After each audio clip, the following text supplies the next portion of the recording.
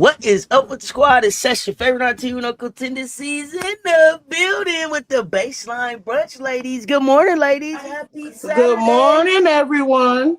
High Life, Commish, Brittany. What's good, y'all? It's a vibe. It's a vibe. It's a vibe. Yeah. It's a vibe. Oh my gosh. Y'all have taken over as the favorite show on the channel. Who the hell am I then? Oh goodness. Oh What? goodness. We the favorite show. That's what Emily J said. It's her favorite show on the channel. Oh, y'all done turned me into chopped liver. What's going on, ladies? Nah, you here, you present. It's not like you not you here, you part of the baseline. There is no us. Okay, there is no us without you. What you talking about? Right. Y'all funny as hell. I'm still taking my medicine. No, I ain't gonna lie. Y'all my favorite show. I ain't gonna hold you up. I ain't gonna hold you up. I have a good time with everybody, but listen, this one right here goes somewhere else. Ladies, Happy New Year. Happy New Year. Happy New Year, guys. How is everybody? Everybody good? Yeah. I'm No, under the weather. No, I'm not going. It's just not worth going into. Let's just keep going. You know, it's like state of the world situation. Let's just. Okay. So I know we agreed that we were gonna start with one thing. Can I get today? I gotta get a 30-second at least. Just a short response on what does everybody think about Nafisa and the ankle surgery? I mean, it is what it is. Yeah. I mean, Cher's gonna pay for her crimes, right? Like, I mean, the pride comes before the fall. Y'all thought it was funny. You were already up 50-something points, 11 points on somebody. You kept playing. Why? So you could solidify your MVP, but now you're not about to play again. Like, there's that, right? You already had ankle issues before. And look, it's a contact sport. So, like, you can't run from the contact all the time. But this is why people sit people when they're up big. It's just not worth it. You already won the game. Asia wasn't playing. Why are you still playing your MVP candidate? Like, it didn't really make sense. One. Then, okay, so that was one ankle, and presumably the other ankle happened in the playoffs, right? Where Cheryl lost her mind and went crazy out on that court and got suspended.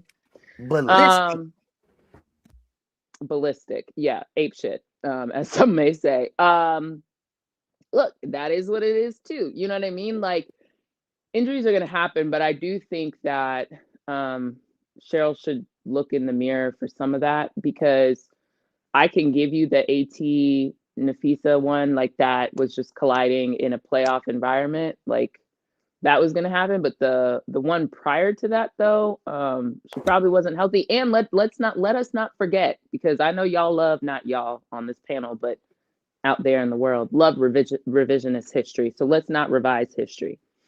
She also came back early to one, presumably get ready for the playoffs, but also because Asia was really cooking. It started getting her hands on that MVP trophy, and it was clear, right?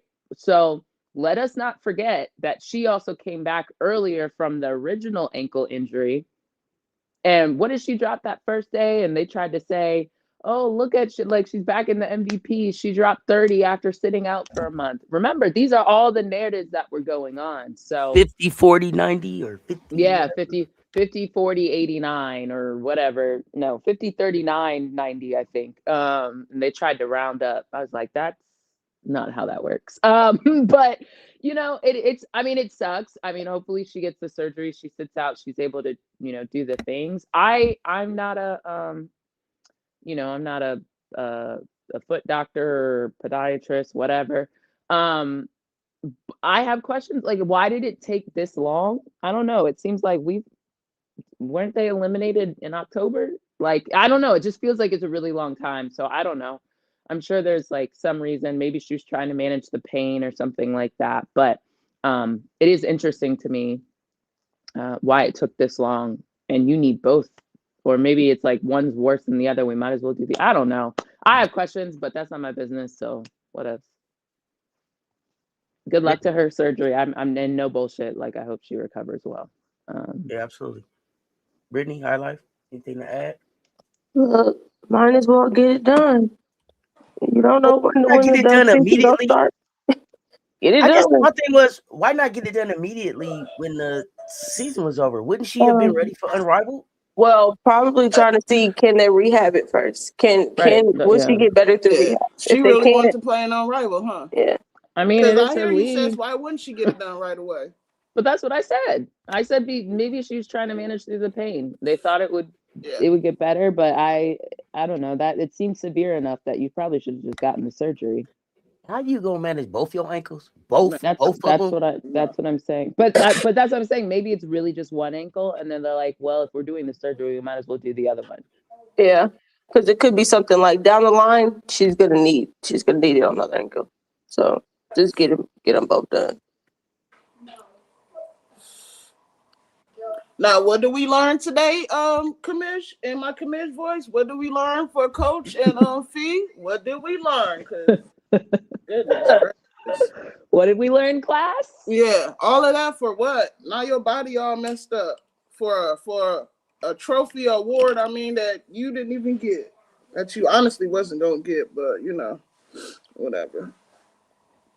But I don't know, Fee, she needs something. Like, I really felt like she wanted to play an Unrivaled because for whatever reason she thought, here we go, another chance to get another trophy that I still don't have. But I don't know. Oh Lord. Y'all don't think Fee really trying to get a trophy?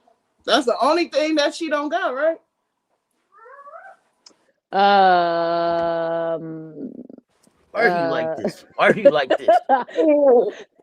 Why? Why are you like this? Because seriously, like, you not really that you have an answer. You really gonna try to manage two ankles, like, when you really should have just been like, fuck it, let me go ahead and get this surgery on both my ankles. All right. I don't know. I'm a little older now, so surgeries and all of that is different now. So that's that. But come on. I already told y'all. Go ahead.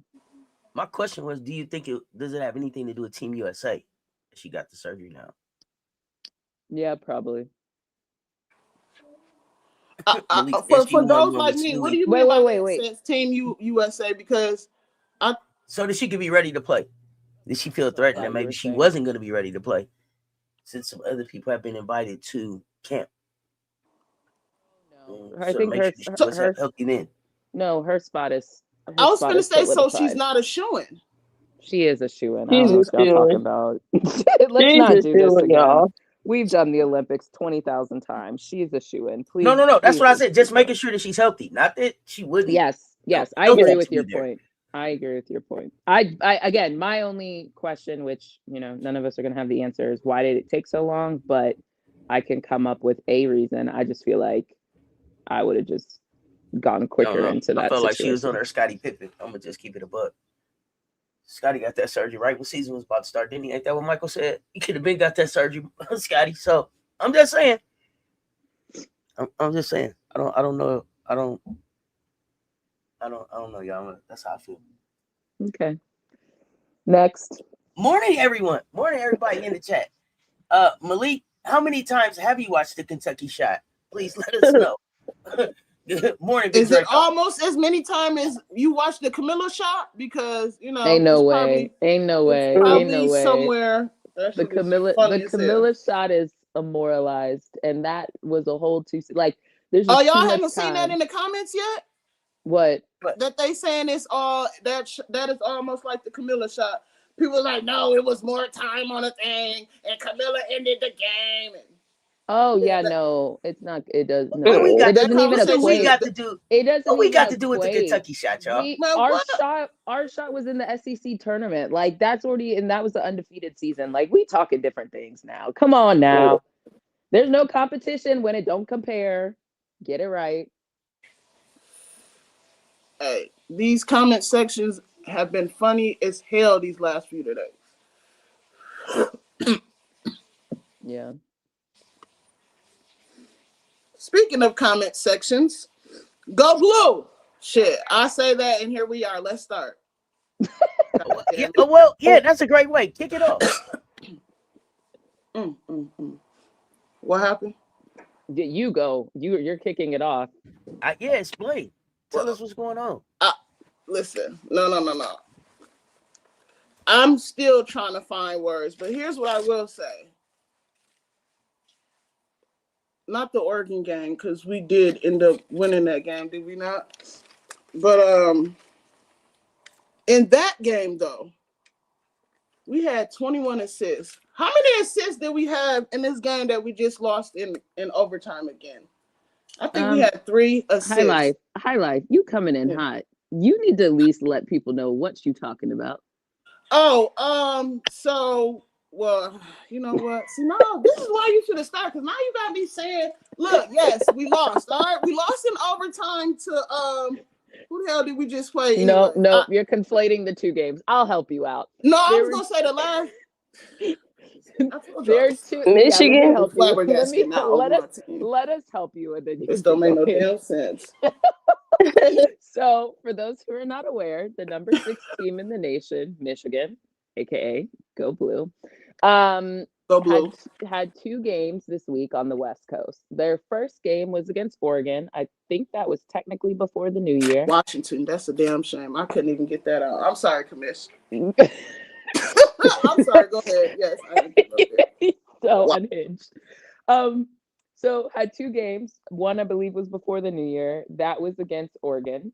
They went to double overtime, ended up winning. Then their next game was in Washington. So sorry, first game was in Oregon. Next game was in Washington. They stayed up in the PNW, the Pacific Northwest, and they clearly went to wine country. You know what? And they probably did. Shit. Their second game in their West Coast stint against Washington, and now we will and they lost that one, to be clear. Now we will let High Life go back to what she was talking about. Go ahead, High Life. I'll pull up the stats while you talking. Again with that, so where do I start? Olsen, I believe she was in. That's another thing. Why the fuck we don't know how to play defense without fouling at all? Because once again, in that Oregon game, if I'm not mistaken, Olsen and what's our point guard? Holloway? What's her name? Holloway, They were in foul trouble. And again, in this Washington game, well, Holloway, I think more than Olsen I don't have the fouls. I don't know how many, but I believe they both were in foul trouble again in both of them games. So we can't play defense without fouling. Swords, listen, Sila, baby girl, they gonna start talking about you in the sophomore slump and all this other stuff. You jacking up threes like that don't help us. Here's the thing. I really do like the number.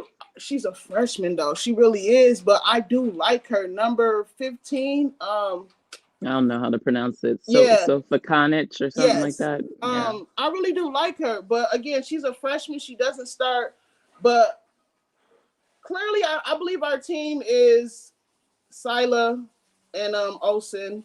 Of course, our point guard too, but I think we got some bigs that we can try to play through or whatever the case may be. But us jacking up these threes, Olsen was doing that too in the Washington game towards the end. Like when we didn't need threes, I really felt like, and then the freshman was in. We could have went to her, but I'm gonna go on a rant now. So I'll tag one of my ladies in. But wait, I'm sorry. I'm so sorry. What I was getting at first when I was starting with, we had. Wait, can I give you a couple answers to your questions? Okay, yes, so please. In the Washington game, Holloway had 4 personal fouls. In the Oregon game, she fouled out. I believe, I don't even remember if it was regulation or overtime, but she fouled out. So yes.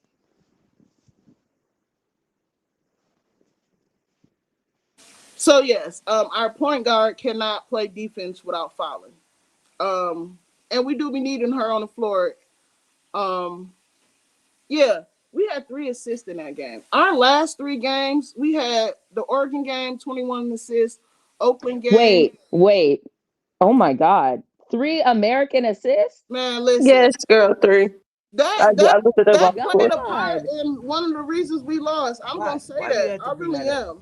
I Because didn't know that till she said man, that. And I'm listen. Why? wow, it really says 3. Yes. Mhm. Yep. Now, wow, it really says 3. Don't do Yeah, that. Oh 3. my gosh. 21 assists in the Oregon game, 21 assists in the Oakland game, and 16 in the Purdue game. Them are our last 3 games. And then we go to 3. No, there's no way. Yeah. Just It makes terrible. sense though. Why to me it makes sense why them having 3 assists at the end of the game and it not being a topic of conversation by like halftime.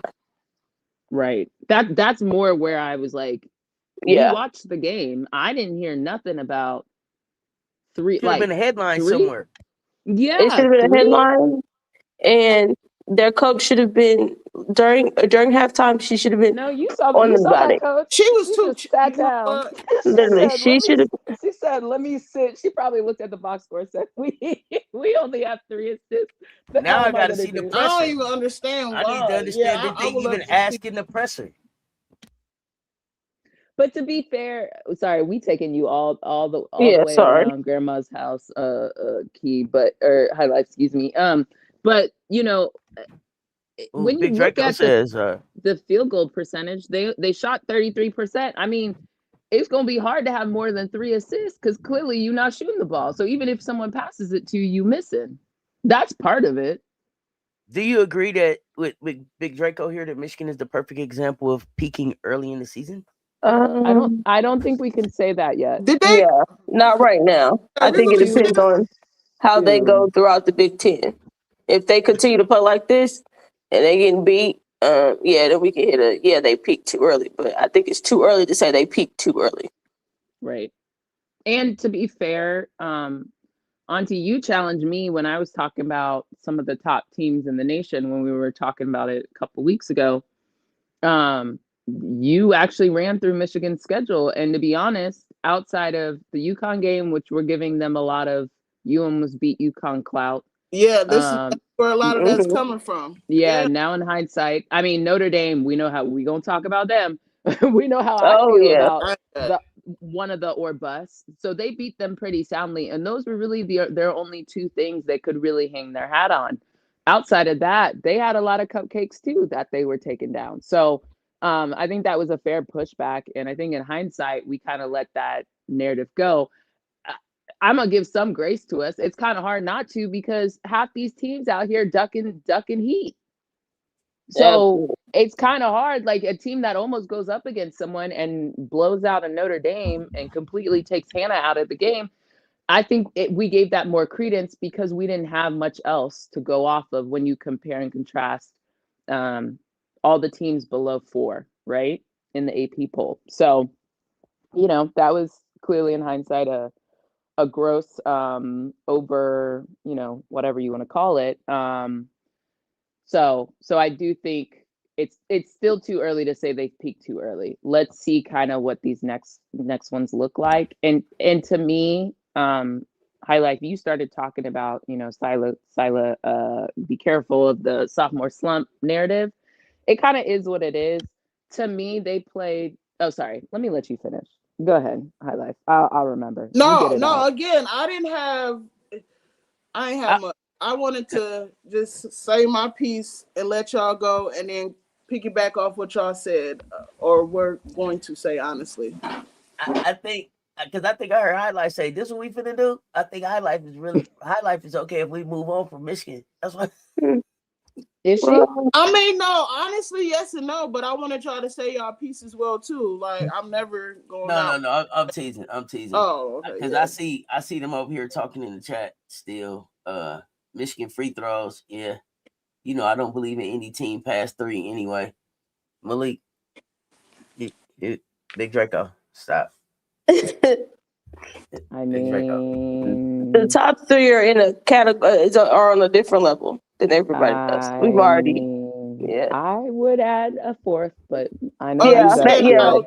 out. I thought we was talking about. Okay. Yeah, So, for they on the They on a different level than everybody else. And I keep telling y'all, anybody below 4, I'm not, haven't been entertaining it, It's the fact that we even talking about Michigan compared to the top 3. Is that what we talking about right now? Well, it was a conversation. Yeah. Conversation. As a number 3 team? No. Let's say this differently. When the conversation has been about who are Final Four teams, and part of the reason why I keep remember, I just put Michigan in my Final Four. Yeah. But I just put him in my Final Four. Remember? And you took out who? Texas. I got to put him back. Oh, yeah. So, well, that's another conversation too. But I mean, this is why, like, all these conversations about teams peaking and final, like, I can give you a Final Four team, but it's kind of why I don't do it, because I can't do, if you don't have a competitive, like, until we get to a place where college basketball looks like college volleyball, where they will not rank you. You cannot have a top seed in the volleyball tournament unless you have a competitive schedule. Like, it is built into the process. And that's where I wish college basketball would get to, and why certain legendary coaches get mad smoke for me, because, like, this is not lack of competition, and you're ducking and dodging to get your bonuses or maintain your winning records. Whatever BS you're doing is not for growing the game. So y'all can miss me with holding certain coaches, like, they can't hold a candle to some of mine, because they're not doing the things they're supposed to do. So anyway, long way of saying it's very hard to equate and project. And like all the suckers that were saying South Carolina didn't look like a Final Four team a week and a half ago. Okay, keep talking. And that, keep talking. This is why you can't do this. Y'all not playing people. Y'all not pushing yourselves to be in players' era tournaments, or be on the road, or be on neutral sites playing top competition while you still trying to get your defensive schemes together. But anyway, back to Michigan. I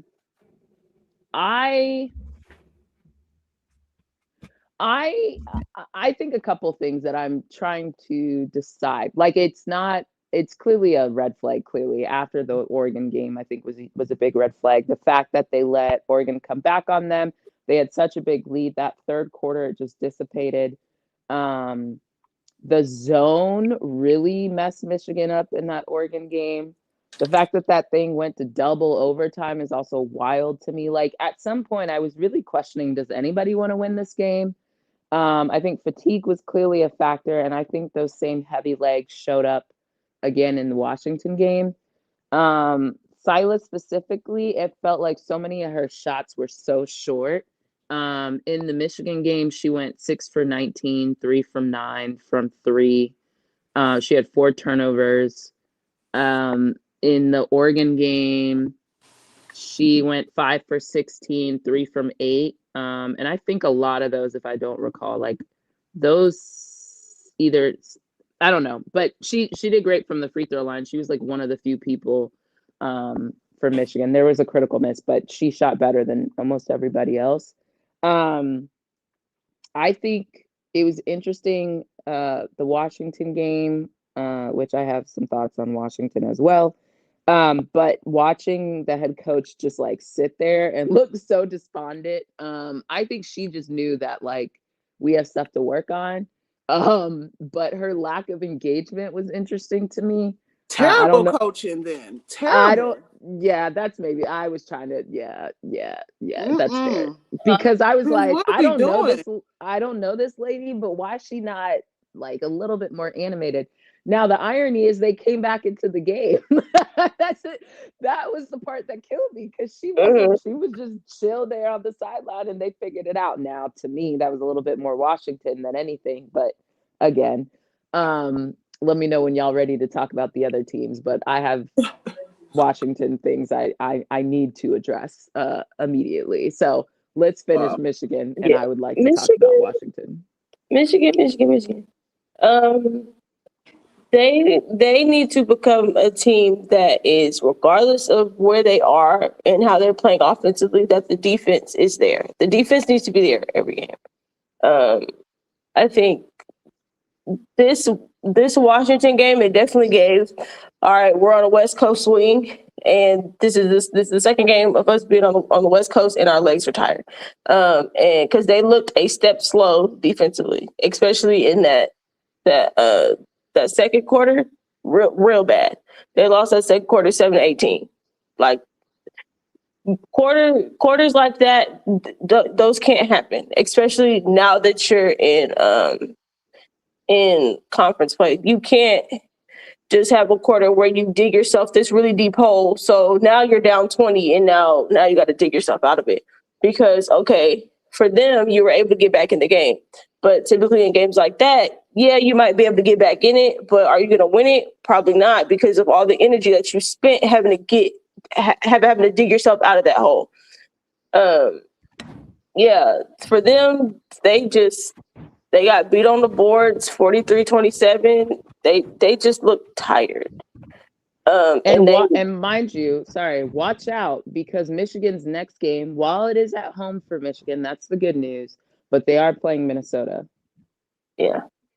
And so Minnesota, from what I remember, versus that Maryland another double overtime, Minnesota is big. Now, whether or not they want to give the ball away is a separate conversation, but I do think you're starting to see not teams figure Michigan out, but as more tape goes on and more people have success in certain ways, other people will try to replicate and copy that. So Michigan, when they get home, get in the chamber, get your IVs.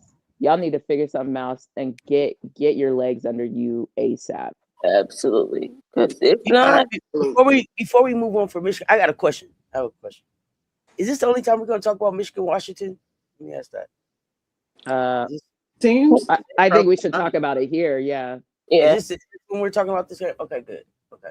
So then, great. Because I appreciate what everybody's saying about Michigan. Okay. I really, really do. But you know me. I always got to go somewhere else with it.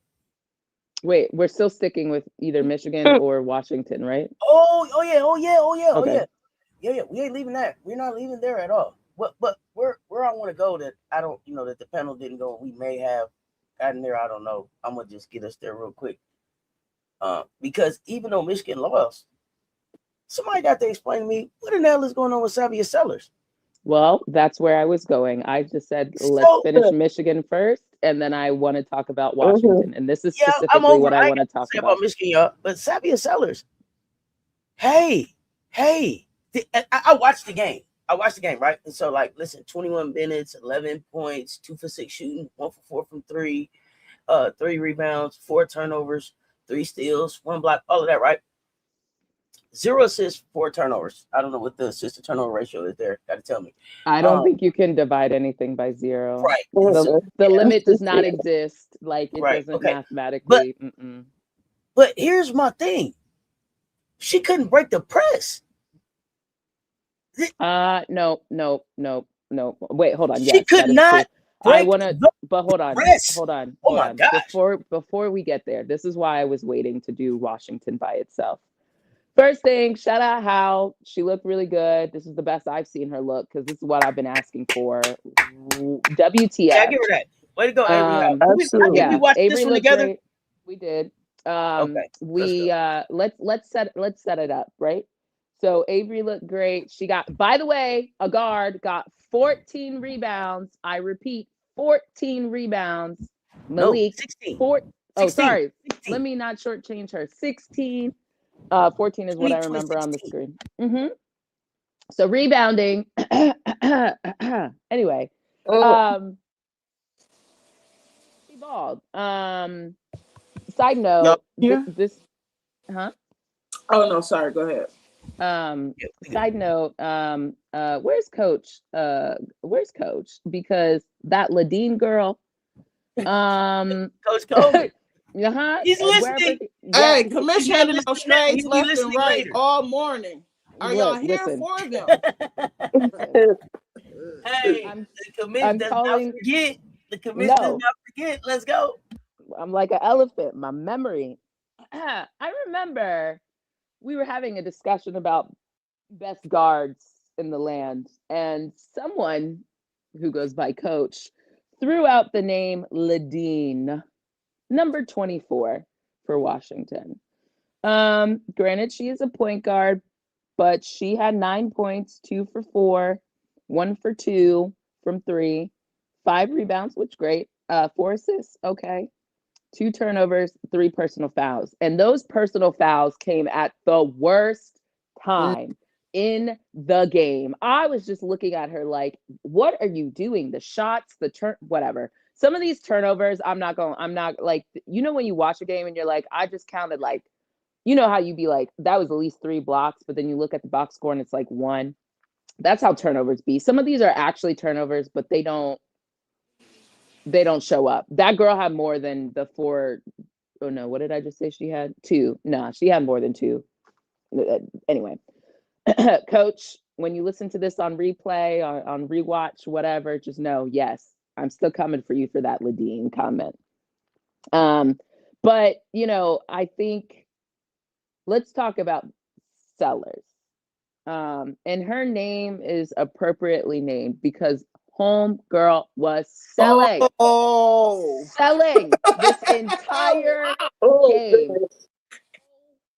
My goodness. Let's start with the beginning. First thing, we couldn't even watch the first quarter because these dum-dums had us. Well, it wasn't a bad game. It was the right game to watch. We were still watching Maryland, Illinois, right? Which we'll get to that one too. But they brought us in. I believe the score was 8-1. Washington was up on Michigan. So we all were kind of just like disoriented, like, oh wow, okay, like this is the same Washington that only had 8 points against Southern Cal. It was just chucking randomness up, right?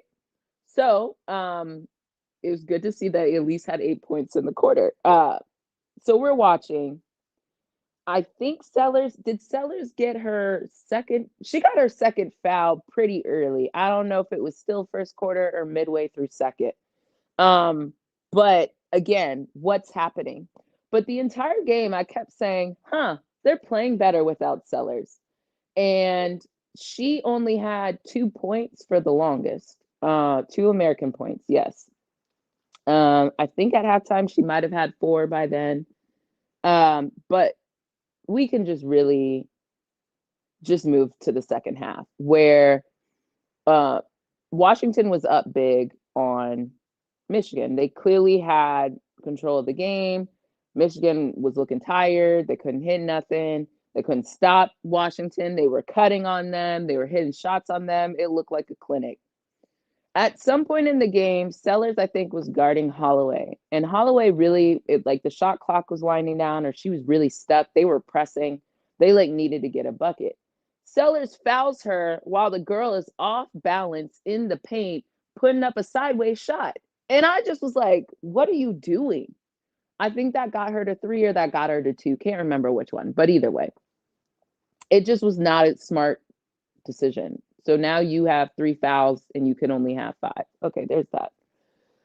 Then at some point she gets back in the game. The offense gets stagnant. She keeps throwing up shots or she keeps forcing things. And it was just like, I kept saying, can y'all sit Sellers? Because it's not, the offense was better without her out there. I actually preferred Avery Howell just running the show. Then let's just fast forward to the end of the game. They kept turning the ball over. They got shot clock violations. The pro was they were up so much that wasting the shot clock was to their advantage.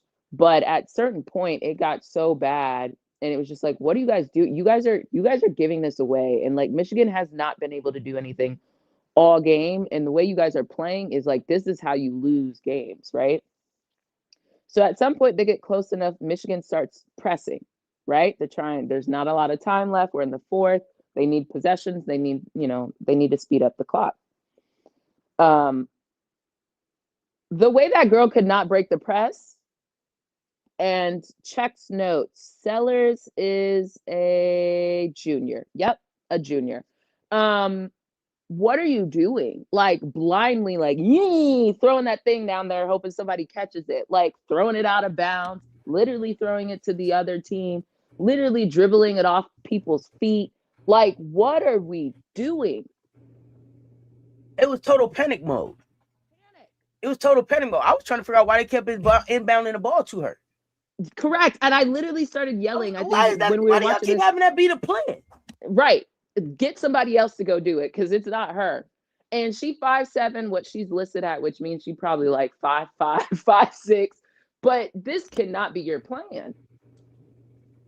And it was the plan over and over and over again. Like, it was bro, Groundhog what are y'all doing? Day. It was Is like that not they starting point guard? That's supposed to be the best player. Could not break the press though. Hey, like, and exactly. This is basketball IQ right here now. Hey, that's your starting point. Like you got to run away from the ball until somebody else come get it if the coach wants. Yeah, Sellers said, "Fuck it, somebody down there just let it go." Yeah, like, hey, coach, I ain't got it. Mm-hmm. She was like, if all of these players is around me, somebody got to be out there. And she just let that thing go over her head. Bro, no. We got to have a plan. We got to know where we going. Nobody was coming to help. Nobody was yelling. Nobody, hey, listen, nobody called timeout. But here's the other problem. Well, including the coach. And this gets on the coach too. What y'all practicing in practice? Like, just like free throws, which again, free throws is supposed to be a part of every practice. So is breaking a press. Duh. At the end of the game, when the game is tight and you're up, the other team is going to press you. Surprise! Surprise! Spoiler alert! They might foul you. Like, what are you doing? Not enough. Every time I've watched Sellers this season, I have been grossly disappointed. It has been bad. I am sorry. Baby girl, next time I see you, you better look better. Because between the SoCal game and this game, no. Last year started to look like a one-off. It was Sellers or bust. It was Sellers or bust. And this is why that is not a good. This is why I tell y'all bust. But that's exactly why this year should look better. No, because this is why I'm trying to explain to you guys. The or bust mentality is problematic. It is super problematic. Okay, well, people catching strays, so I'm gonna just keep. Oh gosh. Get your popcorn. Michaela, Hannah, Liv McGill. What do all of them have in common? Now you would look at their teams and say they have better pieces around them, but what is happening? They're still stuck in that same mentality that they've all been stuck in since their freshman year. Granted, some are sophomores, some are juniors, but they've been stuck in the same mentality. Not many of them, when you start your collegiate experience and career in an or bust mentality, not a lot of people can unwind that and deprogram themselves from that.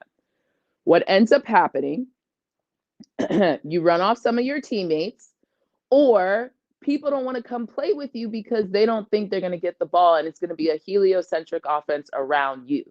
You're a black hole. You cannot play basketball this way at this level. That shit's cute in 6th grade. That shit's cute in maybe AAU tournaments, but like that does not work on the collegiate stage. And this is the problem. When you now have more talented people around you, when you have people who can help you, you haven't built the muscle memory of learning how and when to oscillate and not in the flow of the game. That's why I still find it ironic that everybody wanted to say Latson was standing in the corner and she should have never come to South Carolina. No, you actually have to learn and be really intentional, and your mentality has to be to play different, because it's very hard for some of these kids to unwind that way of thinking. What ends up happening is you have people you should pass the ball to, Sellers, in the SoCal game. Had you done that, you would have won. Your team has it going. You've been out of the flow. Now you come in and you feel like you should jack up shots. No. Hannah, we about to talk about you and Georgia Tech in a second. Same thing. I hate being right, but this is what I'm talking about. Like, this is not good. Everybody wants everybody to score 30, 40 points, which like in theory sounds good, but it's how those 30 and 40 points are being scored that y'all need to pay attention to a little bit more. There's good 30-40 and there's bad 30-40. I know it sounds crazy, but it's not. There are bad 30-40s, and you do not want that to be the way you operate all the time. That doesn't work in a team sport. It's a lot easier to guard one person than it is to guard 5. Oh, it absolutely is. It has a lot to do with coaching. It absolutely has a lot to do with coaching, for sure.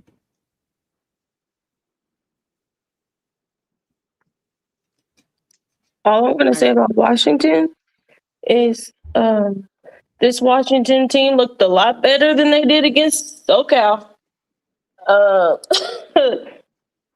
Yeah, Avery. Okay, but did they look better with Sellers off the floor? Yes. See? That's why. In part because the ball was moving. People were moving and not just standing and watching her do whatever she's gonna do. So with her being off the floor, okay, ball's able to move. Like, they had 18 assists.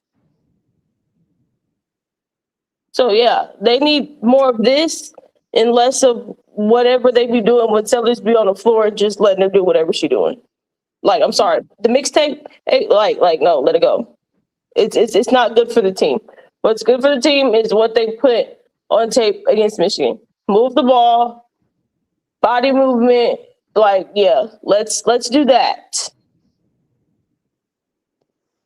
And you might be looking pretty good in the Big Ten. But if they want to do the Sellers hero ball, it's not going to take you far. It's not going to take you far at all. But the turnovers is crazy, though. But they've also added people. Like, I don't know Washington's team well enough. I only watched them a couple times last year, so I'm not going to sit here and say, like, I can give you a full scouting report like I can for SEC teams. But I know they've added more talent this year than what they had last year. They had that, man, some of these names, this is going to be so bad. Number 55, Garba Vasakia. I don't know. Is that it? Because it ends in an IA. Anyway, her. Or Garbaskaya. I think that's what it is. Garbaskaya. Sure. We'll go she with came that. From Michigan, I think. She came from Michigan. Exactly. So that's added talent to you. And she's tall, right? From Maharashtra. You had Howell. You have Sellers. Like, that alone is like, you should be playing differently, Sellers, than you did last year. You unequivocally have more help, quote unquote, this year than you did last year. And didn't they have like a freshman or something like that came in? But regardless, like, you cannot copy paste what you did last season. While we're on the topic, let me know if we're ready to move to our other next or bust, because this might be a good segue. I'm ready. Oh yeah, keep it rolling. All right, cool. Great. So speaking of copying and pasting what you did your freshman year and trying to duplicate that, are y'all ready for this conversation about Hannah? Oh yeah, that game. Look, I'm definitely to be a part of this. I'm so sorry. Excuse me, guys. I'm so sorry. Are you not trying to talk to us? Okay. High Life, if you talking, go ahead. Yeah. Okay. Maybe she didn't mean to talk to us. Okay. All right. Come on, High Life, when you're ready. Okay. Hannah. I've been trying to keep it cute. Hannah is a very good basketball player. You're not going to have me saying she's not a good basketball player. Some things I really like about her, because people get accused of being called a hater. Let me make sure I'm very clear here. Hannah's energy is amazing. She's probably, if I could, siphon a little bit of the energy she plays basketball with and insert it into some of my other people I like, I'd be Gucci. Hannah plays with a lot of energy and a lot of passion, and those are two things I like about her. She's very pesky. I think those are all great qualities.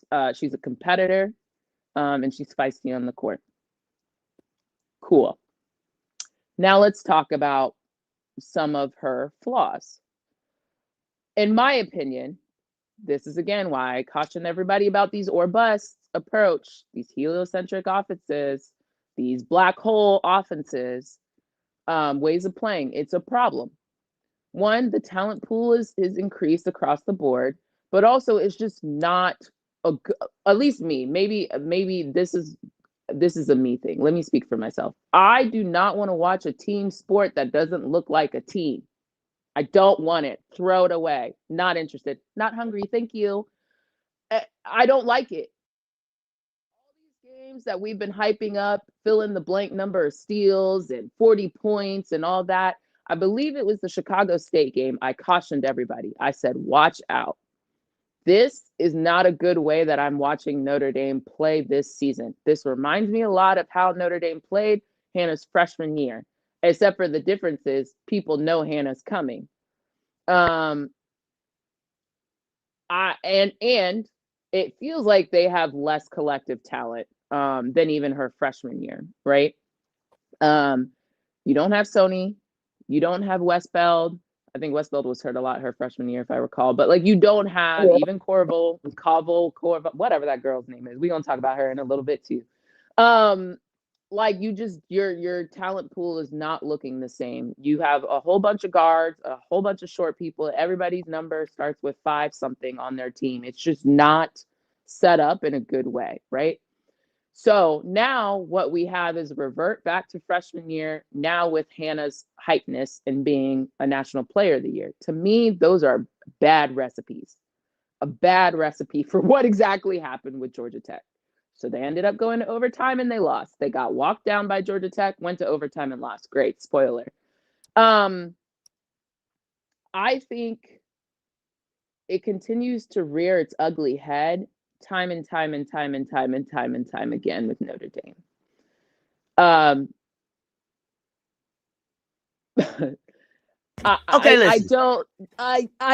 actually just flabbergasted because I just don't understand how this was the plan again. And at some point, Hannah, I'm not starting to question. I've been questioning, but now I'm gonna say it. Your leadership, girl. Ooh, whoa. Yeah, I gotta put it on the table. Well, if we go, okay, well, wait a minute. Okay, well, wait a minute. If we're gonna go there, then let's go right to the leadership. Then, though, I thought we already questioned her though. Neil Ivy, you can't be sitting up fawning over your point guard. Like, hey, are you coaching or being her number one fan? Wow. Come on now.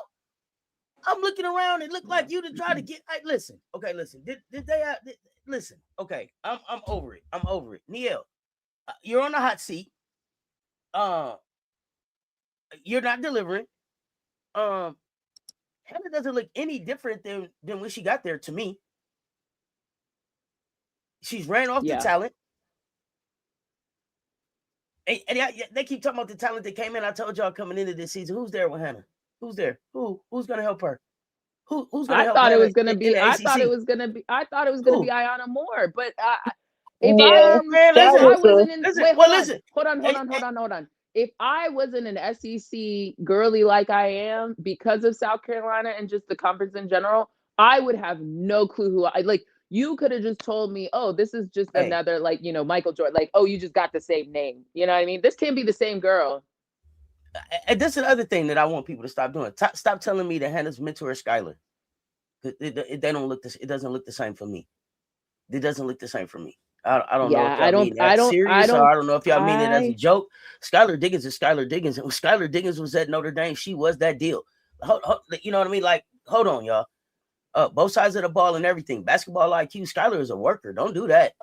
I don't like that. Like, Hannah got some work to do. Hannah has some work to do. She has some work to do. I don't know if she's gonna go in stores and win. She still got to prove to me that she can beat Zoe and them. It's a few things Hannah got to do. And Nielle, like, you're on the hot seat. And I see what you're saying, Shantae Michelle. She's riding Hannah for her job. Well, she gonna end up right out of town when Hannah go. Here's what I don't understand. Well, I do understand. Because I'm not giving Ivy any credit for Citron. And I'm gonna just keep it a buck. Go ahead. I agree. Well, I don't disagree, but I don't agree either. So I'm like, But the point I want to make about Ivy and in these or bust coaches, right? It's very much like, how you have your friend or your brother, sister, whoever, somebody in your life they have kids, right? And you look at the kids and you're like, you're not going to discipline this kid? Like we in church and your kid is like jumping up on, like, no, like you can't, like people see discipline, which is apparently a theme. People see discipline as like some version of like of violence, of like punishment. I don't know why that equates in people's head. No, sometimes discipline is love. Like I love you enough that I have to not let you run crazy and rampant out here. Like I love you enough that like you may hate me for like 2 or 3 days. Coach Jack, by the way, check out her presser. She had a really good thing where she basically was like, I'm not here to be these 18 to 21-year-olds friends. I'm here to be their coach and prepare them for life as women and give them the tools to like succeed as women. We need more people to have that mentality and less about these like friends. I told y'all because it's ruining this. It's ruining this for people. Yeah, like just like I don't know about y'all. A lot of us on here, you know, we the same peoples. My parents always told me, I'm not here to be your friend. Yeah, I ain't your friend. I ain't your friend. Like that is not my job. My job is not to be your friend. And I think when we as a society hold people to those standards, like coaches are not here to be friends. Now, don't be out here abusing these children. That's not right either. I'm not saying that. We don't have to swing the pendulum to abuse. But like there has to be something in the middle where it's like, boundaries. Look, boundaries. Like I have rules. Like, hey, just like when Maddie was suspended earlier this season, I got on here and I told y'all, we don't know what happened, but I'm riding with Dawn. Like no questions asked, because we know Dawn's character and what she's demonstrating, and she got rules. And if you read her book, she believes in discipline.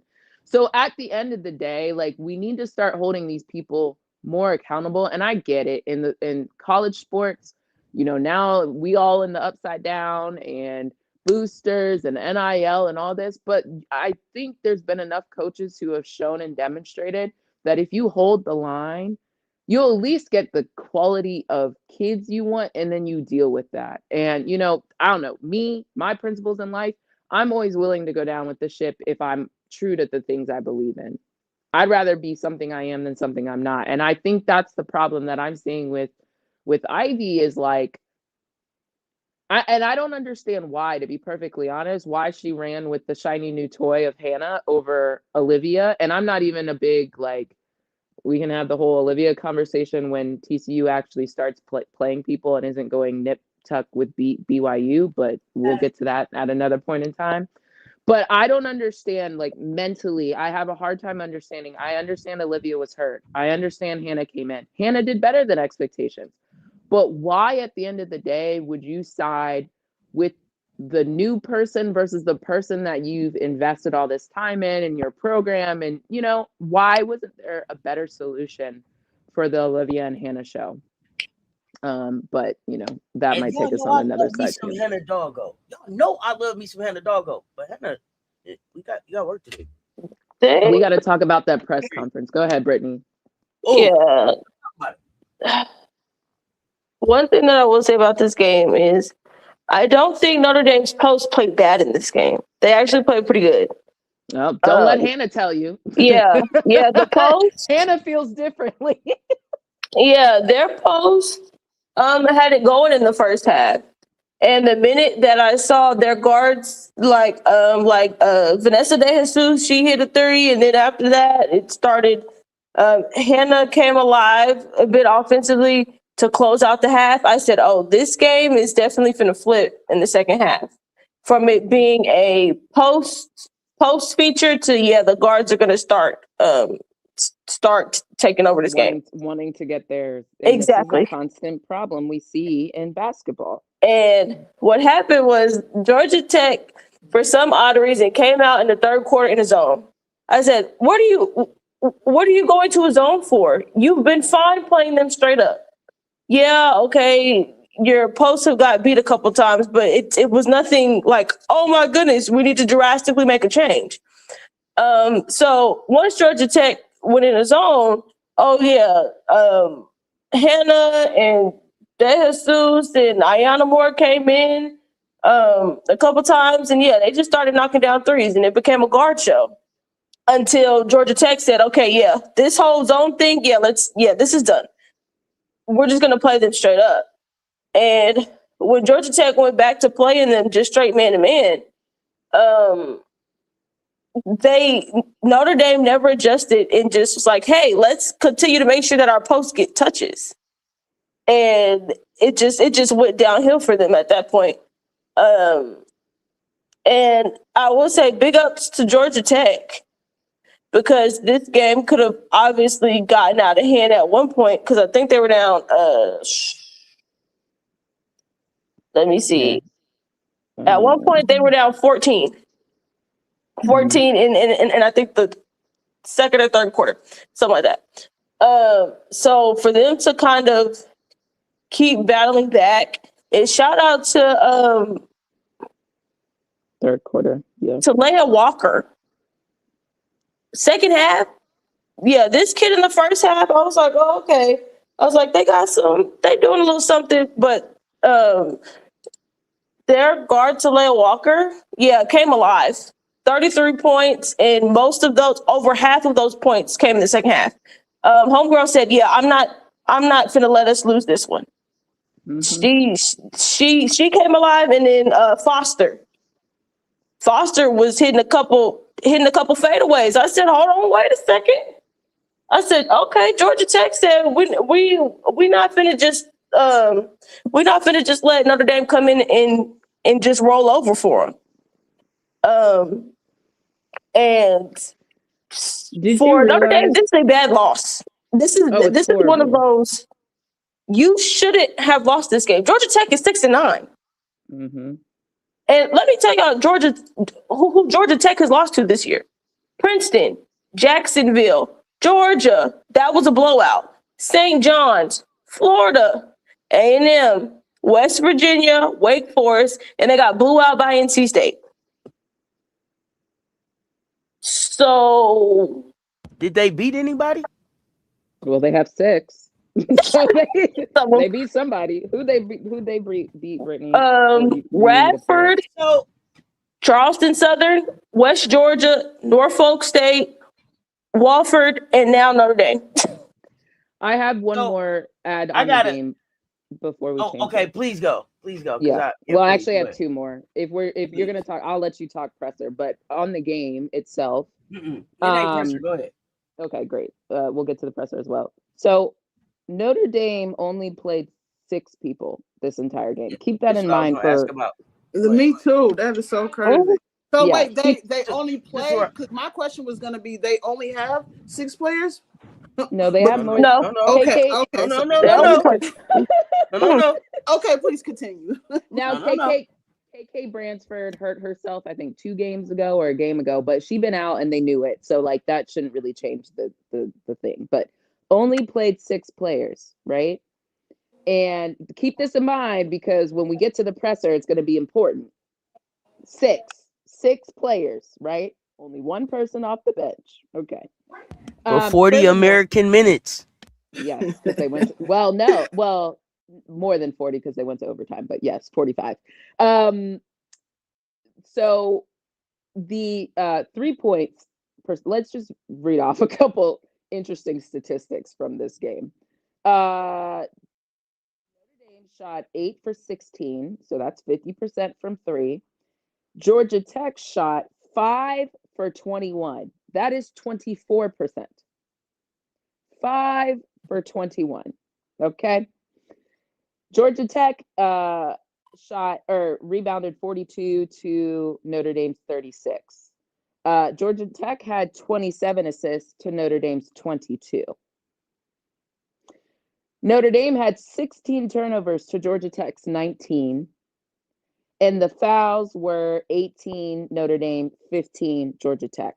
Now, why does that matter?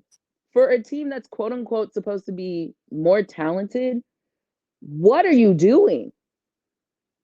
Brittany already told you that she could tell that the guards, and there's again only 6 people played, so only so many of them are guards, wanted to get their rocks off. And what I keep telling y'all about this or bust mentality, which yes, it's on the coach, it's also on Hannah too, but it's really on the coach because the buck stops with the coach. The coach could choose not to play Hannah. The coach could sit Hannah down.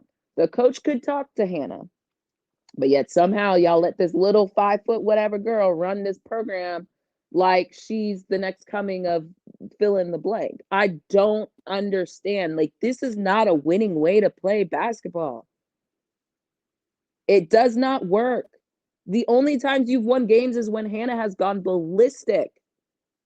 And it was Southern Cal. Other than that, no, you lost to Ole Miss. Like, why are you not learning your lesson? Okay. Would we like to talk to pressers now? Auntie, is that where you wanted to go? Oh no, I was gonna ask to make sure that we covered that topic. They only play 6 players, even though they had more available. Right? Yes. They only played 6 players. Yep. And you went to overtime. And you were up at least 14 at that point. So you probably could have played other people in. Yes, according to Auntie, Ivy's on the hot seat. I mean, she like is, but y'all know how I try to be careful about speaking of. It ain't just me. The article dropped. It was an article. Oh, it was an article. It was an article. It wasn't just me. They said it, not just me. No, y'all. Let me tell you where I got it from. Hold on. Let me tell you. it was a real article. Okay. While you look for the article, let me cover the presser. I don't even know what to say about the presser. It was one of the most interesting pressers I have seen in quite some time. Let's just get to it. Hannah threw her teammates under the bus. This is a loose quote. Again, this is a loose quote, but it's pretty close. They asked her about the question wasn't really directed to how she answered it. I want to say the question was maybe about her motor, and somehow in her answer about her motor, it was either that or something else. She basically said, yeah, I liked how some of us came out and some of us were ready to play today. Girl, what? I'm appreciative of the teammates that came to play today. Girl, you only played 6 people. What are you talking about? Literally. You cannot do that. You cannot do that. You cannot do that. And you cannot do that, especially in the context of a couple things. I've noticed when Notre Dame typically loses, Hannah's not sitting on that podium, which I found it interesting that she was this time. But I guess when you only play 6 people, who else you go put out there? But I think that's been an issue that I've had too with Notre Dame. They don't be putting Hannah out there to answer the questions when they be losing. At least last season. This season, I felt like it was a mixed bag. So she's out there. After half of your people transferring out last year, you would think you would at least have the IQ, the emotional, the EQ to at least act right in the presser. You cannot be putting out smoke screens and signals that are stabbing at your teammates in the back and throwing them under the bus and backing up, beep, beep, boom, boom. Like, you just ran over your teammates. You cannot do that. You cannot do that. That is like, and this is the leadership portion that I'm talking about. Watching that presser has me so off the Hannah Hidalgo train. And again, I appreciate what she does on the court. There's some really good things, but the enablement and the coddling that is happening with Hannah is a problem. It is a problem. And if you want to get on your teammates, there are ways to do it. And we've talked about this ad nauseum. You can do that shit behind the scenes. But also, I watched you turn the ball over in critical moments. I watched you come down the court and jack up a shot in critical moments. I watched you go for steals. Again, here's that steals coming back again. I watched you go for steals and get yourself out of defensive positioning, and it resulted in easy points for the other team. So absolutely, going for the steals in that zone was crazy. I've been warning y'all about this steal shit. That's why I say I don't care. You have to watch the game. Stop watching box scores. Watch what is happening in the moment of the game and the decisions and the IQ of what is being done. You already have a short bench, right? You have a short rotation. You would think when I'm up 14, let me get other people going. That's what a point guard does. Let me see who's not in the flow. Let me make it harder for the other team. Let me not just come down and jack up shots because I want to get my National Player of the Year stock higher. I'm sorry, you cannot tell me that is not what is happening in some of these games with some of these girlies. You can't tell me that's not y'all watching the Twitter, the headlines and the tweets and the articles and using this as a way to you are not building up your team. If the only time you want to build up your team is so it makes you look good, that's wild. I'm not with it. So I'm putting it on the table. I'm sorry. I'm off Hannah. I cannot do it. This is why I was trying to tell y'all, I don't know, when we were having them conversations about top PGs. Now, yes, the box scores say it, but dog. Let me tell you this though. I'm off Hannah and Ivy because it's Ivy that's enabling, right? That's fair. So fair. Ivy has to be going on there. Ivy got to be the grown up in the room. Like I said, she's sitting up there like she want to ask Hannah for an autograph. When Hannah was sitting up there talking, I'm like, hey, Ivy, snap out of it. You're the adult in the room. She sat up there and run them girls up under that train while you was sitting next to them, and you didn't speak back up for them. You didn't say, well, some of that's on me. I only play 6 players. I've got to be able to rein Hannah in. You didn't say none of that. You just sat there with your mouth open. Man, listen. So I'm off the Ivy train, and that's why when the article popped up that said, "Is Notre Dame in trouble?" Yes. Neo Ivy seat seemingly getting hot. Absolutely. Yes, I'm in agreement because no, she's not in charge. It wasn't a frustrating loss for y'all. It was a loss that y'all didn't have to have. Didn't feel like we came out ready to play. Whose fault is that? Yeah, it's your job to get the team ready to play. We just never adjusted to put more pressure defensively on them. Great team win for us. Plus, it's a big lesson. No. The time for the big lesson was games ago. The time for the big lesson was coming into this last season. Knowing that, I was like, back it up. Knowing the level of talent that left out and what you were walking in with this year. Knowing the way that talent hit the portal on you, there were some things that needed to be addressed here, period. And you didn't address any of those things. You let this shit burn out of control. And this is why your seat heating up right now. So I'm off the Ivy train and the Hannah train because Ivy, I need you to get yourself together to be able to get Hannah together. Be the adult. I would like to, yes, that's where I'm going. I can't. I can't. The intangible, not the scoring, not the steals, not the box score, but the hidden stuff and the stuff that's not seen in the box score is what I have a problem with. And then let's preview something. Notre Dame plays Duke tomorrow, I believe at 2:00. That will be interesting. That's all I have to say. Look, if they get beat by Duke. And I think the way they're tracking, I think that's a high likelihood. How many players Duke play? Let's see. They're probably at 7 or 8 right now. Yeah. I don't know the changes that they've made since we said we ain't paying them no attention. No, I know. I can tell you. Yeah. Can't tell you that. But we'll 9 last game. Well, let's call it 8. Will Duke leverage Fournier and size like that against Notre Dame? Yes. They should. Fournier and Thomas. Yeah, they should. And is Robertson? Yeah, and Robertson, the freshman. Yeah. Look, Duke is I'm still not a believer in Duke. I still have problems with Duke. However, ever since they got that A1 PE, those joints look nice, by the way. They do. I think Point Guard had a little conversation with them during the USA camp. They figured some things out. I'm still not high on Duke, but I'm not. Spoiler alert! I think I have Duke beating Notre Dame tomorrow. If Duke beats Notre Dame, I will open one eye just a little bit. Right. I'm asleep on them. I'm asleep. My eyes closed. I'll open one. A little bit.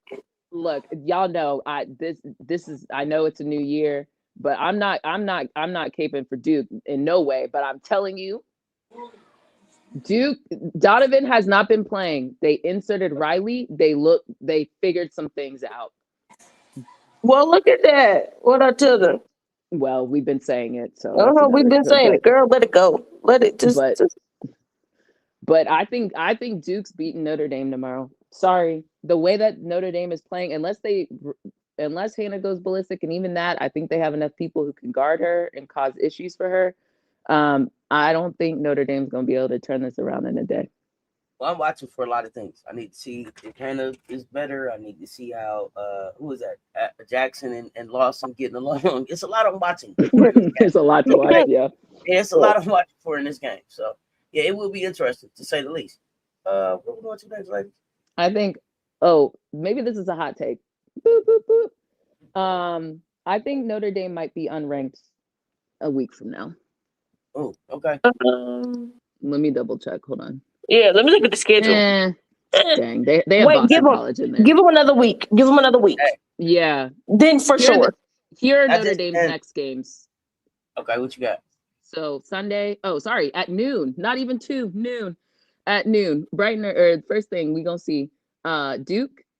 Then they have Boston College, whatever. Then they have North Carolina, which I'm not high on, but watch out.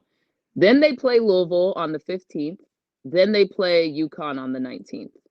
Yeah, I'm gonna stick by that. Maybe it's not a week, but Notre Dame gonna find themselves unranked soon. Can I put in currently ranked 18th? Okay. But that's before incorporating this loss against Georgia Tech. Yeah. Okay. I think I see 3 L's loading. I think I see 3. Because they're playing at North Carolina and at Louisville. So no, they're playing at Notre Dame. That North Carolina game is at Notre Dame. That'll be the plus for them. The Louisville game is at. Oh, this is their streak where they're at home in a row. But I still think you're right. I still think Louisville's beating them. I still think North Carolina's beating them, and I think Duke is beating them. And then they play UConn. Yeah, they're in trouble. If North Carolina play like they got some sense, and not the way that they closed out playing that Louisville game, yeah, they should be Notre Dame. Louisville, I think you figured it out. Yeah, but I see potentially 3 L's loading. Mm-hmm. We'll find out if I'm right. Okay. I told you they're gonna be unranked in a second. I just This Georgia Tech loss alone would take them down to what, 23? It should.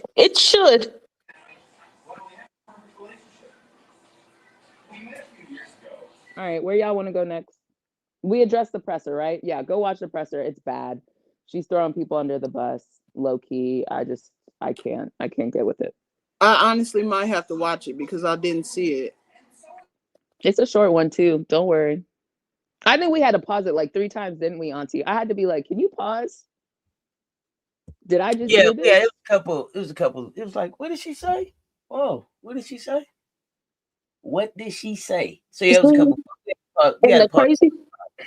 And the crazy part is comments like that make your bigs not want to set screens for you, make your guards not want to come and help you when the shot clock be late, because she be one of those. Oh, shot clock going down. Let me toss you a bomb real quick.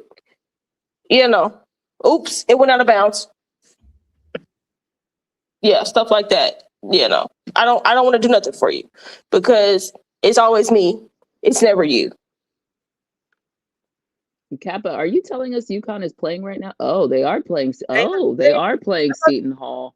You do that wrong right now. Yeah, 19-11. Oh my. It's 19-11. It's still the first. They'll blow them off the court by the second quarter. Okay. Yeah. Who y'all want to talk about next? Do we want to move over to the Terrapins? Yes. Terrapins. Mm-hmm. Yeah. Go ahead. Kick us off, Brittany.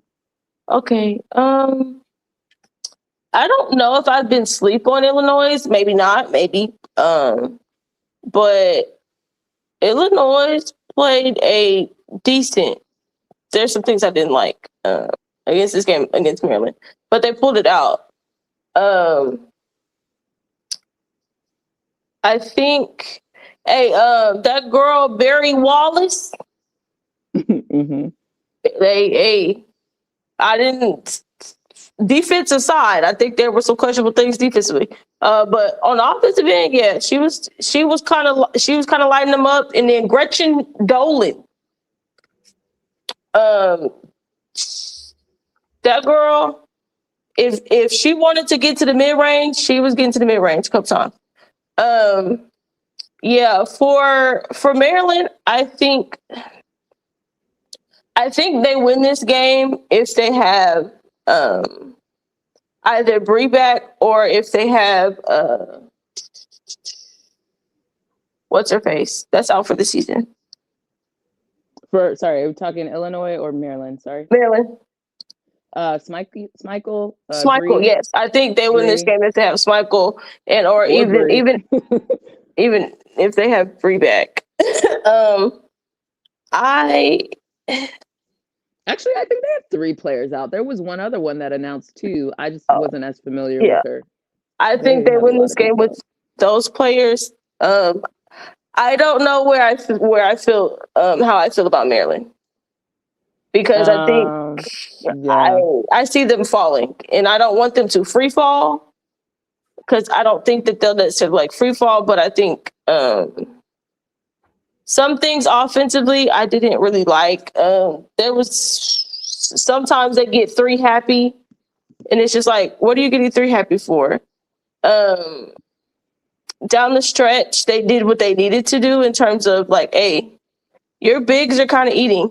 Take it to the paint. And they actually beat Illinois 42-28 in the paint anyway. So I think the defense will save them a lot of games, but I do think sometimes it's going to be like, hey, y'all are going to have to figure something out offensively in terms of, all right, what specifically is going to be our identity? That's what I think they need to figure out. Their identity offensively. Okay, so agree with you on the bigs and the guards. That's always an issue across all of basketball. The ego between the guards and their lack of desire feeding bigs is just a continual issue. Mm-hmm. Y'all gonna call me mean today. All right, here's another one. I'm gonna just call it.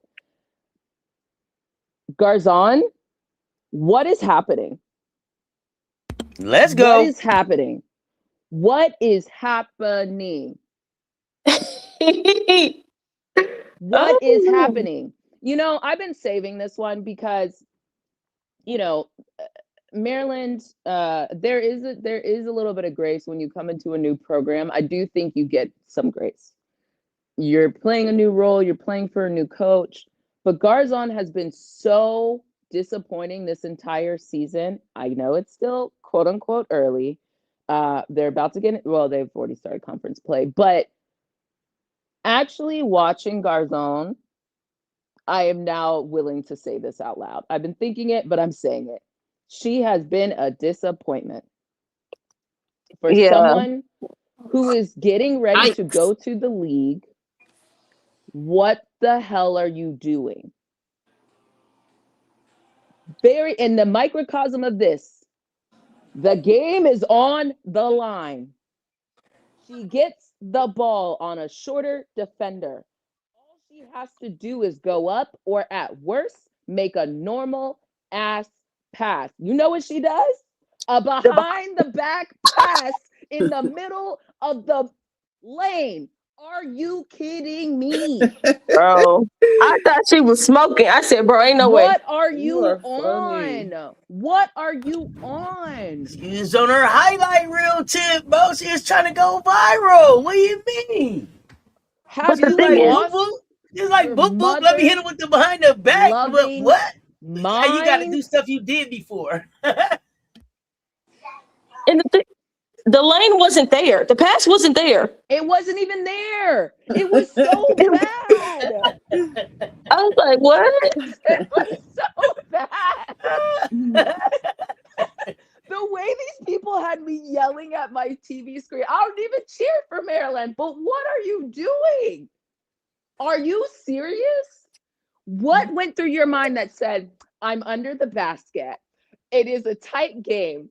We are down. I don't even remember how much they were down. Were they down or was it tied at that point? Regardless, it is They were under down 2 like a minutes. point.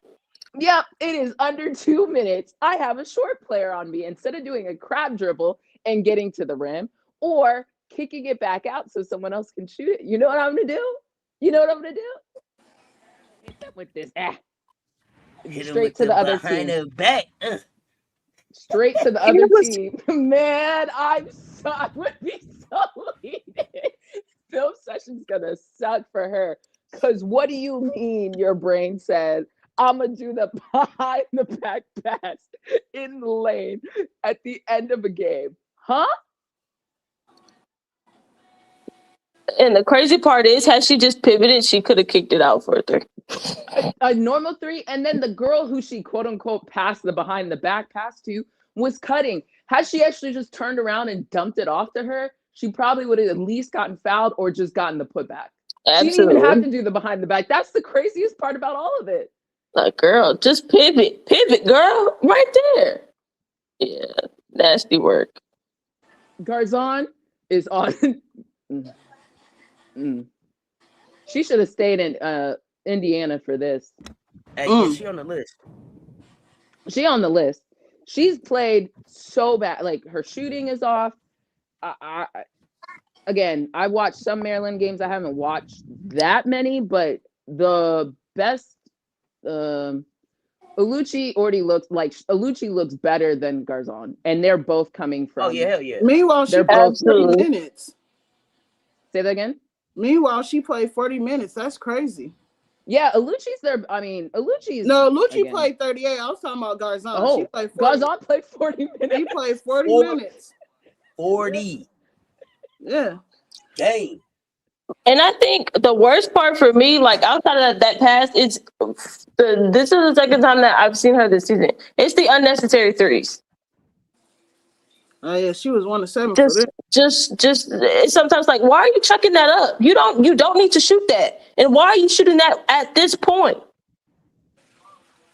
Because it was the same thing against was it them that played? I think it was Minnesota. The Minnesota game. Mm-hmm. That game was horrible. Yes, I said, what are you chucking up threes for? Yeah, she was bad that game too. What saved them was Poffen. Is it Poffenberger? Yeah, Poffen. Yeah, and Lucci and what's their face giving the ball away.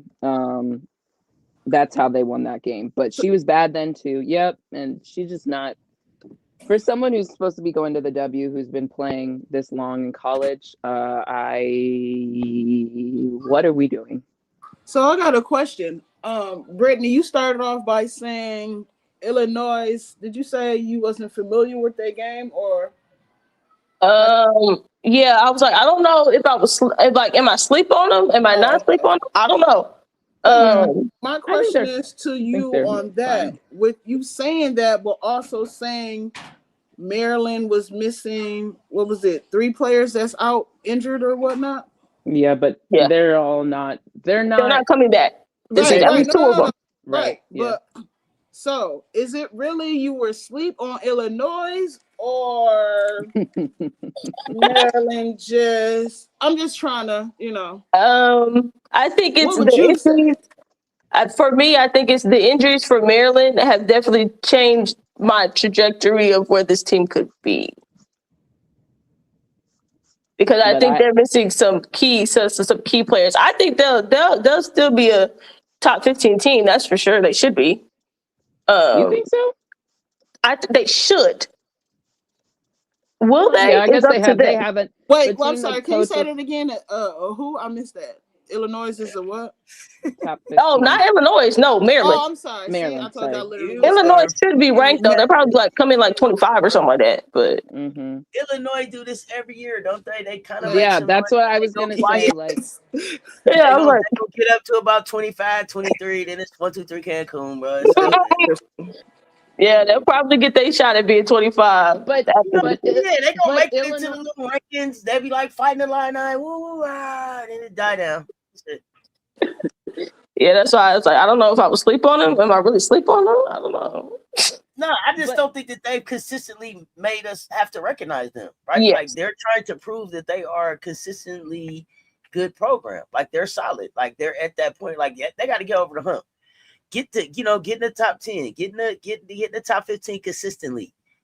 Make us want to know some of your player names. You understand? I'm just keeping it a buck now. Y'all know outside of the top 2, I don't have to talk about none of them. But here we are. They got us at 3. But whatever. But Illinois, I will say this: like I don't I don't have them as no dark horse or nothing like that. Nah. But Illinois spoil some dance cards. Yeah, Illinois last year, I think one of their key players got hurt because they were starting to make a surge, if I recall correctly. Like, so to the point, yeah, they're a solid program. They're building, they're this, they're that. We'll see, but I'm not going to they're not the basement of the Big Ten by any stretch. No, not at all. And they got some transfers. So I think they're looking a little bit more dynamic than they have in years past. We'll see. Look, they got some opportunities. If Illinois and Virginia got together, man, that could be a contending team. Go ahead. Sorry. Just some of these teams. Oh, so are we still talking Maryland, Illinois? Where are we going? No, I think we're done. I went off on Tarzan. That's all I needed. I needed to get that off my chest. Who else lost this week? Because where I'm going. Who else lost? Don't do that. Time to talk. Don't do that. Yep, get right into it. Yeah. Right into it. Go ahead. Kick us off. Oh, you gonna kick us off? Go ahead. No. no. You're kicking us off, Auntie. Y'all still want to know what I think about Kentucky LSU? It's still more for me to say. Listen. Okay, here we go. This game changed how teams get talked about. Kentucky went into the PMAC and whispered they went to a last second win, man. Shot at the buzzer. Malik, say how many times you watched it. Let us know. Let me know how many times you watched that at the buzzer. LSU lost a game that they didn't have to lose. But they also weren't prepared to win.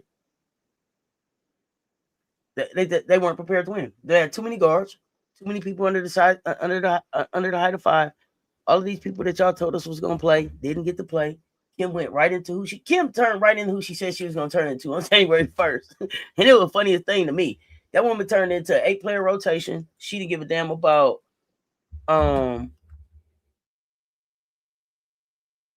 who the favorite was. She didn't give a damn about none of that. My lady went out there for 16 minutes. How many points she had? 2 American points. 2 American points in 16 minutes. 16 minutes. Are we gonna say how many fouls she had? Because we can talk about the fouls. She had 3 fouls, but she still has some more fouls to give. Tony Morgan hit this late 3-pointer and lifted Kentucky over them. Go ahead. Oh no, I don't. We was talking about how many points she had. Might as well say how many fouls she had too. But again, yes, I think after that behind the back, whatever she was doing, and Kim lost her mind. I think it was over after that. No, I saw that video. Someone said Kim looked like Fee 5 So, but I do want to say this. Look like with all of that said, LSU didn't lose this game because of my legend. She wasn't even on the floor to finish the game. Facts. So all of the tweets and all of that, what Lay did and didn't do, and all of that, I don't give a damn about none of that because she wasn't even on the floor to finish the game. So I need for some of the people that was on the floor to be able to answer to what the fuck happened out there. Flau'jae, Michaela, Grace Knox. Who else was out there with them? Can we wait? Can we just so we can put it in its proper place, because otherwise we're going to be talking like 7 things at once. Can we maybe just focus on the Lay component of it and just like wrap that bow up first? Because to me, while I agree with you, like if we created a blame pie for this loss, Lay does not get the biggest slice of the pie. Just no. Absolutely not. Let's go. But, however, I do think there is Well, first thing, let's put everything on the table. I am a South Carolina fan. Me, am not personally rooting for Lay. I'm not rooting for her to like only score 2 American points, as we talked about in the cooking segment. I just want to point out the hypocrisy of when Lay was on our team versus when Lay wasn't on our team, when Lay's now on LSU's team. And I think that's where people are maybe conflating. Well, some people are, but there's a lot of things happening. There are a subset of people who are more like me, who are just pointing out the hypocrisy of saying Dawn was jealous, Raven was holding Lay back. As y'all can see, in my opinion, Lay's not their point guard. And all the other tomfoolery that was happening, right? And the inconsistency of Lay. Lay will have games like this, but I can almost guarantee you that, especially having watched Vanderbilt, the next game versus Vanderbilt, Lay may have 15 points. So I just want to call it out and maybe make it clear for why there's so much conversation happening. It's for some people, it may be the rooting for Lay to fail thing. I'm just not rooting for Lay to succeed, but that's because Lay's not on my team and I don't root for LSU. So it's just that simple. But there is the hypocrisy of when Lay had performances like this or wasn't playing, it was Dawn doesn't know what to do with her. Dawn doesn't know how to develop her. Lay is constantly looking behind her back, waiting to get pulled. And what happened in this game? Those things happened, right? So those things did happen. Again, Lay doesn't get the majority of the blame pie, but I do think that's why this conversation is getting its wings. And what also contributed to that is you had quote unquote LSU fans or whatever they are, then blaming Lay. So there's a lot of narratives and things that are happening simultaneously. And I just want us to like call them out, right? And I think that's what you're doing. Auntie was saying like, Lay only played whatever minutes she played in the game. There's no way she lost LSU the game. She can't be solely blamed for it, which I agree with.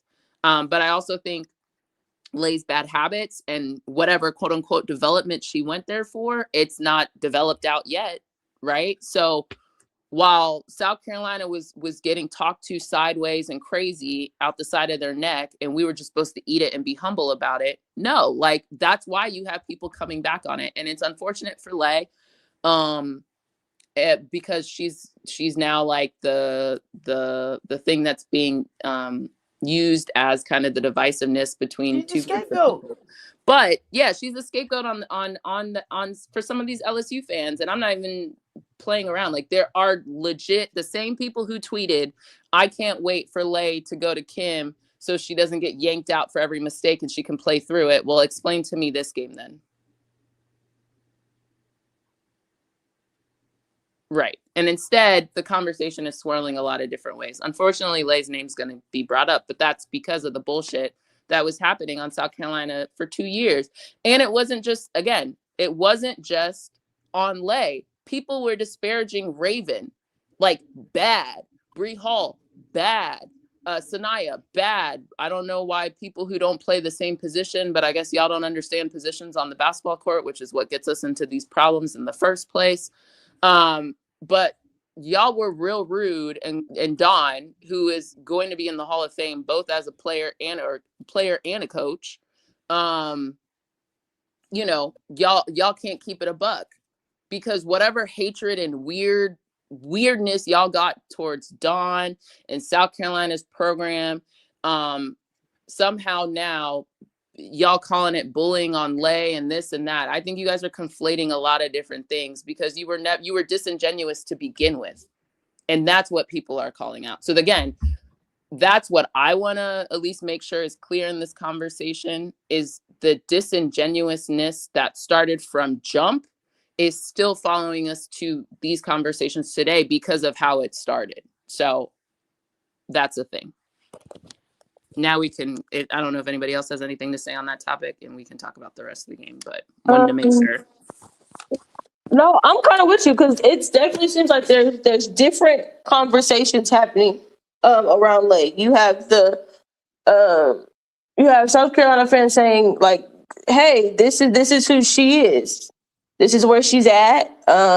And I don't know why y'all were blaming Dawn for her leaving, but this is who she is as a player, and this is what you need to get used to. There's going to be games where she's the spark off the bench and she's just going crazy. She has a good night. And then there's games where it's just not her night. And sometimes it can she'll get in a bit of a little funk and get in her head. So there's that conversation. And then also, like you were saying, that there's also the conversation of there's LSU fans talking about, oh yeah, get her off my team. Like, oh, you need to change this, you need to fix this, you moving too fast. Well, this is the player that you have.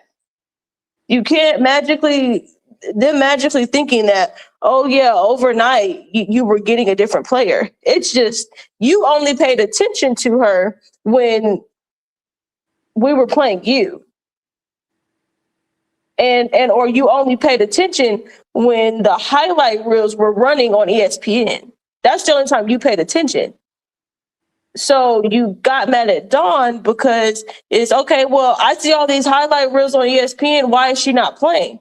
When there's more to the game isn't played in just a 10-second clip. The game is played over 40 minutes.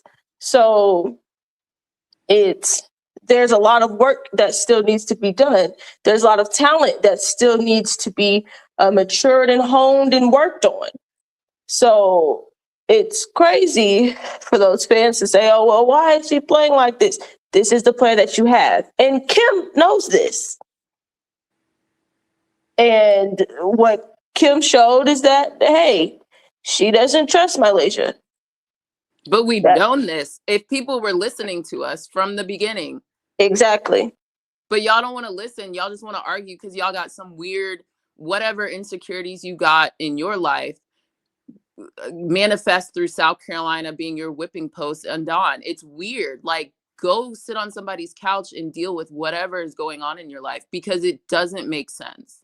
Absolutely. And the sad part about it is what's going to happen is if they continue to lose or when they continue to lose, Lay will be the scapegoat and it's going to suck. And it's going to suck for her because the conversation that really needed to be had is in regards to the guards that played 38 minutes, 31 minutes, the players that played 27 minutes. Why wasn't they out there rebounding? I have a different take on that a little bit. I'm with you on it, but I think one other thing I want to make in the Lay component is, well, I guess maybe it relates. Roster construction is really part of their issue. You have Jada Rashard, who I think can objectively, well, we need to talk about that bullshit she pulled on the court. That get your ass up? Yeah. Why are you even you didn't touch the girl. Why are you yelling at someone to get their ass up? You have no clue what happened. And you know what? It's poetic justice. She the one who won the game. That's what your ass is, because y'all got nasty ass spirits over there. But hold on. let me tackle one thing at a time. Let me try to stay focused. This is why I don't be talking about this school. But this is gonna be the one in few times because I'm not talking about them for a while. Poetic justice that Tony dotted that shit right in their face. That's what you get. God don't like ugly. I think roster construction is really their issue. And again, it goes back to people not knowing basketball. And it's really a shame because it's such a great game. It's frustrating and I love yelling at the TV, but not knowing the game of basketball is what is driving you guys to incorrect conclusions. And the Lay piece that I wanted to get back to is, to your point, Brittany, and this may feel like I'm going lots of places, but they're all interconnected, which is why I keep reiterating it. The problem is whatever the fuck y'all got going on with South Carolina and Dawn, which I find strange because y'all say you're pro-black, but yet somehow I don't know why y'all got an issue with Dawn when she don't be doing nothing. But I digress. Then because y'all are so insecure because you haven't in 1, 2, 3, 4, 5, 6, 7, 8, 9, 10, 11, They ain't even talking 12, about that hold part. on, 13, 14, 15, 16, 17. Of our 17 last meetings, you have not beaten us. 17. Whatever weird shit y'all got going on, again, there is no competition when you do not compare. Y'all got weird-ish with South Carolina that you thought, hey, how do we sow seeds of doubt in South Carolina because we're so insecure? You know what? Why don't we get one of their up and coming stars? Let's go get the highlight reel. Let's go get this girl and take them away from South Carolina. Clearly, they'll crumble because you don't know basketball, because you don't even respect Dawn enough to really realize what she got in her program and how she's built it and what her foundations and principles are. Y'all thought you would beat us by taking Lay. And that's the real issue y'all got. And that's why they're scapegoating Lay, because they thought Lay was the Trojan horse to bring down South Carolina's dynasty. Again, 1, 2, 3, 4, 5, 6, 7, 8, 9, 10, 11, 12, 13, 14, 15, 16, 17 last meetings. You have not beaten us. That is your problem. Now, unfortunately, Lay got to pay for y'all's insecurity because y'all are so insecure that you thought getting Lay was going to be your panacea.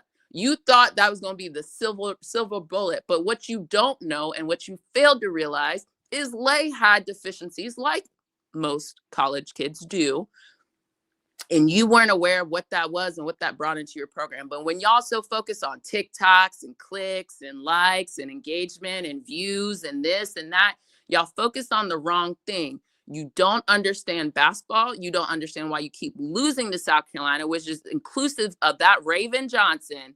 That Raven Hollywood Johnson is part of the reason why you lose. Y'all don't have a leader. You don't have principles. And instead of focusing on yourselves, y'all be wandering on everybody else because you can't get it done on the court. The same way Jada decided to go yell at that girl who was on the ground, which why is the same reason y'all lost. Y'all fail to understand the assignment. You fail to understand the principles of basketball, which is exactly also why you lost, because your roster construction is trash. Absolute trash. Trash. Basura. Look, absolutely. Basura. Go ahead, Commissioner. I'm not in it. Go ahead, I'm not in it. No, I mean, that's what it is. And this is why all this stuff is related. Once I sat and realized that their insecurity is what is driving all of this, all of it. I mean, think about it. If someone bested you 17 times and you think you're their equal, you start doing crazy stuff. Like, tell me how you are not our equal. You are not our equal. One of the LSU fans tweeted, let me find that tweet. Hold on 1 second, please. Hold for 1 second. Where's that tweet? Oh, here it is. Reed Darcy. Shout out to Reed. This is kind of hard to believe, but LSU still hasn't beaten an SEC team ranked in the AP top 12 under Kim Mulkey, who y'all tell me is a better coach than Dawn. I repeat, this is kind of hard to believe, but LSU still hasn't beaten an SEC team ranked in the AP top 12 under Kim Mulkey. They are now 0-8 in those games. 5 losses to South Carolina, 2 to Texas, and now 1 to Kentucky. And this is why I think they're all crashing out, because they think they're South Carolina's equivalent, which they're not. They damn sure don't think Kentucky's good, and y'all just lost to Kentucky. So now y'all are crashing out, and you got to blame anyone, everyone, come up with gaslighting. Oh, we didn't talk bad about Raven. Oh, we didn't talk bad about South Carolina. Oh, you guys are bullying Lay. Blah, blah, blah, blah. No, idiots. We're not dumb. This is what we've been telling you. So now you got to eat your crow, because you should have sat there and ate your food. You were too dumb to shut up. And I just think it's so funny that it's like you have all this smoke and energy for a team you haven't beat in the 17 times that you've met as of late, but you have none of this, no type of smoke for Texas. Texas came in and took your spot. You supposed to be the one contending for the SEC. You supposed to be two fighting for one. But you have no smoke for the team that you're playing twice this year. That's your home and home. You have no smoke for the team that came in and took your Gucci belt. What did they say? They said y'all were focused on Valentine's Day. You should have been focused on New Year's. Like New Year's Day was the problem the whole time. Y'all are focused on the wrong thing. New Year's Day out the way. Thinking about the wrong thing. But I've been telling y'all, the reason y'all keep losing is because y'all keep thinking that Raven ain't the reason that y'all keep losing. Raven is the reason that y'all can't beat us, man. That's why y'all ain't beat us, because it's Raven. It's Raven. It's what Raven brings. It's having a true point guard. It's having a real team. The way that y'all fan base threw that young lady up under the bus, and she played 16 minutes. Her co-ball played the least amount of minutes to make a difference. My problem with the whole thing was that, if nothing else, even if Lay had a bad game, and she did, Malaysia had a bad game. Malaysia didn't play Malaysia basketball, not the basketball that we came to know and love, not the basketball that we said is generational, right? She didn't have that type of game. But what Malaysia does have is big game experience. If Dawn didn't say shit else about Lay, she said she was a big gamer. She said that Lay was a gamer. At LSU, Lay can't even close in a big game. She's not enough of a threat to be on the floor. This is the part that I didn't understand. Nobody out there. Listen, Michaela was a threat. Flau'jae was a threat. The rest of y'all, we wasn't really scared. But now if you put them three out there, what does that look like? More rebounds for the other team. Yeah, it could look like more rebounds for the other team, but it also, but if you put Lay out there, you also have a decoy out there in the last seconds. If nothing else, Lay gonna get the goddamn shot up. I know that. If she take it from half court, she gonna get the shot up. Okay, Auntie, let me ask a question, because we've had this, but let me ask, so maybe everybody else can hear the conversation we've had. So where and when has Kim demonstrated she believes in Lay thus far this season? Here's the thing. This was the opportunity for her to do it. I don't know. I keep waiting on Lay. I keep waiting on Kim to show me that she has really done the things that Lay said that she's getting there. Made her freer, empowered her, let her take the shots that she want to take, play through her mistakes. This was the opportunity to show it. You said if she gets into the 8-man rotation, then that's all that she has to do. But when I'm looking around at the team, who else? The one thing that I can say about those people on the team, Lay was the only one there that I think hadn't lost to Kentucky before, right? I don't know LSU enough to say that off I'd have to go check. I don't know between and maybe they haven't. But what I'm saying is, I'm gonna trust somebody that's SEC tournament most outstanding player, a 6th player of the year, before I'm gonna trust some of those people that was out on the floor to close the game. Okay, here's the reason why I asked the question, right? I was leading you a little bit. 2 things have shown me that she didn't, that I've had questions, and it showcased itself today. It culminated today against, or not today, whatever day that was, against real competition. 1, back to the cupcake. I haven't even gotten on LSU about the cupcake. We can save that for another day, or maybe I'll start cooking on that one later. There's so many issues. So that's one. The other one is Duke. So she brought Lay in early to that Duke game. I ended up watching a different game after the half. But what I do know is when I went back and looked at box scores, I was confused why Lay's box score wasn't higher than what I would have thought. And I think I might have watched a condensed version, but what it told to me, and then you see Flaw started cooking in that second half. And the last time we had this conversation, I asked you guys if you want to have the real conversation or not. What is LSU's goal this year? This is what I'm talking about. There seems to be a sense of, I don't know if protection is the right word or what, but it doesn't feel like it's we're here to win and whatever it takes. It feels like there's certain scripts we want to win.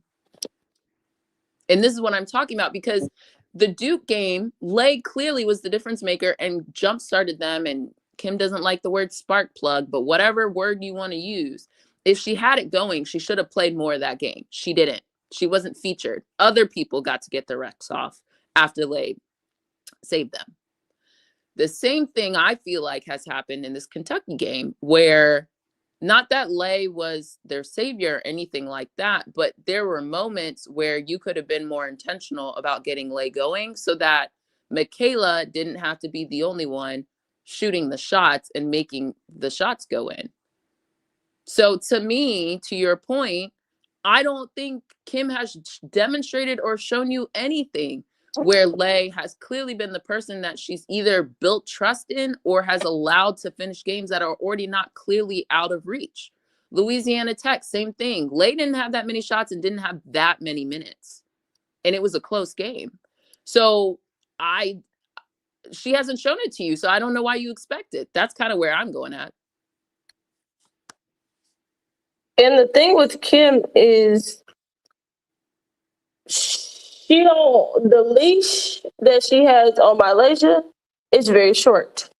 It sounds like Wait, you telling me she got a leash on her at LSU? Yes. Isn't her that leash, what they was talking yes. about?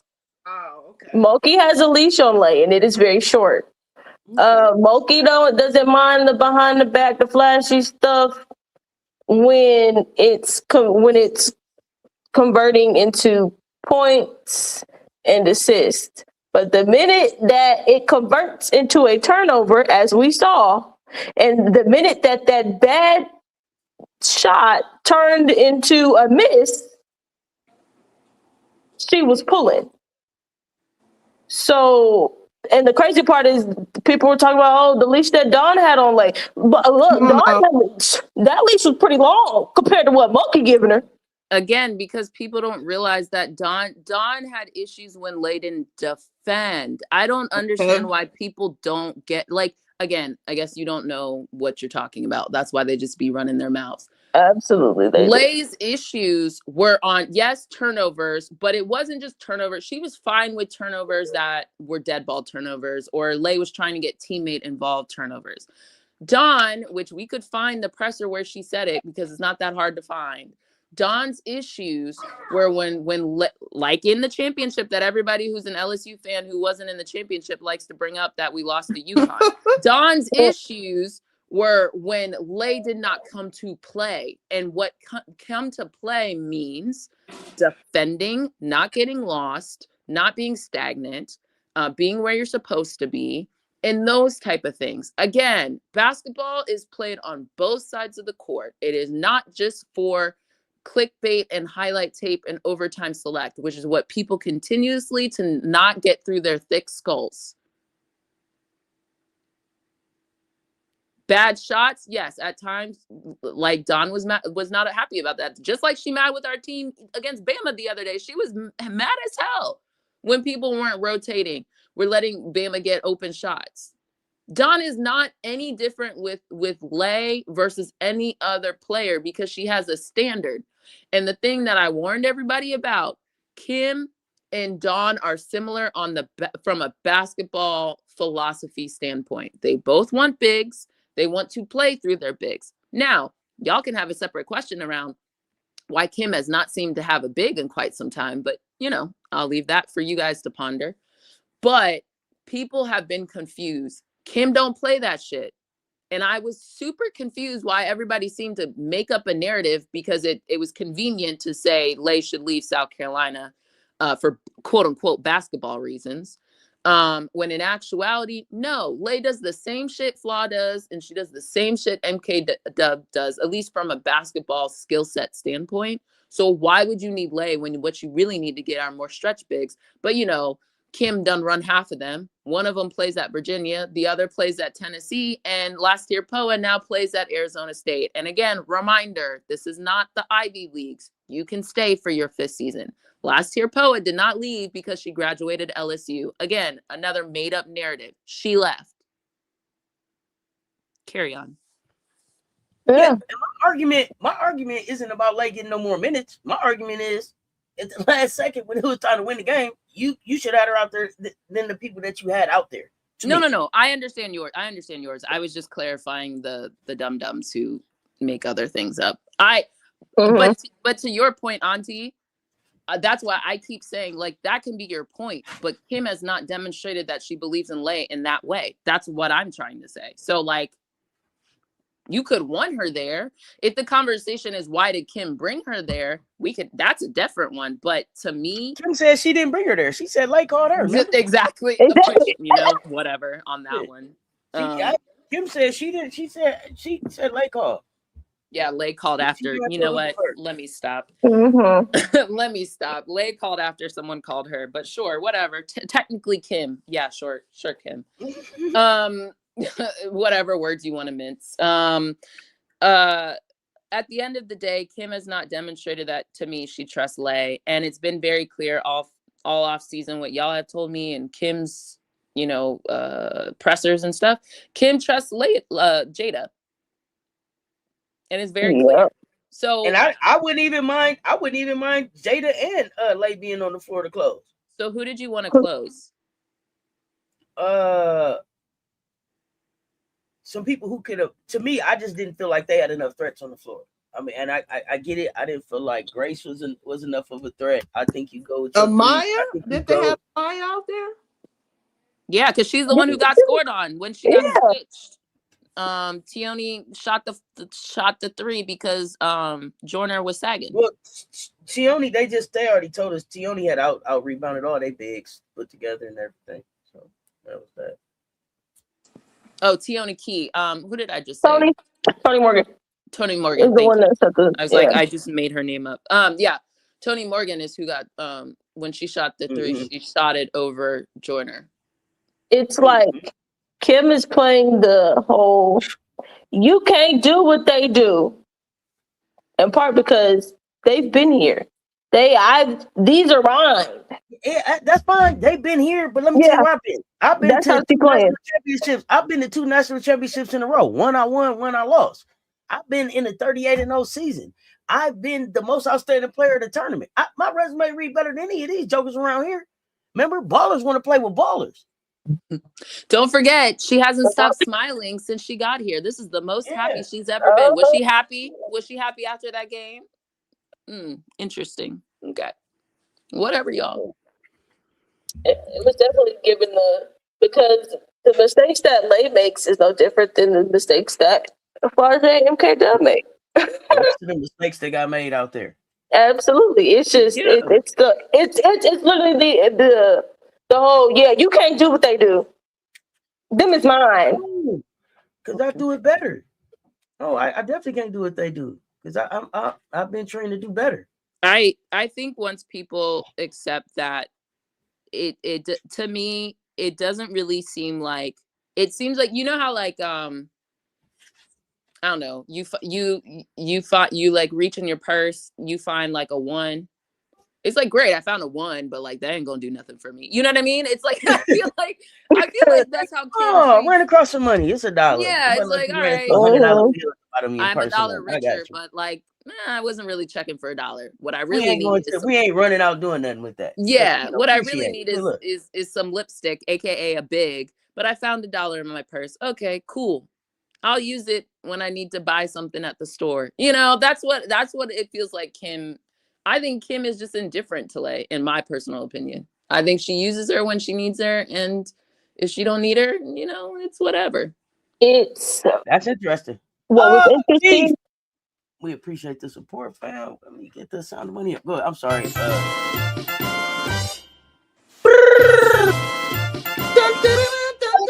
Thank you, fam. Let's celebrate the support. I heard somebody say Don need to talk to Lay. Don don't need to do shit. Don told y'all that ain't my problem. She don't talk to nobody. I ain't got nothing to say. That's that was, and look, trying to humble Lay. I don't think Kim cares. I think once you guys realize Kim be saying shit in the media because she be playing the media game, and Kim is still trying to play the game because she's trying to get people to come to her program. But Kim don't care. because they still gonna come anyway. So certain ones. Yeah, certain ones still gonna come. She's still getting somebody. Somebody's still going over there getting scammed. Yeah. Look, this was the part when the season started, I said, watch out. Grass not always greener. No. And then what makes it funny is is the whole in regards to their scheduling and the whole, oh well, we didn't rebound well, we didn't rebound well. If you played anybody in a Power 4 conference, you would have known how bad y'all's rebounding was. In actuality, you would have known this. And you would have worked on it. And your defense. Exactly. You would have known this. You could have scheduled anybody. You could have scheduled NC State. You could have scheduled Louisville. You could have scheduled Miami or Syracuse. Anybody. Somebody.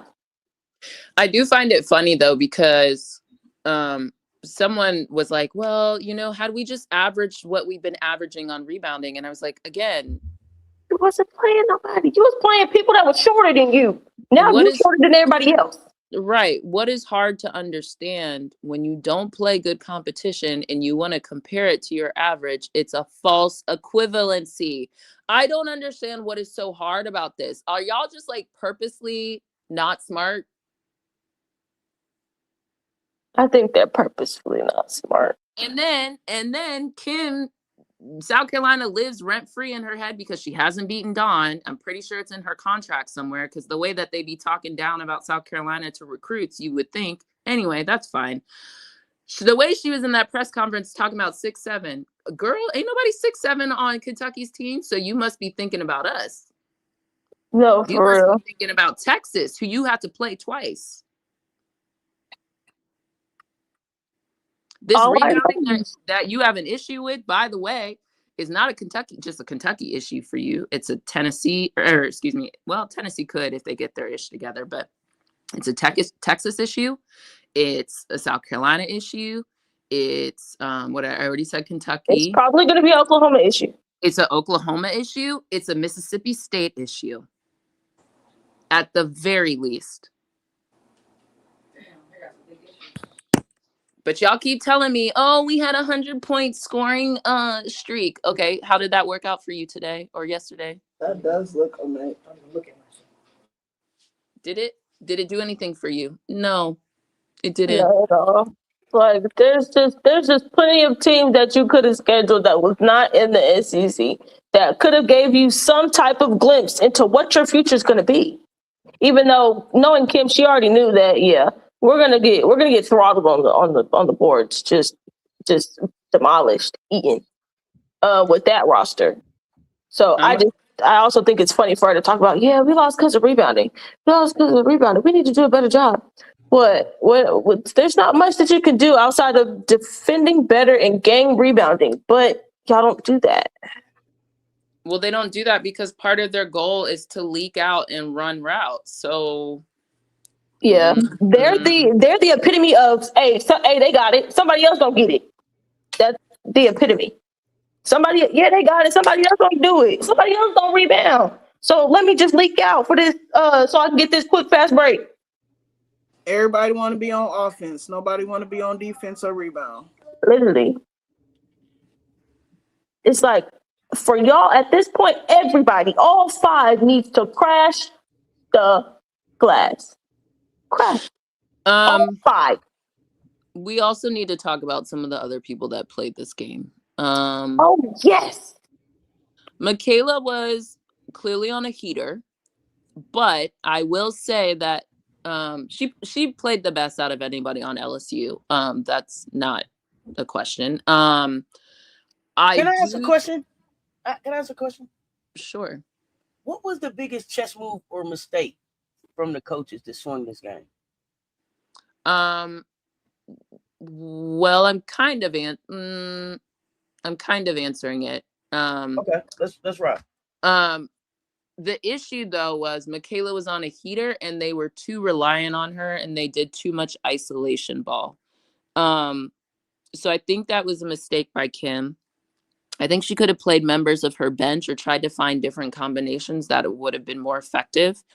Strack was out there with 4 fouls, or 3, whatever. She was in foul trouble. I think they could have done a better job of drawing Strack out, intentionally running sets to get Strack. We saw Strack stupidly foul Michaela at the end of the game. So they could have put her in more precarious situations. Kenny, I thought ran some good sets. That got LSU into trouble. And I think at the end of the day, like Kenny knew where his bread was buttered. It was with Tiomi Key and Strack primarily. And I think they just didn't have answers. And Key crashing the glass, which rebounding is important. Everybody can rebound. Like it really helped that. Now, at the end of the day, I do think it felt like Joyner had better post presence than I think Corval did.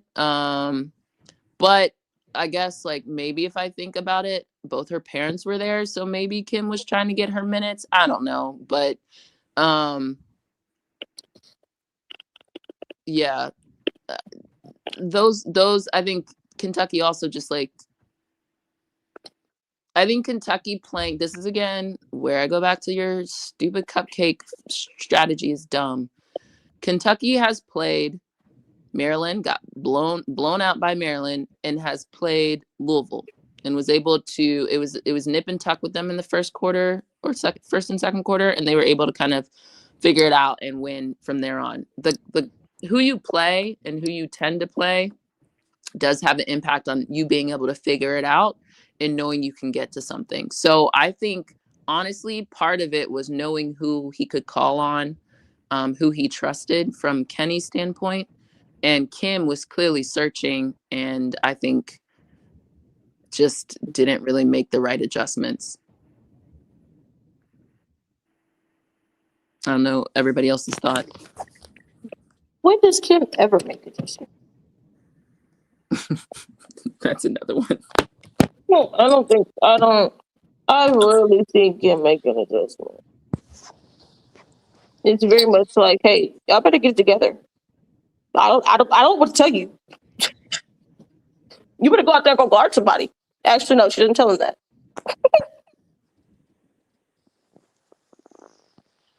Who was playing defense, Malik?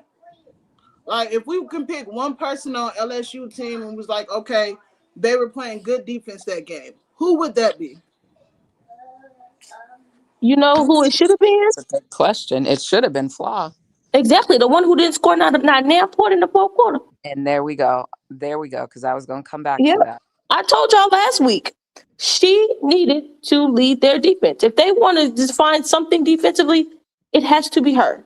Lane is not getting the minutes. It needs to be her. Because what else are you doing? She's here for a quarter or two.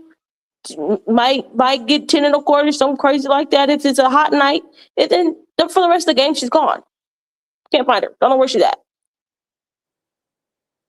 Yep. And what did we So is that a Flaw thing? Is that a Kim thing? And if you're LSU, y'all, what is the priority to fix? Is it defense? Is it shot selection? Is it rotations? Is it late That's game? the thing. Is it rebounding? What's the priority to fix, y'all? It's rebounding. What is it? It's everything. They need to fix everything because the way in which they play, you play too much iso ball, you don't rebound, you don't defend. You need to fix everything. But there's so many things to fix. And the other part is you're an SEC play now. So you're the time to make the big switches and lineup changes and figuring out who meshes together defensively, how do we make sure that we're getting the ball moving offensively while also making sure that our scores are getting the ball. Those decisions should have been made during the preseason. That's what it's called preseason for. I already told you last week, you're never getting out of me what LSU should do to win. So, but I did tell you, did I not say that if Kentucky rebounds, converts their shots, tries to defend without fouling, which was like a C, but whatever. I guess it was just a more clear problem. That okay, so Kentucky if you're could Kentucky, win. what travels from this win into the rest of the conference play? What's sustainable for them? How did this win? I mean, Rebounding. honestly, everything. Rebounding. Clara gets to her spot. I mean, she has her shots. Like, those are hard to defend shots. I mean, rebounding that. And then I think even so you had Boone, who in my opinion was at times shooting ill-advised shots, but whatever. I guess that's how people play these days. But you have Boone's confidence shooting threes. You have Morgan, who was really poised, didn't have a single turnover. That stuff travels. That stuff goes pretty well for them. So I think they have good stuff to take away from that. Now, what is going to be their problem, if you're looking at Kentucky? So they've quote unquote survived the dynamic guard one, but what do you do when other people have quality bigs? I don't know about that one. Yeah. But we'll see. Yeah, and specifically for Tiona Key, the rebounds are down from. Is she the X factor? She needs to. Well, in terms of she needs to rebound better. Her rebounds are down from last season. She's at 6.5. How much of that was from this last game? Yeah, her rebounds she's been inconsistent all year. Yeah. So it just was a really good game and a really good focus. She looked great. Now, can she sustain her consistency? Because if you look at her game log, she's been up and down. So but she needs to take maybe this. She has a clearer role now. Yes, take this game and build on it. All right. Where to next, ladies? Where to next? I have a question. Well, it's kind of what you just said about where to next, because I got to get ready to get up out of here. But we talked about it, but we didn't say it. But can we do it? Because I'm about to get ready to get up out of here, because I really want to hear what Kamish had to say. I don't know if we're supposed to say this or not. Can we do that Unrivaled? I want to hear. I'm sorry. I don't have anything super. I guess. No, you said you know who's coming in last or whatever. So I want to say this. I just saw Okikiola. He Shakira with the too small. Let's go. I'm here for Unrivaled. She oh my God, hit her with the too small after she scored on her. And then Aaliyah Edwards just dropped 30 on their heads. I'm here for it. What you got to say, Commissioner? Let's go. I'm here for it. Okay, let's take a sharp left turn to Unrivaled. It's gonna be quick. Lunar Owl is gonna be last. Absolutely last. Okay, wait. Can you tell who's on that team, please? Off the top of my head, because I'm not looking at it. I can give it to you. I just please. Fee. Nope, not Fee. It's Temmie now. Oh yeah, Temmie now. Aaliyah Edwards, Rebecca Allen, Skylar, Marina, and Rachel Banham. Okay, I see. Sorry, go ahead, Kamish. Yeah, they're not dynamic enough to guard what is going to be out there. Specifically, the Rachel Banham Allen component. I don't think they can play at the same time. But then I'm like, well, I don't know what they switch up, but I wouldn't do that. Unless they're really hot from three. And then you have Marine. It just is like the three of them. It just, you can't. Which means someone probably is playing at the same time, which is not ideal. So you better be hitting your threes. Who gets cussed out first by Skylar? I think at this point, Skylar may not. I don't think she's going to be cussing it. I think Skylar's smart enough to know it's on her team, like. I want to think competitive. That, no, the ultimate competitor. Like, bro. But is she cussing other people out, or is she just cussing? Like, those are different. That's a good one. Yeah, sure. Okay, I'll say who I think she'll be lighting into this team. Everybody's behind, like game one. From rip. Everybody's getting lit into. Like, we have if to. If that's the case, it's just never mind. I was gonna say it should start when they're trying to do practice, but it's just practice. We talking practice. It might be at practice too, but the other part they had a scrimmage. Yeah, so they have. That's why there's film out there. And I doubt coming into this, she knew that Fee is not gonna play. So Yeah. I just don't think My the my Lunar hot Owls take have is enough. I don't think the Lunar Owls stay as currently constructed. I think a trade has to take place. Or the other part, okay, who's getting traded? And specifically for the other teams, who are you taking? Because if you're the Lunar Owls, Yeah, I'm I'm not not sending doing it. Skylar, I'm not sending Marina. So who are you? And I'm not giving up Aaliyah Edwards or Timmy because you need picks. So out of Rebecca Allen and Rachel Benham. I don't know. We'll see. I just don't think that they stay as currently constructed. I don't have a trade in mind. I just think that there's some moves that these teams are going to make. Yeah, I don't see who would want to accept that on the other end. Yeah. Unless someone gets injured, then yeah, maybe. But like as currently constructed, I'm not accepting that.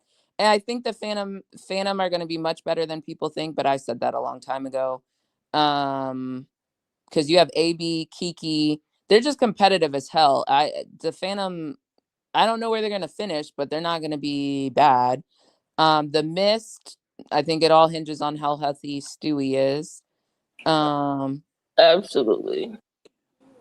The Rose, I think they're fine. They lost to the Phantom, but it was a close game. It's whatever. Who else? The Hive. That's my team. I think the Hive are just going to take a while to get going because they don't have anybody who's who played Unrivaled last season. If I have that correct, they have people who have 3-on-3. I just think it's going to take them time. And then the Breeze are going to be good. I have them in the top 4. Who are we missing? The Laces are, as long as everyone's healthy on the Laces, I think the Laces, while some people think their shooting isn't the best, I think they're fine. I think the Laces they're going to be a problem for a lot of people. Some people finna be in here trying to earn their money for next season. And it does. Yeah, you have the Shug Suttons of the world. Go make your money, man. Go make your money. Right. So I mean, yeah, I don't think anybody would want to trade with the Lunar Owl unless someone gets injured. I don't want anybody from the Lunar Owl if I'm any other team. Yeah. Like with what I have, right? Like even the Laces, who I could say has the quote unquote least shooters on paper, but they have everything else. They have Jackie, who's healthy this season, AT, who's healthy, Maddie Sechrist, who just won AU last season and is a good shooter, contrary to whatever the hell the Wings had going on this season. I couldn't understand why she was coming off the bench for the majority of the season. That was wild to me. They have Slim, who's like great in a 3-on-3 concept. Do they have Jordan Canada too? Who? Laces? Yes. Who's on the okay? Jordan, fine, whatever. And then I'm missing someone. Who did I not name? Jackie, AT, Nas, Maddie. Nas. Yeah, absolutely not. I don't want anybody from the Lunar. I don't want Rachel Banham or Rebecca Allen. I got Nas. Rebecca Allen, Nas. I'd rather have Nas. Nas gonna make her some more money too. Right. She gonna make money too. Like there's literally no one. The only one that does feel a little redundant to me is Jordan Canada, but like you can manage with it. It's fine. I don't need a Slim and a Jordan in my personal opinion, but I also would rather have maybe a Jordan and a Slim over Rachel Banham. Yeah. So I don't see it. Who you picking between Jordan or Slim if you had to choose? Who am I picking, or how am I constructing the roster? No. This is a whole different left question. If you had to choose between the two, who are you picking? Jordan or Slim? Yes, ma'am. Yep. For Unrivaled? Yep. I'm probably taking Slim. Okay, yeah, me too. Slim is a better defender and is longer and is taller. Jordan is super fast when she's healthy, but the problem with Jordan is she's never that healthy. Yes. Right? She gets nicked up a lot. So and then she isn't really like Slim is her build is a little bit more able to handle the physicality. So she's not getting knocked off her spot as much as Jordan is generally in the air, like a lot. And is like falling down. Like she's on the ground a lot. And so I'd rather have Slim.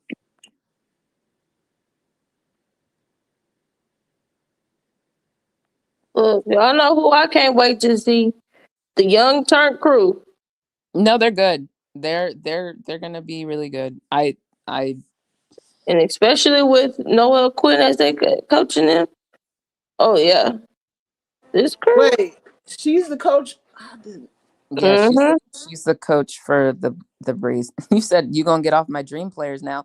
If you're a Dream fan, you want a different PG. I don't know how many ways to tell y'all this. This is not. And why Jordan, do y'all want her? Let's if y'all. I mean, I can listen from the background, but if y'all really want her as a PG, why? You need a different PG. Like, I'm so sorry to you, and it's not even. I'm not even. I like Jordan. It just doesn't. She's better to me. Jordan and Dana, I like Dana more than Jordan, but Jordan and Dana, to me, like, I don't actually want you running PG. I want you, and Dana's a better shooter, so there's that. Yep. I'd rather have you guys as a backup PG role than a starting PG. Look, you said y'all you get already Raven know in the what I draft. said. You already Cap was funny. Yeah, hey, that is look. Raven is the cheapest long-term best option. Honestly, Morgan also should be moving up people's draft list too. Absolutely, she's a senior. She's a senior. Let's go. But y'all already know what my option was, a costly option for them. What was yours again? Remind me. Courtney, you like the money? Oh, yeah. You did say Courtney. You like the money. You've been in Atlanta before. It's different now. Oh, y'all bringing Courtney back to Atlanta? Well, Brittany. Not y'all, Brittany. I know, that's why I'm talking me. My bad, Commish. Brittany, you bringing Courtney back to Atlanta? Yes, are you bringing Courtney or the stud buds? No. Cess, stop. One stud, not the bud. The stud, not the bud. On the stud bud's head, low key. Because they told me look, they told me that the stud buds going into this offseason was a package deal. So that's why I'm asking. Let's see how long they stay a package deal, because I wouldn't. Sorry. Things is looking a little different behind scenes. So that's why I'm asking. Like, yo, I'm just trying to stay up to date. Well, Kappa, Courtney is different now. She's not the same. All right. You need some shot variation in there. You need somebody with some shot variation. Get y'all some mid-range work going. Kappa. Did you ask for coffee or something this morning? You are coming in hot this morning. Wait a minute. Wait a minute. You like she played like trash? She was there. God, oh my goodness. Kappa, what's going on this morning? Look, she's not the same. She's changed. I promise. Trash. I've been in the show read system, everything. What you think? Where to next, ladies? Are we done with Unrivaled? Oh, we didn't talk about vinyl, but speaking of Courtney, I think Courtney might fit really well with the vinyl. Might look better too with Courtney, but TBD. I honestly think like I can make a case for everybody but the Lunar Owls to win. Absolutely. I'm intrigued to see how much Warren BG gets. With vinyl, you already know my stance on BG. Thank you for your service. We love you. Wow, we kicking BG out the door? Not really kicking her out the door. Kind of ask like, "Hey, you ready to go?" We're politely asking her to leave. No, she said, "Ready to go." Hey, you need your coat. You need me to grab your bag. Yeah, hey, bro, that was like, "Are you ready to ride? You ready to go? You ready yeah, I'm ready to make that move." I'm sorry. I know you just got back. I know, but Hey, man, hey, you ready to go? You ready to make that move? Yeah, like, look, you ready to make it? This how Brittany did BG. Hey, you was ready to go. All right. Wow. She picked up her keys on and she said, "Hey, I Is this just Unrivaled or out the league too? Oh God. I am ready for BG to Brittany. Let me sit down. Let me make sure I'm ready for the answer. Come on, what?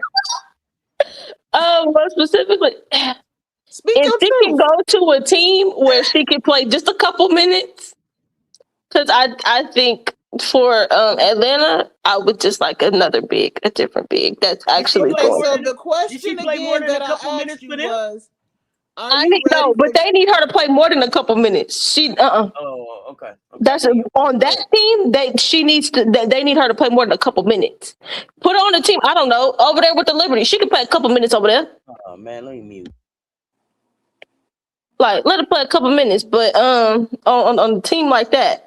But on a team like Atlanta, no, they need more. They need her to play more than a couple minutes, and she can only play a couple minutes. This is your daily reminder that BG made $200,000 on the Atlanta Dream, same amount of money as Bree Jones, and slightly more than Asia Wilson last season. Okay, Thank you for reminding me of that. That's not a couple minutes type of money. Like that's hey, you going about 30 minutes a night type money. So if she would like to take a pay cut, we can talk something out. We can talk about something. We can make something work. Commish, the delight with which you deliver. Oh no, that was supposed to be my thank you for calling voice. That was the commissioner giving you the information in a neutral reminded me of, I don't know if y'all seen the lady riding around Home Depot telling the immigrants and everybody they can't be there because they giving their information away on the cameras. Oh gosh, you got to see her riding around with what? Just want to let y'all know. Yeah, it's a lady Home Depot. They turn their cameras over to the flock so ICE can see, and she was on the camera. She was telling, so if you are Hispanic, you shouldn't be here. They can see you on the camera. You should know. They're giving away your driver license, your tag on your car. They know you here. She just riding around a lot, y'all, making this announcement. That's the voice that I'm gonna find the clip and put it. Yeah, send it to me because now I need to know. Just for educational purposes and pure curiosity, is she saying this in English or Spanish? In English. Well, okay, she's not helping the people. She needed to do it in Espanol. She tells the Hispanic people, y'all have no business to be here. And if you are African American and you also have a warrant or they looking for you, they know you here too. Let me find the clip for you. Hold on, I'm gonna find it. Keep going. Yeah, send it to me in the lounge. Okay, let's get back on topic. My goodness, yeah, it took me out, but that was the voice. That's what your voice reminded me of. I just seen her this last night. I said, "Oh, she's serious." But go ahead. I'm sorry. No, I was just giving you the information. Yeah, what else y'all got from Unrivaled? Or we good? Oh, wait. No, wait. Dom, you turned down a big old bag. Oh yeah. You turned down a big old bag. We talked about this though.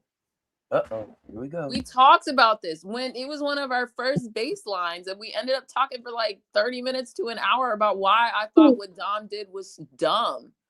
True. I just want to keep it short. Just a reminder, hey, you better be dunking over here. It's her daily reminder. Daily reminder. Your daily reminder. You better be over here slam dunking on them in this 3-on-3. I'm not gonna dunk. I don't know why y'all keep expecting it. This girl had every preseason she dunked, but never found a way to dunk in the game. Man, miss me. She better do it. Turn down all that money. We not ready to talk no CBA because I haven't updated. But that deadline's coming up. Absolutely. Dom, you just blew one of your bridges. In a work shortage. In a work shortage year. Whoever is advising you is dumb. Absolutely. You could have went over there and played just a couple minutes. I mean, that's where Beck Allen just came from. Wasn't she just over there in Fenerbahce? So clearly they let people out of their contracts. LA finally made it down to Miami. She was in Spain. It's not unheard of. They let people out of contracts. So what will you do? Or they'll let you at least do a quarter of the season, half of the season, something. You could have worked Exactly. something out. Could have went over there and played for that super team. That is a super team. That Fenerbahce team, that is a super team. You got Meg Gustafsson out here looking like Spain Meg, throwing up 30 balls and stuff. Man, I would have gone to Fenerbahce this year just to at least, like, if they were really about it, I'd have been like, all right, I'll go. I'm not doing Unrivaled. Unrivaled Exactly. will always be available back to me. Go over there. Go get any of your healthcare stuff you need to get taken care of. Go do it over there. Exactly. Like, what are you doing? I don't know. So just moving silly in a work shortage. Goodness. I hope this bag. She better go out there and go win every single challenge, every single one. The one-on-one, you better go win it. It still doesn't even equate. That's not enough. Exactly. I wouldn't have. She just need to go get everything. Yes, Noelle is Dom's coach.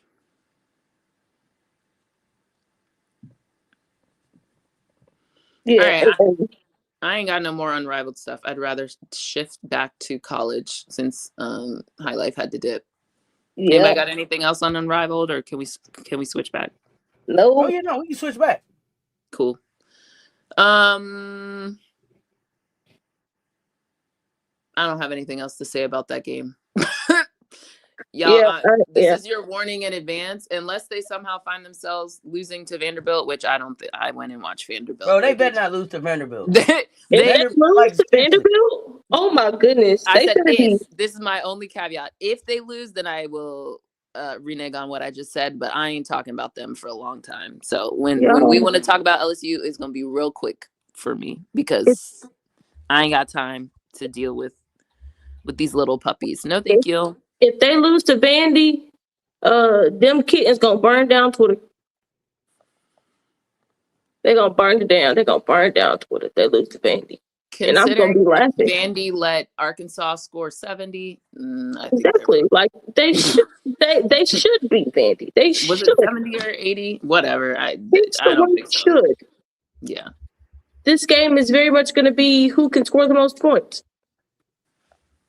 Yep. So and that's right up their alley. So Gamecocks. None other than unless someone has another game that you want to talk about. Did y'all talk about Southern Cal, Nebraska? Oh, we didn't. Go ahead. I don't really have much to say. Oh, I do have one thing to say, but if you want to talk about the game, go ahead. No. I didn't think we were staying there long, but I thought that we wanted to talk about. I want to talk about what's transpired with the bench and Lindsay these and coaches. Yeah, let's do that. Why are you putting a player back in the game who, whatever she was experiencing, whether it was cramping or whatever, only for her to go back in the game and have severe cramping enough or whatever, a lower leg situation that you have to carry her off the court? What are you doing? What are you doing? And Lindsay don't learn. The same thing has happened with, at some point you have to look and say, why do my players keep breaking down? Why don't I play more of my bench? Why don't I develop more of my bench? Why don't I develop more of my players? Instead of Jazzy, I don't even know what to call their situation or Bus doesn't even encapsulate it correctly. Jazzy's leading in assists, rebounds, points, steals, blocks. Are there any other categories you can lead in? Probably turnovers, to be honest. Like, what are you doing, Lindsay? I don't think Lindsay knows what she's doing. And they about to get, what's her name? From Australia. What? She's in the building, right? Yeah, she's there. Because there's some picture with Lindsay. She's there. She's redshirting, is that correct? Oh, I don't know. I was going to ask. Oh. Somebody told me she's redshirting this year. Okay. I was almost kind of saying, well, I guess this will help Jazzy if someone else is there. Although I'm still trying to figure out how you got the same versions of one another all in your program. Speaking of roster construction, like use your brain. Like, I don't know. Sometimes I'm confusion about Lindsay and her coaching. And ironically, this is someone who's coached at the NBA level, but it doesn't seem like roster construction is on your list of priorities. It just seems like you just want all the number ones, which whatever that does for you, I guess. I don't get it, but okay. I hope you have a plan, or y'all about to play 5 out, I guess. Look, you know the plan. The plan is next man up. Kennedy, it's your time. It's your turn. Lindsay is going to turn her into the 1A. You are now the 1A. So we need you to also not only do everything else for us offensively, but we also need you to do everything defensively. Okay, cool. That's what we need you to do. That is exactly what I am expecting from Lindsay. To just say, hey, somebody got to do it. Just pass on the juju duties. You passed it on to Jazzy. Now you're just passing it on down the line. The next one up is Kennedy, or maybe Kiara Dunn. She might like it. Okay, yeah. Let's talk about that part too. Because I have no faith. No faith. No hope. This game gonna be the Michaela show. Why am I suddenly seeing people complaining about international pro players coming into college, and they point out Don? The people realize that this isn't the first time that this has happened, right? Like, they know that. It's really just because of the uproar on the men's side. Why this whole thing is a whoa. Yes. It's the men are uproaring about it. They're uproaring about that player that got drafted to the NBA but never signed a contract, and how Baylor picked him up. So he's playing for Baylor this season. So people just want to add on to just the nonsense. But I think there's two separate ones. There's the men component of like G League and all that, which there's that conversation. Then there's the international, played internationally, getting picked up mid-season, which applies to both men and women. The G League, of course, only the men. And then there's just this other sliver, which is South Carolina and Dawn Staley being the whipping post for people. So it depends which one, but all of them are coexisting at the same time. Because people thought this was a down year for South Carolina, and now they get mad that, oh, it may not be as down as down as they think. They've been waiting on that down year. They've been waiting. It just hasn't come. And then I see talk about where people don't think that Chloe is coming back now. Yeah, some people think Chloe is going to the W. I still stand on, why would she hurry up to go to a league that we're not even sure is going to exist? Like, not even in perpetuity, but just like, why? Why not use another year? We all know Chloe has NIL. Well, she just bought herself a new bench. She getting money from somewhere. Why forego another year within a system with Molly, who clearly gets people back really quickly, if, you know, it's also your body, but within a system and a structure that's going to get you better. And Chloe still, we all know Chloe was working out, eating and stuff like that to try to get her body ready for the W, even with a setback like an ACL, MCL, whatever she had. You know, you still got to work back from that point in time. So she still is catching up to kind of where she was. So I don't see it. There could be a world, but because never say never. Chloe clearly can't sit down, so there's a possibility, but I don't put a lot of stock in it, because once I do the math, I kind of arrive at the same conclusion. Yeah, exactly. And depending on how long it takes them to figure something out means, okay, they're shortened amount of games. They have a small window. It'll be a short season, small window. And who coming off of an ACL tear wants to go into a league that's going to be playing a bunch of games in a small window? Yep. Nobody wants to do that. So, yeah, no. It's not the best financial decision. Say that, not the best financial one.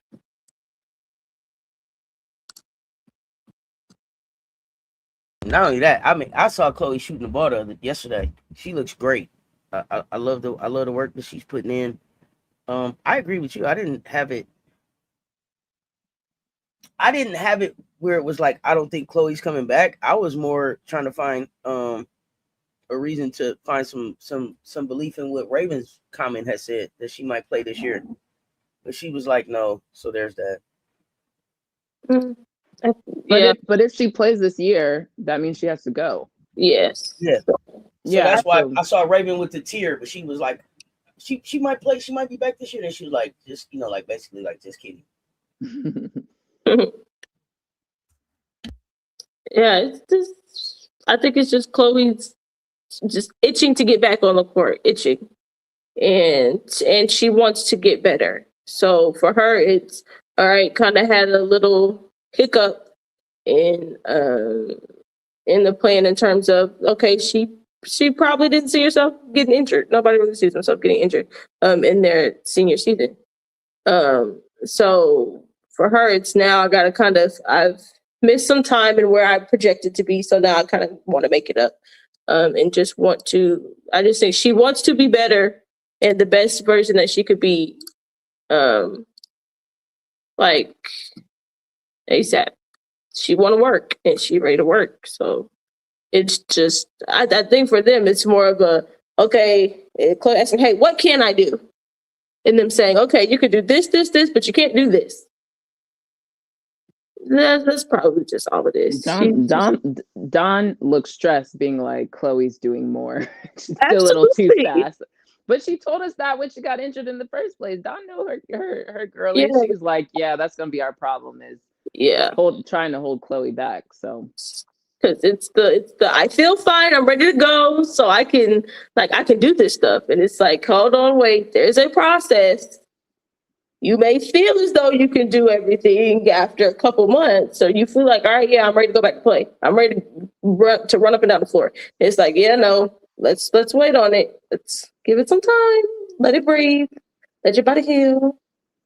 In other news, we have seen our big baguette officially sitting in Columbia now, so that's good. Clearly she's traveling with the team. She's not playing yet. I don't know what's going on with all this paperwork. Why y'all be taking forever with this paperwork, but whatever. It's important to get settled. But yeah, she'll be, I guess, on the bench with Chloe.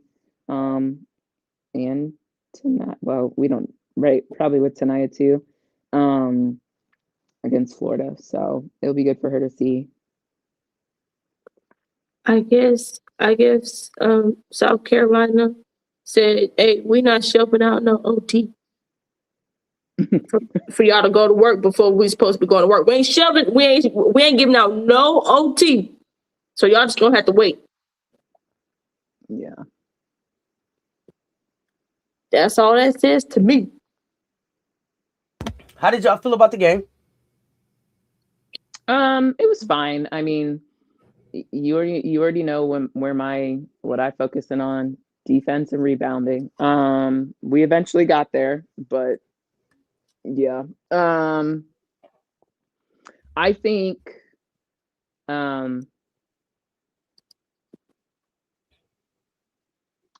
yeah, I think we have stuff to build on. It hasn't changed my perspective of how I see this team and where I'd like us to be. I think Medina definitely has some film. Well, actually, I would say that all of our. Let me start with Adele. Really loved Adele's energy. I still think, I think I said this before, I still think Adele should be on a minutes restriction.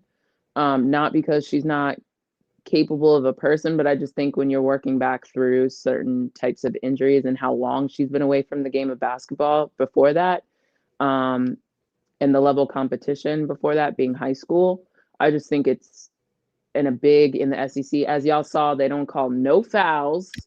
You get beat up down there. So I just think it's important to bring Adele along. I like the pace in which we're bringing her along. Would I love more minutes? Of course, but I think what Adele can come in and give us with her energy and her confidence continuing to grow is like right what we need. There was a true energy change when Adele got in the game, specifically when it came to rebounding. Thank you, Adele. Like she was going and grabbing them boards aggressively, which is what we need. So I really like seeing that. And then she got a good couple shots off too. So I think overall, really liked Adele's minutes. Gotti, minus the hair snafu. I really liked her minutes as well too. I like what she was giving us. Isla, her defense was really good too. It seemed like maybe she got a little winded down the stretch. The defense fell off a little bit, but I like seeing her defensive tenacity. And really like continuing to grow on that is going to be really critical for the program. Who else? Raven, of course. Raven was great. I think I was low-key arguing with some people in the chat who wanted to see Raven go for 30, and I was like, no, do not. What? Say what? What? Folks in the chat saying they want to see Raven go for 30? Yes. Now, granted, Raven had 12 or 15 at the half? She had 15 and a half. Right. She had 15 at the half. But what I was trying to explain in my limited characters in the chat was that that's not the role that makes our team the most successful. So Raven going for 30, outside of having like an amazing shooting game, like everything you throw in throws up goes in from 3, but like that means that other people aren't scoring effectively, that Raven needs to take over. Now, this game was a little bit of her being aggressive and her needing to fill in for people. Like, if you really think about it, Medina didn't really have the best game. So I felt like Raven was getting to the basket as a result of Medina's struggles and how they were playing our Medina and Joyce initially in the paint. They were really clogging up the paint. So it was kind of a necessity, but also like, I don't need that necessity. Because then by the time we got to halftime, the game had opened up. Like we weren't as congested as we were in the first quarter. So yeah, I was trying to tell people that's no. Yeah, I do not want Raven going for 30. Like Raven going for 30, that better be a night. Raven is scorching hot, and that's what I mean. everybody. That's what I'm saying. Like literally, she's shooting like 10 for 10, or like, you know what I mean? Like that's how.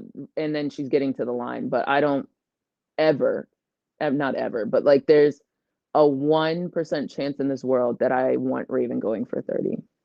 Not because I don't want Raven, but like the construct of the team. If Raven is getting 30, that means we're in trouble. Yes. Looking at everybody else, like, what y'all got going on? Except for the day that Raven can't miss. Like, but that's a 1% chance, and it wasn't that type of game. So yeah. I thought. Oh, go ahead, Brittany. It was just going back to the whole Raven and her being super aggressive. I think it was great in part because because during that stretch, like you were saying, the way in which they were defending Medina and Joyce, I think how aggressive Raven was being in the first half, forced the adjustment from Bama, and it was like, okay, kind of open things up for Joyce to get it going in the second half. Mm-hmm. But back to what you're saying. No, I agree. Who else? Maddie's defense was really good too. I thought Maddie did some good things. I think, again, you know, the conversation we've been having, you know, Maddie continuing to kind of put her thumbprint of who she is as a player and within the like construct of the team together. I think really good, pesky defense. Maddie was doing a really good job of on help side too. I felt like if Maddie was on help side, she was where she was supposed to be. Like she was, when the ball would get lobbed to like Cody or someone else down there for Bama, I thought Maddie was in the right spots to kind of disrupt timing or make the big kind of think or do a different type of move. So I thought Maddie had a really good defensive game. Offensively, I mean, this is always I think this is just a balance. I think with her size, they didn't call a charge on her. They called a block, but I felt like it was really close on one of the fast breaks. So I would like to see Maddie pull up for an easy jumper there or floater. I think that's something Maddie could really like. That's if I had to give Maddie something to develop in her offensive game. I mean, I think when you're just that short and at the PG spot, I think floater is just a no-brainer for almost everybody. And just also for a long-term thing. Yeah. Like you can't be taking all those hits if you want to. Be playing basketball for a long time. You can't be always getting hit, always on the ground. Right. We can't be at the rim trying to muscle it up every time. So that would be the other thing I would want her to incorporate. She took a 3. I don't think she made it, but it was like a good 3. I think it was off a ricochet. She was open. She just didn't hit it. But I didn't have too many qualms otherwise. There were a couple really good like throw ahead passes. I think there was one in the fast break. She got one to Joyce from what I really remember in the second quarter. But overall, I like Maddie's game. I thought she did the things we needed her to do. So there's that. Tess, to get to the free throw line. She shot the most free throws. Maddie did? Yes. 4 for 5. Wow. She was 4 for 5. She had the most free throw attempts and makes. So yes. Yeah, I mean, and that's kind of like good and bad, right? Yes. Like, yay, but also like, I really want you to have the most free but they also weren't calling any fouls down low. So I don't know. None at all. Non-existent. Joyce only had 3. Yeah. There were some that I was like, are you guys kidding me? That looks like a complete foul, but what else? Get used to it because I think that's how we're going to be officiated, and that's how they officiate us every year. So we just have to be stronger in the paint. What lineup did y'all feel like looked the most Gamecock ready? I don't know how to answer that because it's so much. The way I think of lineups are, yes, in isolation, like in absolute, how do you look? But also it's very matchup dependent to me. Yeah, but I will say fair. The lineups I liked this game. I really liked our starting lineup. I liked Gotti until the hair snafu. I like Gotti with Raven and Tessa. I thought that was good. Joyce and the Medina were there. When Deli came in for Medina, I also liked that too. Medina was these past 2 games, right? Yes. Medina has come out looking slow from a ready to play basketball standpoint. So I'm not exactly sure what's going on there. Hopefully, they chat about it because that's now 2 games in a row. So I don't know what it is, but I've noticed that we've needed to make a change a little bit quicker. Actually, maybe it's 3 games if I'm being honest. It might go back to Florida Gulf Coast. Yeah, it might actually be 3 games in a row. So Medina, I don't know what's going on, but we need to be locked in a little bit sooner into the games. Don't need to make that a habit. So, but I mean, I think this game is just, I think there was too much forcing from the bigs, and Joyce included, at times. I thought early in the game, we kept trying to muscle up through the double teams, and we need to recognize that sooner and just kick it out. Like, we have capable shooters. And so I think, especially with them not calling fouls, then now you're frustrated. You're looking at the ref, the ball's going the other way. Yeah, some of those may be fouls, but we also just need to recognize that sooner and adjust. Absolutely. So. The one assist that Joyce had came from that double and kicking out to the corner. I was like, yes, we'd love to see it. Yes, that's what we want to see. I think that's good. But I think the thing is, and look, at the end of the day, like, there's like a level of patience and grace that needs to be put here. But I think at some point I'm kind of like, it kind of reminds me of like the Texas game last year in the SEC tournament? Was it Texas? Oklahoma? One of them. Who do we play? Vandy, Oklahoma, Texas? One of them they doubled her, and she's like, she wasn't expecting it. And then like she kind of didn't have it for like a game or two, and then it like came back. So I'm kind of like, Joyce, like at this point, babes, you should expect this. Like, this is exactly how people are going to guard you. Like, it's almost like you get surprised, and it's like, no, like, be surprised when you're one-on-one. You know what I mean? Like, at this point, kind of expect that. Like, this is how people are going to guard you and Medina. And quite frankly, this is kind of part of that high-low game, or just like having more of that two-man game in the post. I'd like to see Medina and Joyce kind of figure that out amongst themselves. Like, when the double's happening, I need you to flash, across my face a little bit better for me to get you the ball, or that they need to figure kind of that out a little bit. Yes. And with that, I think with Joyce, sometimes I want to say it's, hey, you're not seeing it. But then sometimes I'd be like, girl, you're forcing right it. there in the corner. Yeah, give her the ball. Forcing it. Sometimes you're like, it's almost like she's being too patient at times, like just because you can doesn't mean you should. You know what I mean? Just because you could score on two people doesn't mean you should, So I think I'd like to see her to kind of unwind out of that quicker. Like, we've now seen enough games this season that this is no longer like randomness. Like, there's a trend. Like, this is how certain teams are choosing to defend you and scout you. So rotate the ball. And like, we're a good enough team too that like, you rotate that out. They sometimes shoot it, they sometimes don't. The ball will come back to like, get in position and seal on the opposite side so that when the ball can rotate, you have one-on-one. So create more of a scramble, rotate the ball side to side a little bit more, and stop letting the ball get stuck. Yeah, I think in regards to Medina,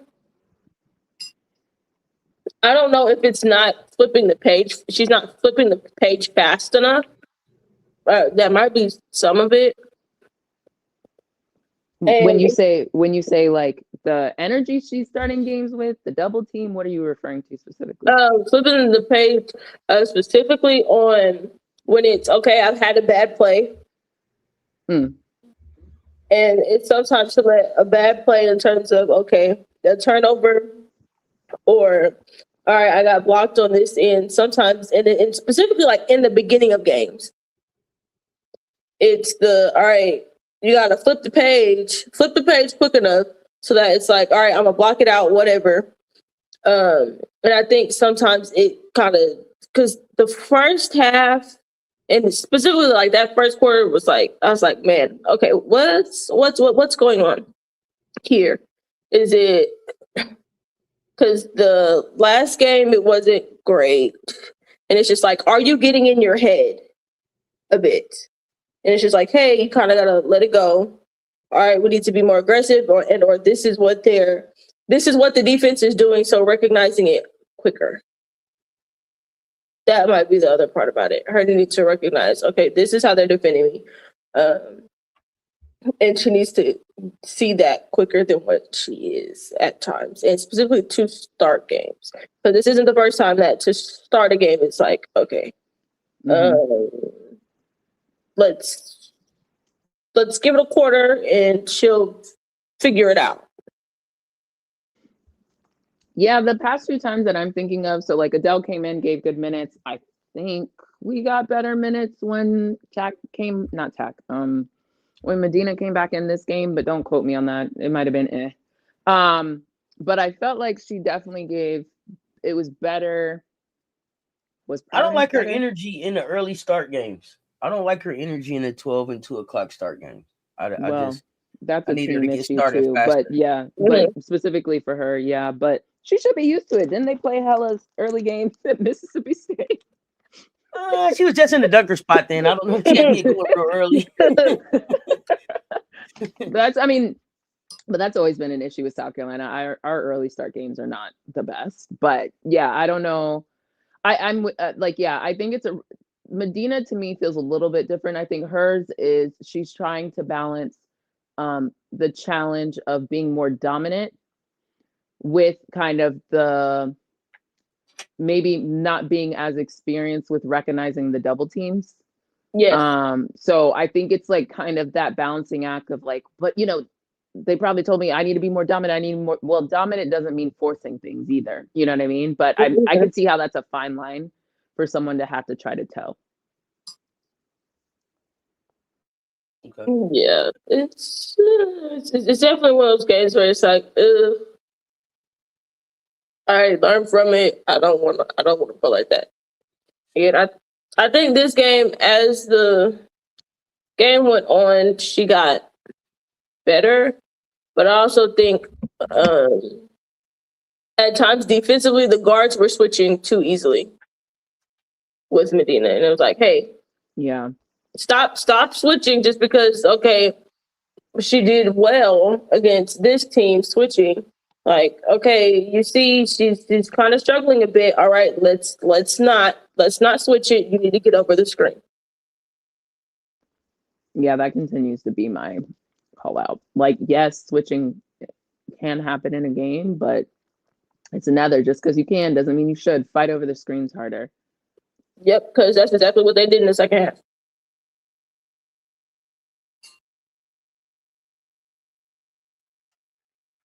Are you ready to look at Florida? Yeah. Or do you have more on this game? I'm trying to think. I think we talked to everybody. Did we talk to everybody? We technically didn't talk choice, but technically didn't, but we kind of did. But yeah, I was like, I did. Yeah, Joyce is Joyce. Like, there's, like we said, sometimes the hey girl, there's the pass to the corner. Kick that on out sometimes. I'm still gonna call for more rebounds. I'm not. Oh yeah, I'm not getting off that. Yeah, we went down to 4 this game, and I'm pretty sure they all came in the second half. Maybe one in the first. Yeah, that's get a little bit better. Right, can we at least get 5, please? At least 5. That's my minimum 5. Really, it should be 6, but hey. Yeah, but that's about it on this game. Miriam. She didn't get a ton of minutes. She didn't get a ton of minutes, but I definitely saw a couple of times when she was in the game. Homegirl was looking like she was ready to shoot. So love to see it. You ready to shoot? That's all I need. Well, I mean, this game coming up, I think, is a chance for. This is a game where Miriam can make some noise. The Florida game is a game that I think that Miriam can make some noise. Now, Absolutely. I think that Miriam's been rebounding. We know that she's gonna box out. She's gonna go for the rebounding. Let's get some points on the board a little bit though. Let's get some points on the board. I saw her shooting the shots. They weren't falling, but she shot a couple threes without hesitation. At least one I remember. I just want to see more of that. Just get comfortable letting the ball go. It's okay if it don't go in. Let the ball go, and then we'll figure out the rest of the stuff. Because the shot is there. At least make them aware that you might shoot it, right? So that they have to kind of do something different when the ball's in your hand.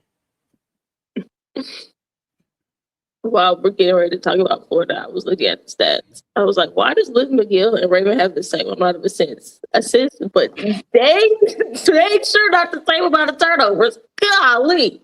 5.1 turnovers, 5.9 assists. Oh my goodness. Yeah, it's bad. Auntie, did you watch the Florida-Tennessee game? Can you just do a quick recap of the Florida component of the Florida-Tennessee game? What do I remember about Florida-Tennessee? What'd you say? Sorry? I'm trying to remember what I remember about Florida-Tennessee. Oh, Liv had a meltdown. Is that when she got the flagrant foul? Yeah, she got the flagrant. It was live or bust. It was live or bust. Even though Miari O'Neal is playing better, it's still live or bust. They didn't actually have to lose this game. You know, they were hanging with Tennessee. I want to say they even had a lead at one point, or they were climbing back into the game. Don't quote me on that. No, they had a lead. They had a lead at 1.4. Matter of fact, Tennessee was blowing them out, and I was like, Florida gonna make a run in this game. And I was like, yeah, keep watching. So I kept watching. It's a lot of live McGill or bust. I believe she started forcing stuff. She got the flagrant, and then Tennessee just went on a roll, went on a run and closed them out. Is what I remember off the top of my head. So was it good Tennessee, bad Florida, a mixture of both? Oh, neither one. So I left the game feeling like we was gonna beat both their ass real bad. That's how I left the game. I don't know how else to explain it. I didn't leave feeling good about either one of the teams. Like I left like, damn, Tennessee, what's up with the Pardos and Silva and Talasia? Even though you got the win, I still don't believe in what it is that you're doing. Kim Caldwell and Neil Ivy, y'all are looking like Ebony and Ivory right now. Both y'all seats is heating up for me. Well, at least Ivy will take some accountability for the way in which her team plays. Kim, what is accountability? And that's facts. Okay, so who I mean, clearly containing Liv, or I guess let Liv cook and just contain everyone else. Either one. I would like to see good defense regardless. So I would like to contain Liv and still play good defense on everybody else. I'd like to play team defense. That's the better way to say it. I think rebounding, again, everything I just like harp on. I want to see that every game. I want good defense. I want rebounding. That's what I want. And ball movement. Those are the three things I want. So I guess Florida will be a good one to test it on.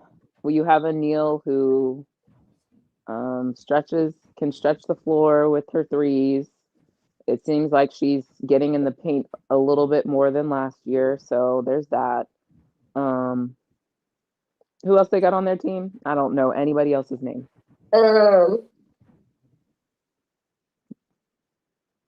Florida?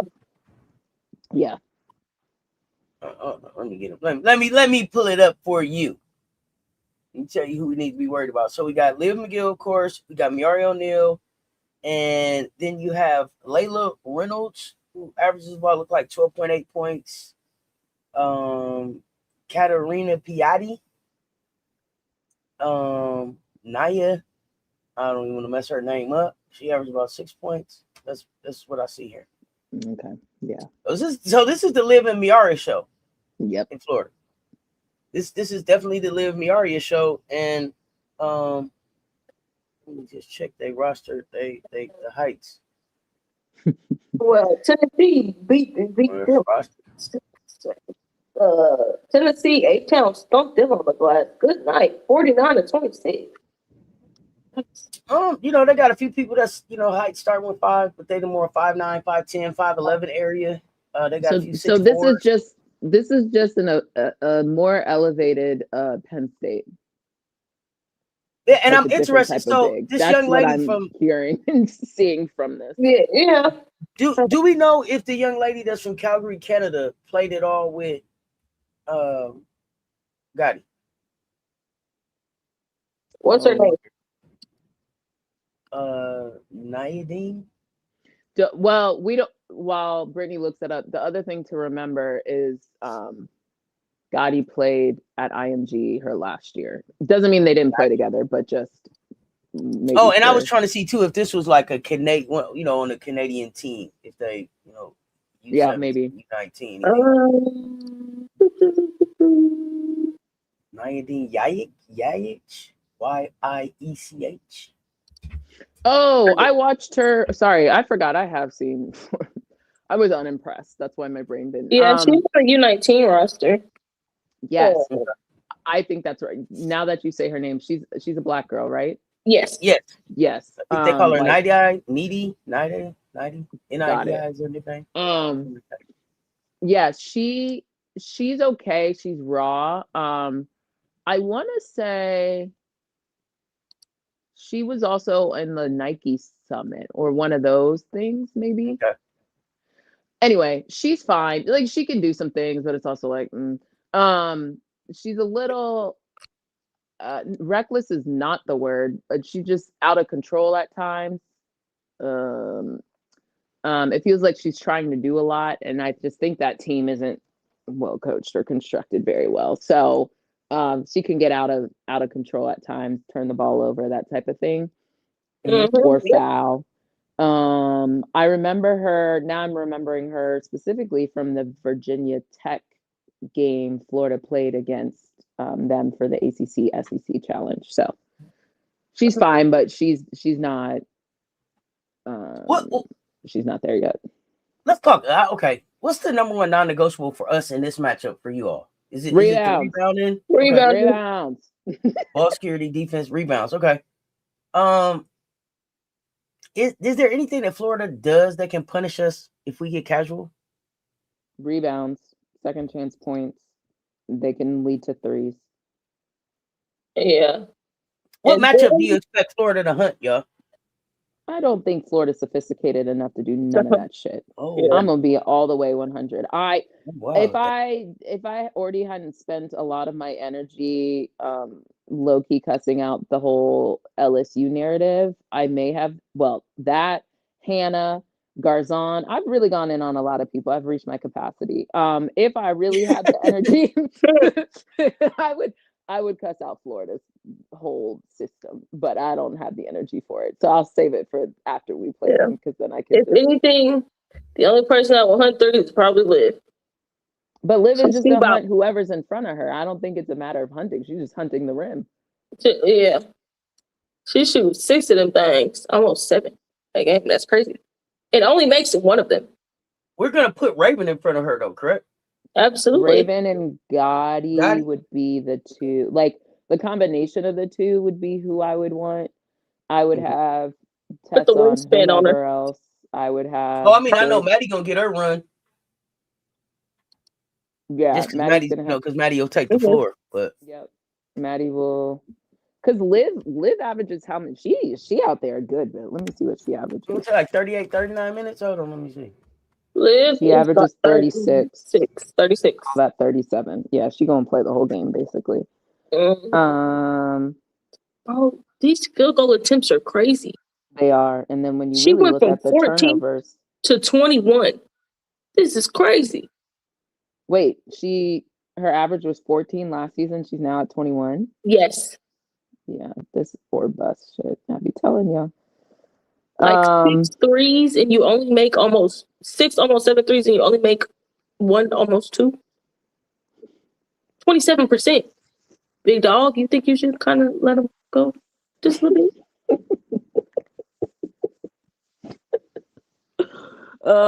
Them turnovers is really what I need. So we need to play defense so we can get them turnovers.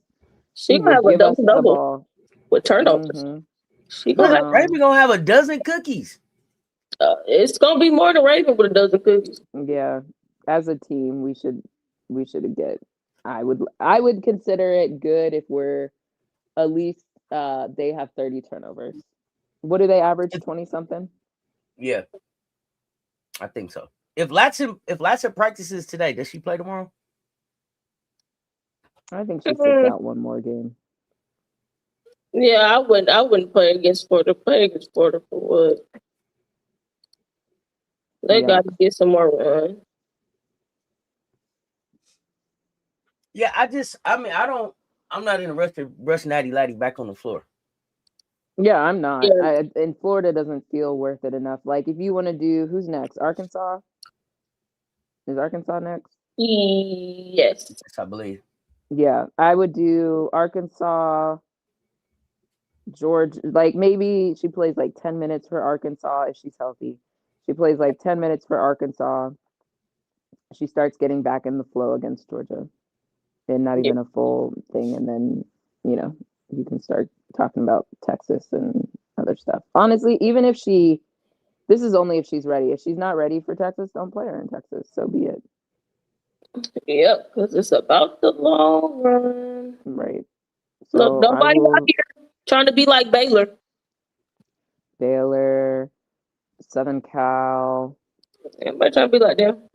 Sorry. I'm sure there's someone else who's done it that I can't think of. But yeah, there's no need to rush. It's her senior year. She's going to the W next year. She already has ankle injuries, right? Let's not perpetuate it. On top of just like the long game of this season. I just don't think that's the right thing to do.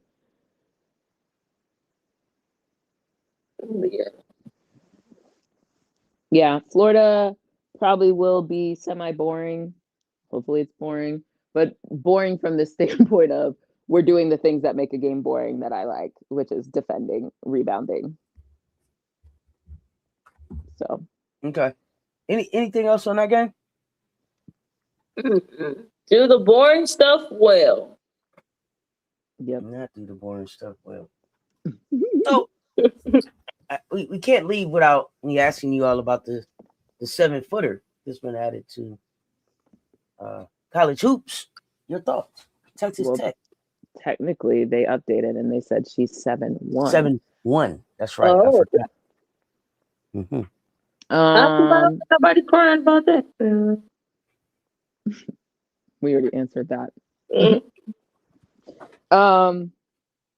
I don't really have a whole lot. I mean, Texas Tech is undefeated. They've been doing a good job. I think the question is, how are they going to integrate her into what they're doing? I think it will be interesting because Texas Tech plays really well as a team, right? That game versus Baylor showcased that. So what's not clear to me, and I don't know enough about the Texas Tech coach, is like what her philosophy is, because as we've clearly demonstrated through the conversations of the teams we've talked about, there's clearly certain coaches who like playing with the big, and there's coaches who don't really care for playing through a big. And what I don't know is, and you would assume you get a 7'1" person that you would play through them, but I don't know what that actually means. And I don't know what that actually looks like. So TBD on kind of what that is, because if you have a 7'1" person and they just chilling in the dunker spot versus running plays and actions for them, that looks very different. My goodness, you deserve to be fired. Say okay, what? so when you watch the video, when you watch the film, how quickly do you think this player could get acclimated? And where do you see her being able to be a threat right away? Well, it depends on how quick they can. How good are they? How good is their coaching staff? It's going to kind of depend on how quickly you get her acclimated, and depending on what they want to do with her. Kind of like what Commissioner was saying. How much do you want to do with her? Do you want to? No. Did y'all watch the film on this player? This is what I'm trying to articulate. She played in Japan against individuals who look like preschoolers on the court next to her. So I don't know what I'm supposed to take away from that. I also don't know how tall those people are. Okay, that's fair. So I don't. Are these kindergarten looking people actually like 5'5", 5'7"? Are they 6 something? I guess I could go do the work of actually measuring them versus her, but I ain't about to do all that. So yeah, and I'm not gonna disrespect like people playing basketball in Japan, but like, what is that level of competition? Versus I guess I'll tell on myself, I didn't realize Japan had a basketball league in college. I never knew that. Where did I think people played basketball in Japan? I don't know. But I didn't realize they had a university system that had basketball, which I guess it kind of makes sense. So I don't know what to do with that, you know? I don't know the level of competition. So that's kind of hard for me to grade. But look, at the end of the day, you that close to the rim, if they get you the ball, it's very easy to score. But she also looks a thin 7'1", so I don't know how easy she is to move off her spot or what. We gonna see. On the bright side, she's in the Big 12, so not a lot of really big bigs over there. Correct, and I think we're gonna see her versus Audie soon. Now that Jan 28. Yeah, we're gonna learn a lot about her then. With how she plays against Audie. Because a thin 7, I don't know, really thin 7-footers make me nervous. Yeah. Just because of the bigs are already prone to like feet issues. But let alone being 7'1" and really small. So I just one wrong move, one wrong hit. Yeah, I don't. I need to know. We don't see how strong your bones are, and specifically how much can her body handle. So, like I was saying, on the bright side, she's in the Big 12, so it's not like she's in the SEC and like, yeah, you gonna deal with some pounding down low. I think what surprised me is that people were immediately like, she's 7 foot, so in women and can dunk, so in women's basketball, she's automatically gonna dominate. I didn't necessarily see that. I don't necessarily have that feeling about her that like, yo, she's just gonna dominate now because she's 7 feet tall. They think that anybody that can dunk is and I don't think it's fair. I don't think it's fair for them to be calling her Wemby. I didn't see Wemby. What? The highlights. I'm gonna keep it a buck. Now I'm gonna have we gotta stop. We gotta They call her stop Wemby? with this. This is crazy. Someone comes from abroad got a doesn't lady make them Wemby. Wemby. No. Oh my goodness. This is crazy. Absolutely. And it's just disrespect. Like, everybody's Wemby now who's tall and can handle the ball. And it's like, I don't even know if that girl can handle the ball because I don't even remember if I saw that in the clip. But it's just like, just because you're tall doesn't, and you came from overseas, that don't make you Wemby. Not at Y'all all. weird. That's so weird. Like, everybody not Wemby. That man, and the other part about that is, okay, you sitting here saying, oh, she Wemby, that don't make me scared or nothing. And if anything, I'm like, oh, okay, so I'm gonna be worried about how fragile you are.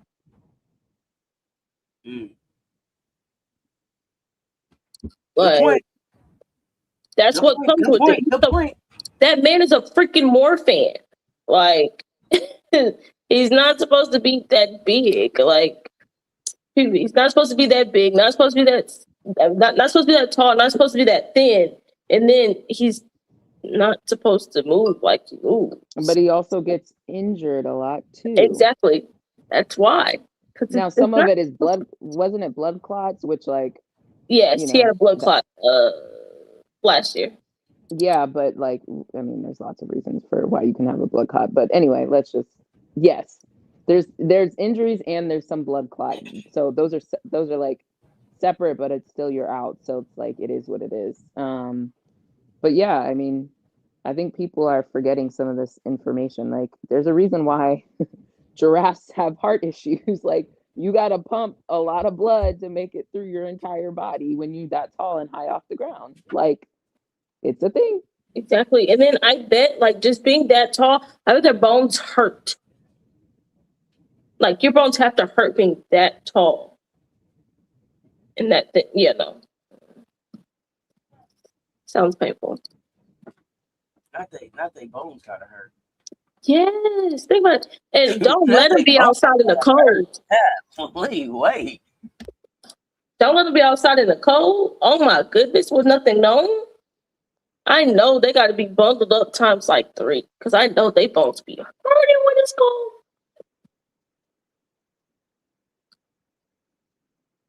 With you. What games are you all looking forward to today? Are there any games to look forward to today? What do you think? Well, what are your thoughts on Southern Cal, UCLA? Oh, that is today. Okay, yeah. Yeah, UCLA should stomp the brakes out of USC. I mean, I agree. Should. I don't know if TCU and Utah is going to be a good game or not. I don't know. Arizona, Texas Tech, but Southern Cal, UCLA is coming up here today. It's going to be Sunday. Of course, I'm going to watch Rhode Island because I watch Rhode Island. Oklahoma State plays Houston.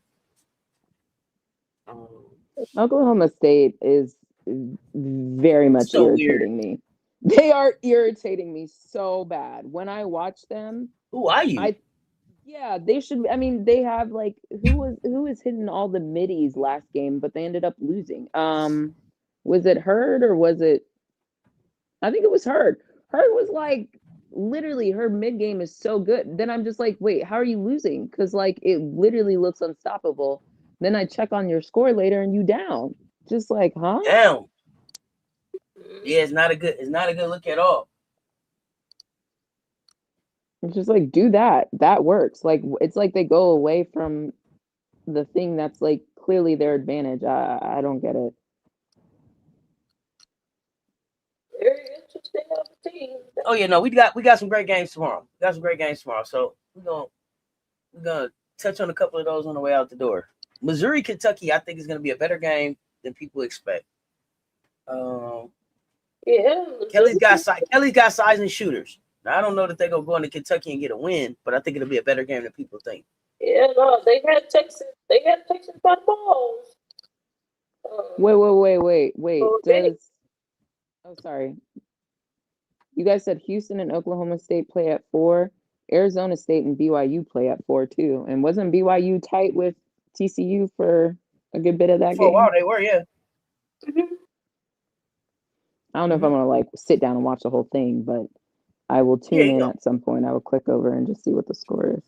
Mm-hmm. Oh yeah, it's a couple of click throughs. See what's going on. Could be, might catch your interest. Texas and Ole Miss, that's tomorrow too.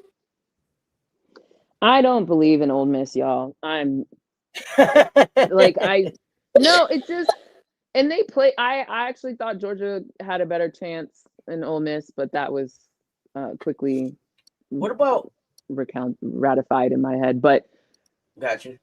I don't think Ole Miss has the offensive power to stay with Texas. I think, and I'm not convinced their defense. So we were saying this before, like SEC, like their record basically was 0-0, right? When you start with SEC in a way. yep. So yeah, like they can do it, but I just, from what I've seen.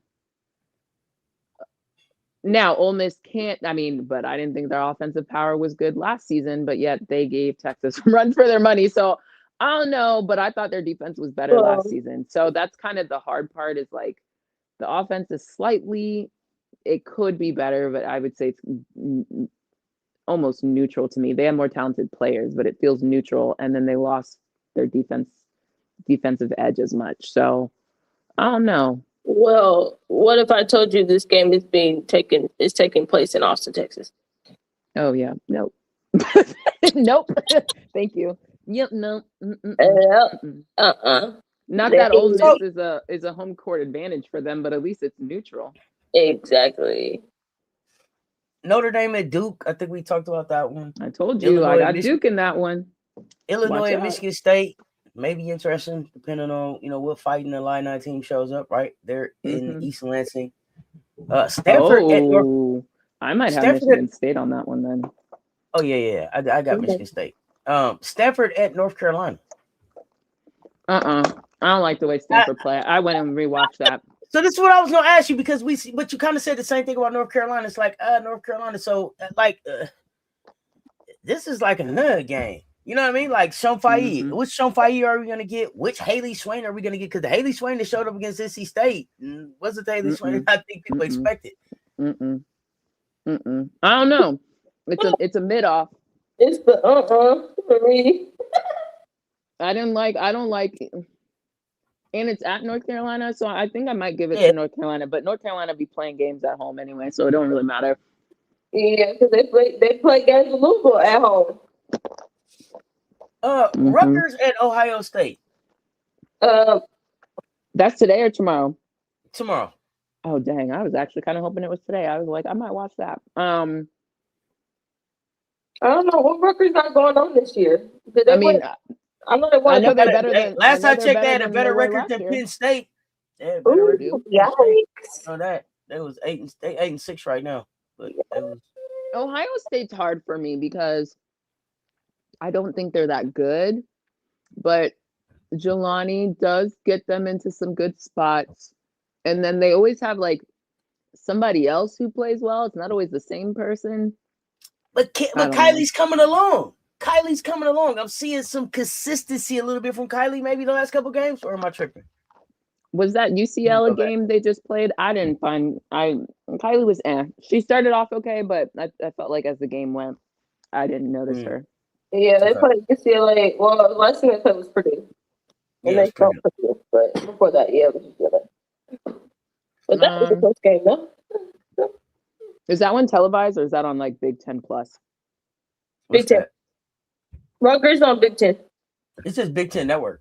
Yeah. Oh, good. So I can watch it. Okay. I'm But it's gonna be it's on at 2:00. It's gonna be on the same time that never mind. we're on. So it's like a rewatch. That's the rewatch. You know, or if during anything, our commercial breaks. West Virginia's playing Kansas State. I don't know. I'm on both of them. Let's see who kind of somebody Again, over who there. shows up. Yeah, someone gonna win, but it's like a who shows up between because they're both inconsistent. So are you interested in any of these? Virginia at Florida State, Syracuse at Wake Forest, Clemson at Miami. Nope. Okay. Cal at NC State. Tell me who wins. That's the level of interest I am. Cal at NC State. Does NC State have a pulse? We got Kai right there, so I'm definitely watching that one. Yeah, I think NC State it'll be a rewatch. Plus, Camille Pierre. I'm paying attention there. Texas A&M and Georgia too. Go ahead. I think I have NC State in that game. Absolutely. Cal still hasn't worked it out enough for me to believe in them. Yeah, no, and it's in. I'm interested to see how Sakima plays against Camille. Yeah. Well, it'll be against Triger. I think will be on here. Oh, really? Okay. Well, the other part is who do you think they put on Triger then? They don't have size, so it don't matter. That's what I'm saying. Like it's because you're either gonna give up the rebounds by putting someone smaller with Pierre, or you're going to give up the stretch out three. I think I would maybe I think I'm with Brittany. I would have Kima on Pierre to try to negate her rebounding. Yes, because Pierre is very capable of getting 20 plus rebounds. So I like that one. So and Gamecocks, especially for you, is Sam in favor? Are they gonna be able to go into the city of Norman and get a win? No.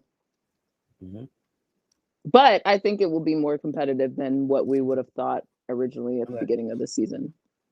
Is Sam and Mississippi State going to end up in the top 25 this year? Brittany, jump in too. I just had to ask. I always have to ask about favor. Oh, favor. Didn't he just get a mid-season transfer? He did, but I don't know. She's there, but I don't know if she's playing yet. She's from France. She's a point guard.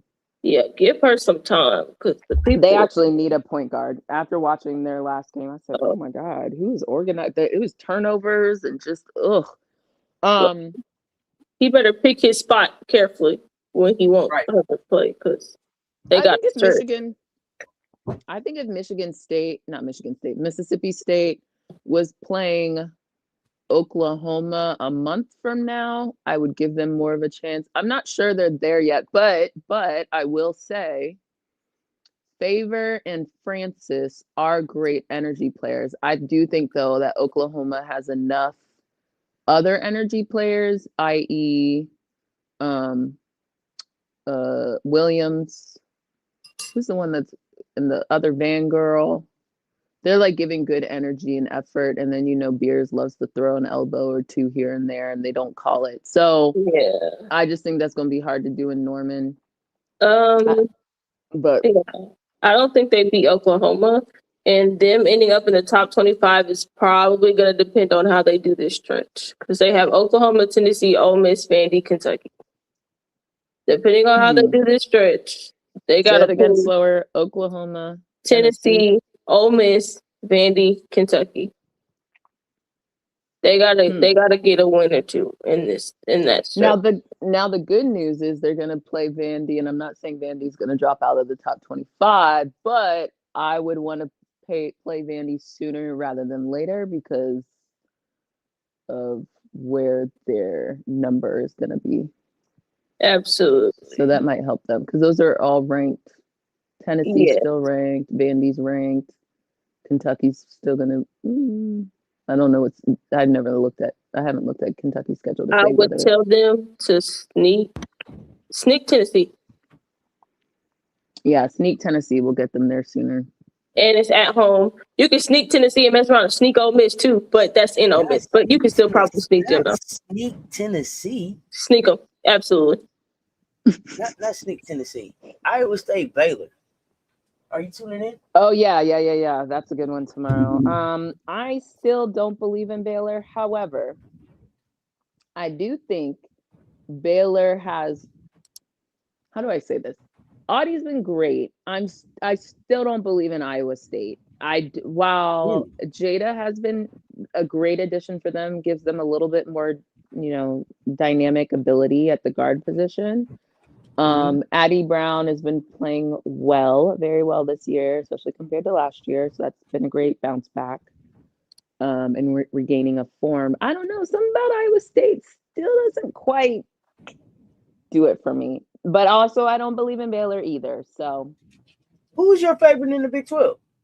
Is it TCU? Big 12. That's those two in the same sentence are problematic. Who do I think will win the Big 12? I had TCU before the season started. I had Baylor as a watch out, but you know how that's gone. So, do you believe in Arizona State? No. Sure. They're doing good things though, but I don't believe in them enough to win. Kind of program. Texas Tech. Do you believe in them? No, but let's see what happens over the Texas Tech. I think is solid. Okay. Now with this, more solid than Arizona State. Equivalent solid. Got it. Okay. Now with 7-1 coming though, it could change things a little bit. I need to see how they play her and how they utilize her. I think Texas Tech has the advantage of having gone. Where did they go? Were they in Japan? Is that where they got that girl? They went somewhere internationally and played in the World Games. I want to say they might have been in Japan. They were over there on that side of the world, though. I don't know if it was Japan or like somewhere else. But so while they was over there, they said, "Okay." I think so. I think one of their coaches made a trip because they were over there for like the World Games or something like that. I don't know if it was Mongolia, Japan, something, but it felt like on the other side of the world, wherever it was.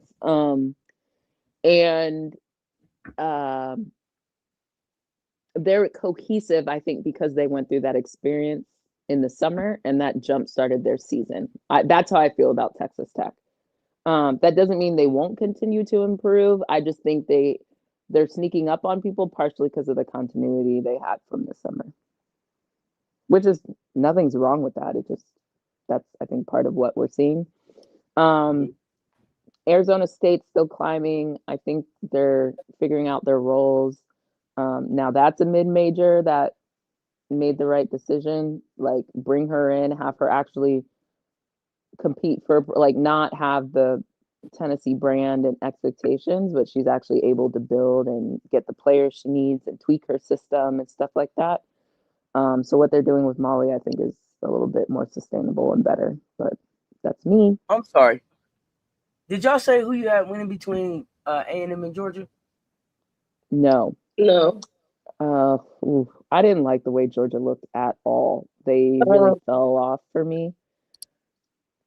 It's at A&M or is it at Georgia? It said Georgia. Sure. I'm gonna give it to Georgia. Yeah, I think so. What? I was a Joni. I'm thinking about you. I think you can get one. You can get one of these games. You might be able to get you one in Georgia. You might. Will do. I think you will. No. Brittany says she think you might can get one against Coach Abe now. Well, you can sneak one. Oh, Joni. Let me see. Did I have another one I needed to ask about? Virginia Tech, Louisville. Louisville. Tennessee, Auburn. Tennessee, unfortunately. I just don't think Auburn's just not there. They're just not. Penn State, Wisconsin. Where is it? Wisconsin. I mean, I think my answer was going to be Wisconsin, even if you said Penn State, but I would have given it a little bit more thought. Yeah. Yeah, still would have given it Wisconsin. And we talked LSU, Vandy. We don't need to ask about that. Maryland, Indiana. Last one. I'm going to go with Maryland. Maryland, they need to bounce back in. Maryland. So I agree. Wait, we didn't answer Baylor, Iowa State. We were talking about it, but we didn't answer. Oh, my bad. Baylor, Iowa State. I want Where to is say it? Iowa. Iowa never State. mind. Iowa State. Never mind. Yeah, I just think I think Audie get it at the crib. Yeah. I mean, I here's the thing. Like Baylor, but the path Baylor has been on has just been like, huh? Outside of the Talia Scott mess that they did with her coming off the bench for the last 2 minutes of the game. This is the other person. We're gonna save this. Little Paige Bugs. Yeah, we've had a problem. Yeah. Mm-hmm. I just that's been a disappointing one for me. Absolutely. With your offense, what the hell? Where did your offense go, Little Paige? Where's your offense? Where's your intensity? Where, like, just your I don't know what happened. I get she was one of the few people for Baylor last year, like for real that you could depend on, but it just, I mean, she's still averaging 10 rebounds though. She's giving you 10 rebounds. Where is the scoring? But her defense is not consistent. She's rebounding, which is good, but I think when you tune into her defense, it's not always there. Now she is undersized, I'll give her that, but it's still not quite.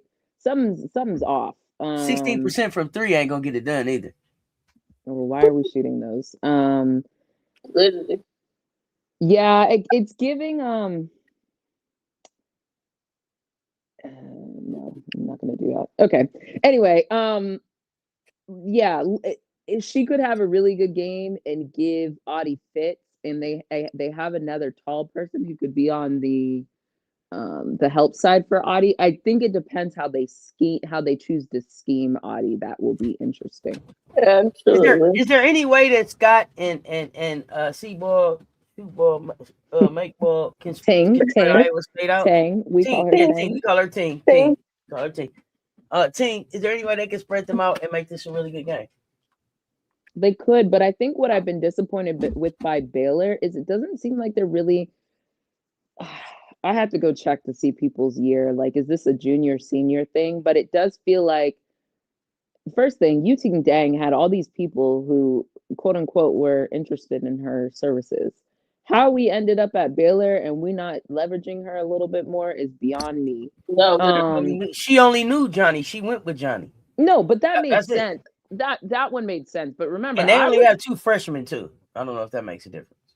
Baylor? Yeah. Okay, well then they're all in a conundrum. So I just feel like there has to be a better way to leverage, even if her defense isn't quite there, which, like, staring at half of the college landscape, not a lot of people have great defense. So even if her defense isn't there, what can you do and how can you scheme her? Either with Scott on the floor a little bit more, or they're staggering her. I just doesn't feel like they're really like getting the most out of their team. Okay. Like everybody's a little subpar to me, and and it's not solely because of Talia Scott. That doesn't quite make sense. It feels like they're pushing their chips in on maybe not the wrong people, but they're pushing like too many chips. Like that point guard, Van, whatever her name is, not a fan.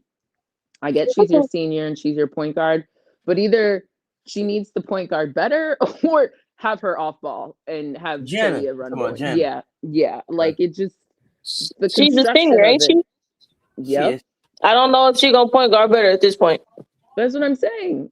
And apparently, I think I heard when I was watching one of them, she actually was on the Stanford practice staff, I believe is what I heard, or I misheard them correctly if they weren't talking about her. They were talking about somebody that she was like on their practice squad or staff or something the last time Stanford won, which would have been with Cam Brink during like Aaliyah Boston's time. And so she was on the practice squad, then like started playing basketball for real. So like in theory, she should be better than this, no? I agree, but I got another name I want to throw out, and I'm trying to figure this player out. Like, what exactly are you doing as a senior as well? Bella Fauntleroy, what's happening? Yes. I'm telling you, all of Baylor, I look at What's it and I happening? just squint don't at the make sense. TV. Every time I'm just like, what is happening here? Like, as a senior, I need to be hearing your name more, shouldn't I? I mean, Well, I don't know. She remember, has a good lot of games and seniors aren't senioring. But the other thing too is I feel like she's a smaller forward. You're only 6 foot. You know what I mean? So if the dub is the next stop for where you're trying to go, I need to be hearing something different. But maybe I'm tripping. I'm not. I don't. It's not enough lights, camera, action for me. Right there. What was the last game Baylor played? It wasn't Texas Tech, it was someone else. But whatever the last game, I think I tuned in. Was it Oklahoma State? Oh, it was Oklahoma State. It Yeah, was because that was Oklahoma a State. mess. That was, oh my God, that was so mid on both sides. I think that's why I was like, I'm done with Oklahoma State. Good for Baylor for winning and going on a 17-0 run or whatever it is they did to end that game, 12-17, something like that. She was crashing out. That girl was crashing out the game. I was like, what is this? Not crashing out. Yeah, she was crashing out. She was crashing out during the game. Like one of her teammates had to come grab her and was like holding her face in their hands. Like, look at me, like calm down type of like get it together. get it together. Yeah, she was crashing out bad. Whenever I turned it on, I was like, what is going on here? In the middle of the game? Oh no. In the middle of the game. I mean, like crash out is probably too strong of a word, but you know what I'm saying. It was very If your teammate got to come grab your face, then you're crashing out. Okay? Somebody got to be like, "Hey, look at me, lock in, man." Crash. That was the right word. That was it. Okay, all right. Crashing out feels like yeah. There's levels to crashing out, I guess. So yes, but what the lowest level of the level that I noticed crashing out. I don't know what's going on. I don't know if it's frustration. They're frustrated. The way they lost to Texas Tech. Coaching. I don't know. It just, yeah. I still don't believe in Baylor. Like, yeah, they came back and won. Winning is all that matters. You got to win by 1 when the clock ends 0. But the way Baylor is looking, bro, even the fact that they had to climb out of where are you at? the hole. Where are you at? We're not even fucking talking about LSU. Where are you at? I'm telling you, they just come in here. They just come in here. Like you just wanted to type some shit. Literally, you just like come. You just wanted to type some shit. Auntie, they heard crash out and they assumed we were talking about their team. We wasn't even talking about this. They wasn't even on our mind, bro. Like, where are you at? Literally haven't said anything. Catch up, Mustard. The conversation. It's okay. You need to look. He need to be doing film study on Vandy. You look silly as hell. We ain't even talking about this. That is wild. We so far past that fucking conversation. Catch up. Look, you need to look. You need to be doing film study. Y'all got Vandy coming up. You need to go to work. Get to work. Crash out. You're right. Your brand is crash out. Like we were talking about Baylor. Like you heard crash out and started typing on your like what? Oh You're goodness. Right. It is your brand. That's why you thought we were talking about you. It is your brand. Crash out. That's wild. We said crash out, and you thought it was nowhere there. Boys be tripping. Boys be tripping. Okay, no, we wasn't nowhere even over there. Nowhere. See, they saw trash coaches on the screen, heard crash out, and said it's our brand. They must be talking about us. Oh, interesting. Goodness gracious! I mean, listen. Jeez. What? You just needed some attention or something. Man, hit dogs will holler, won't they? No, for real. Holler. We went I'm telling you, their insecurities are so loud. It's so loud. Lose one game and they just ready to jump off a cliff. Way over in Waco. Meanwhile, in Waco, Texas. Literally. And Waco. Like what? That's what we talk about. Bro. Meanwhile in Columbia. We ain't got time. Man. Anyway, back to what I was saying about Baylor. Like, yeah, I don't know. I don't know what's going on over there. And so is it too many head coaches?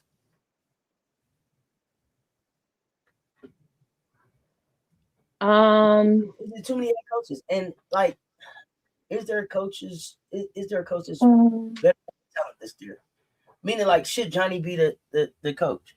Yeah. You keep trying to make her the coach, but I don't even think Johnny's the coach. Like the way I see whenever they're in a huddle, it's that black man that be talking. I don't know. Well, the only reason I keep saying Joni is because the only people that I see doing good now is the people that Joni brought with her. Like, Joni brought, yeah. So that's why I'm like, with Lil Page Bugs that fell off, ain't nobody talking about Fauntleroy no more. So it looked like it was Johnny kind of team now. So that's why I'm asking. I mean, it's Johnny's players, but I don't know if she's the coach. I mean, yeah, there's an element of that. I think there's an element of, I don't know if hot seat is the right word, if Nikki's feeling some anxious type of way, or I don't know. I have no clue. Whose team is it? Is this Talia's team? Is this Lil Page Bugs team? Is this Fauntleroy's team? And whose team should it be? Well, here's the problem. Because when you bring in transfers, and especially when you bring in kind of the more talented, the talented person is not the incumbent. I don't know, and you don't have a clear culture, you know what I mean? Like, what do you do? And it's, I mean, the same issue to me well, I'm not going to say that one. It exists in Ole Miss. Let's use Ole Miss as an example. I was like, I'm not doing that other one. Let's do Ole Miss. Ole Miss, Baylor, those let's just focus on those two, Ole Miss and Baylor, right? Like, you're bringing in new people who are more talented, maybe not projected all the way, but it is as of this current moment, they're the most talented. But Talia Scott's different because she's a sophomore, but maybe in Ole Miss's case, you're not gonna have Cody next year. So what do you do with that? Focus on Chino. Focus on Sierra Chino. Y'all know who I think they need to talk to? Who? Mark. Go ask Mark how he be doing it. Yeah, but Mark is okay. Yes, that's true.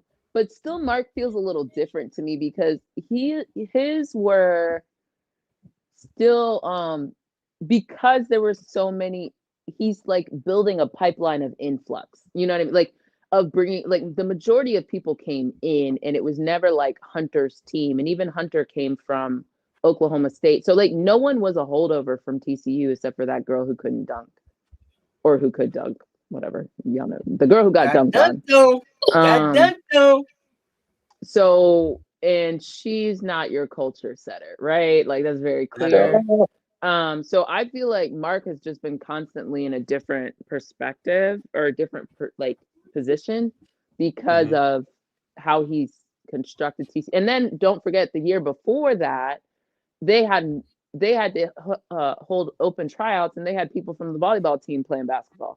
They did. They did.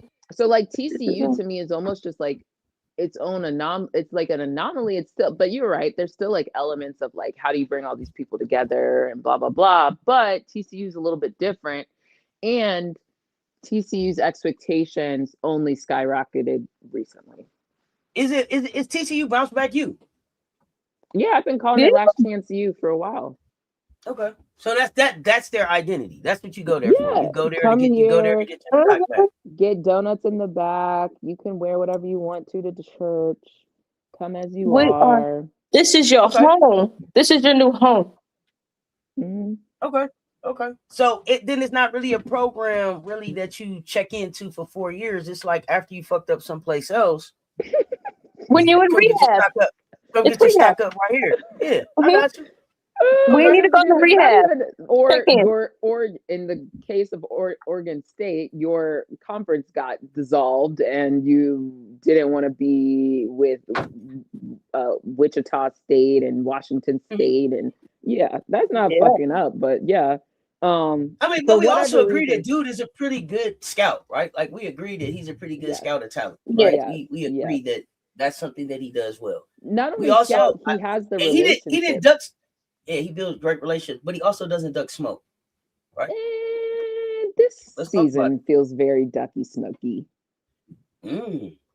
I'll give you because you didn't know what you were gonna have because he didn't see us this year. Is that the smoke you think he ducked us seeing us again? Yeah, that's part of it. But also, like, you knew you were bringing in Olivia Miles. You knew you were bringing in Silva. You knew you were bringing in all these people.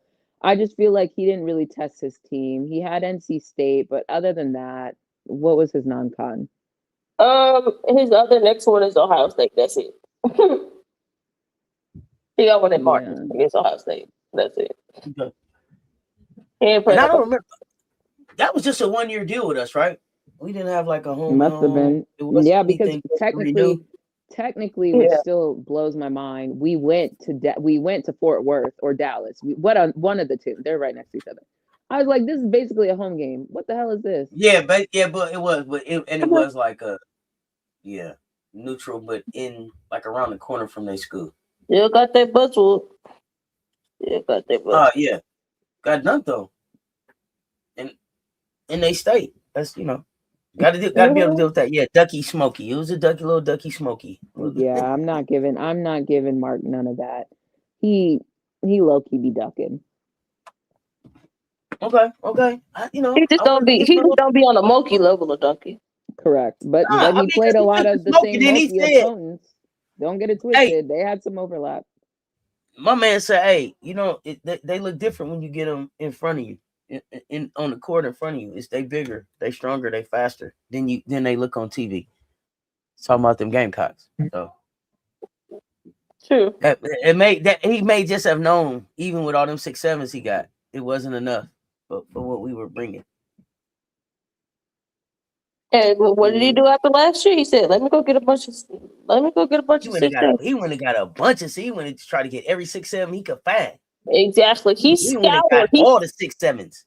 Yes, he went and scoured the entire NCAA women's basketball to go collect a gemstone of 6'7s. Mark, Brenda Freeze ducked who this year? Brenda's non-con was not as strong as it has been in the past. That's true, but I don't. Well, yeah, she doesn't. We only see them in the tourney. Brenda don't schedule us, right? But don't worry, you know who Brenda gonna see next year in Perry. Oh yeah, we'll see you then. But I don't. She doesn't schedule us on a regular. Because she sees us in the tournament all the time. I wouldn't either. Like, y'all keep matching me up with them. What I need to schedule them for.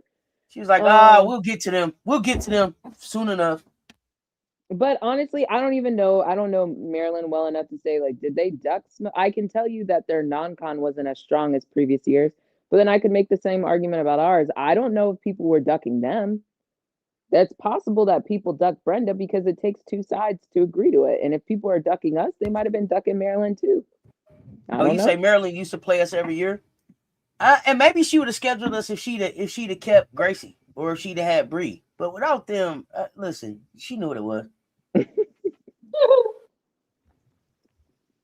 She knew what it was. She could Gucci Lucci wasn't enough to bring to CLA. Yeah, I don't know, Brenda, but Brenda got her own. How do you think Maryland would have looked with Gracie? Like they look. Yeah. The only reason I say that is because I'm resolved to the fact that Gracie would still need to be out of the game. Yeah, Brenda wouldn't have been able to do anything to have Gracie play better against Betts and the bigs that she's going to have to do. Betts and the bigs that she would have to play against. Gracie looked horrible against Betts. I don't even think she started the game against UCLA. Are you serious? Yeah. What? See, now I gotta go check. What? Yeah, now we gotta go. Now we all gotta go check. Please double check me. What? Did Merkel start that game?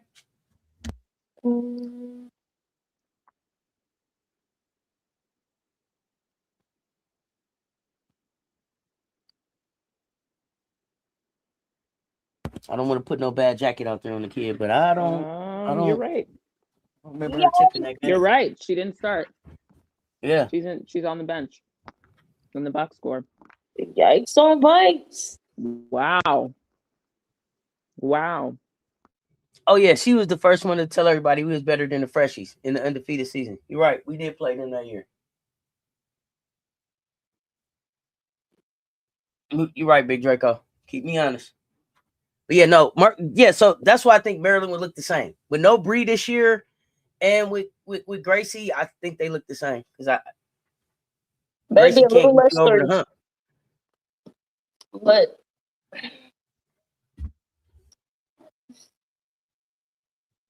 How do you not start Gracie in against UCLA?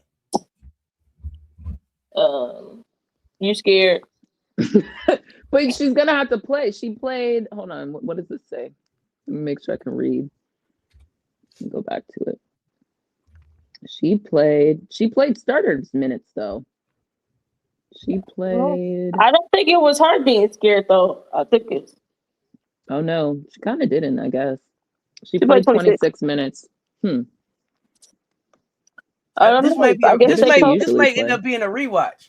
Yeah, we might actually have to put it up on there because here's the thing.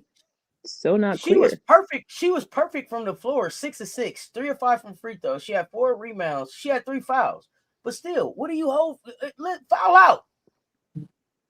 That's I don't understand how you don't start it. How you don't start her. I guess what it looks like is they probably were just like, yeah, we're just gonna go small and spread them out and let Betts do what Betts does. Oh, okay. Well, that's the only thing that looked. Betts dropped 25 on your head. Betts was gonna do it regardless. Yeah, so I don't understand why that would even be the. Oh no. Plan. I think it's stupid, but that's the only thing that could make this thing what you did make sense. Okay, man, let's try to spread them out. We're just gonna go small, spread them out, let's try to get to running. Here's what's interesting. I'm looking at Gracie's game log.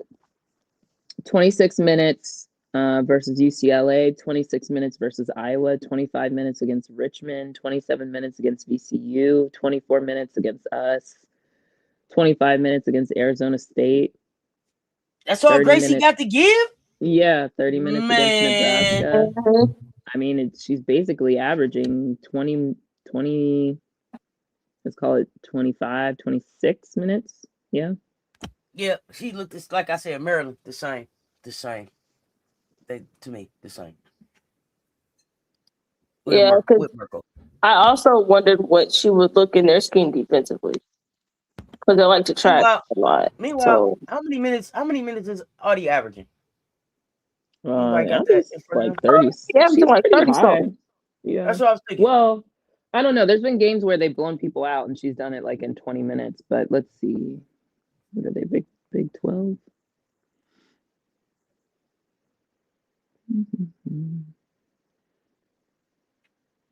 Audie is averaging 27 minutes. 27? That's probably 27 before conference. Like you said, she has some blowouts.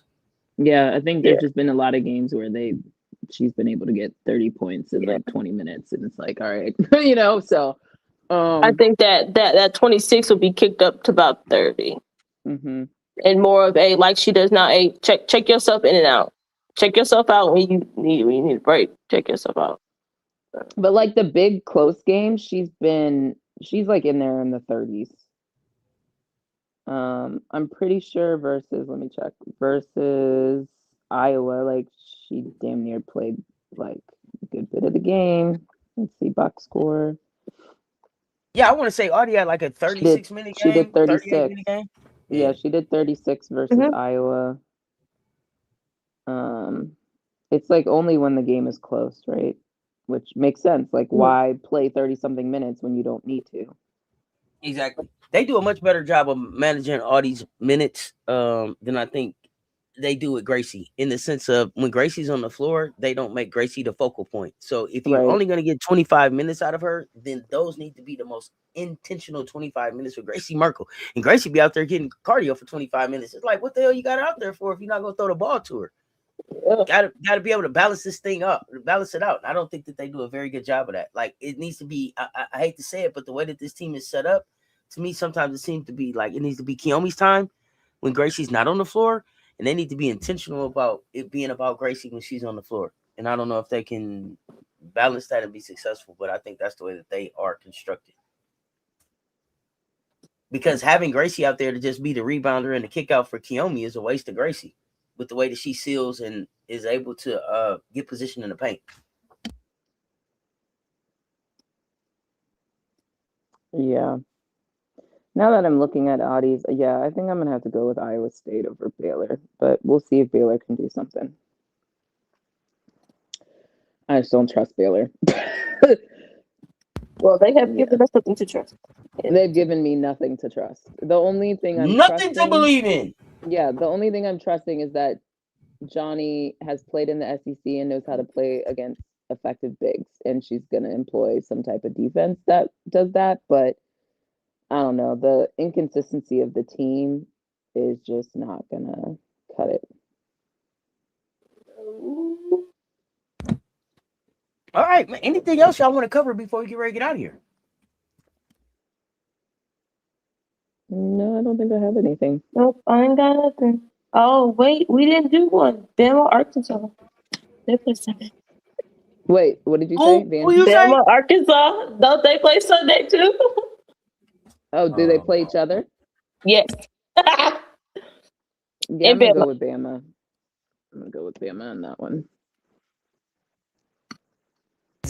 Easily Bama. Bama, I think is going to be is going to fare better in the SEC than I originally thought. Yeah, I was wondering how she was going to do. And that's a combination leaving. of who Alabama is and then who everybody else has proven they're not so far. I think Bama's going to fare exactly how I think they're going to fare, which is like. But I had more faith in teams than you did at the beginning of the season, so I can see why. They'll be all right. They ain't gonna be in the bottom, but they'll be somewhere in the middle bottom. Yeah, Chrissy Curry's not gonna be at the bottom of the barrel. Yeah, like Chrissy middle. Curry won't be at the bottom of the barrel, and neither will Hands on Knees. Neither will Missouri. Missouri's not gonna be at the basement of the SEC this year either. We gonna see. I still have them. Let me see them against Kentucky. Okay. I think Missouri's starting to look like how I think you were talking about Auburn on TV. Okay. I'm gonna be able to surprise some people. Gonna be able to add some defense. Turn the corner towards the end of the season. Yeah. Kelly came in with size and shooters. She ain't fucking around. That's for sure. Mm-hmm. Kelly sat over there at that desk all year. I was like, okay, I see what's going on up here. Mm-hmm. Mm-hmm. Didn't she? Oh, she got paid. She got a plan together.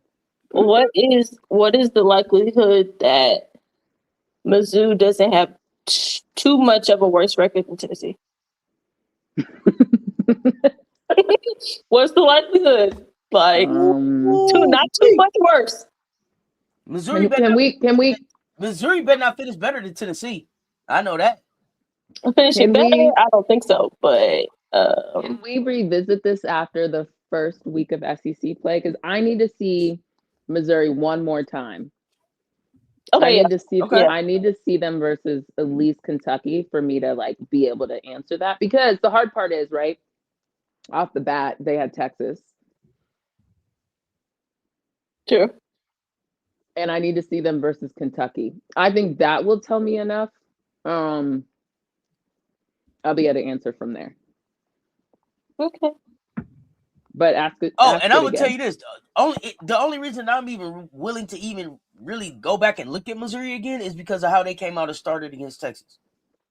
That was surprising for me. Period. I ain't gonna hold you up. Well, that's why I'm like, but let's see, because is it Texas played y'all like as fools and like really wasn't ready? Or are you guys actually like that? And I think they're closer to like that, but I need to see them versus Kentucky. Didn't they play Texas close last year? At least for like a quarter or two? Yes. They played Texas close last year. Okay. Yeah, they only lost 70-61. Ain't this year pretty much a different roster? Like nobody was Mizzou there or for Texas? For Mizzou. Slaughter was still there. But Kelly had to add everything else, right? Water and one other girl. They had the black girl who almost took Raven's knees out. I keep telling you about her. She was there last year. I ain't forget. Hey, you ain't forgot her. I keep reminding you she was there. Yeah, she's still there. I should learn her name, but I'm just gonna refer to her as the girl that we thought almost took Raven out. Yeah, she's still there. So they have a little bit of holdover, but I will probably say probably half the roster probably turned over. Probably, yeah. And the coaching staff. So yeah. Mm. I'm interested. Yeah. Very interesting. Let's see. Because it wouldn't. I would have a big laugh if it's like Tennessee, Mizzou, right there in the standings at the end of the season. Yeah, I mean, when's that Tennessee Mizzou game? Because I might actually have to pay attention to that one a little bit more. That game is February 12th. Oh, and where are they playing? Do you see that one? Tennessee. Oh, damn! I was wishing it was Kelly Mizzou. coming home. It's not home. She got her new home is back in Missouri. I'm talking about Kelly Harper is coming. Kelly Jolly is coming home. Like no, I'm saying whatever. That's still a Tennessee player. She was a Tennessee player?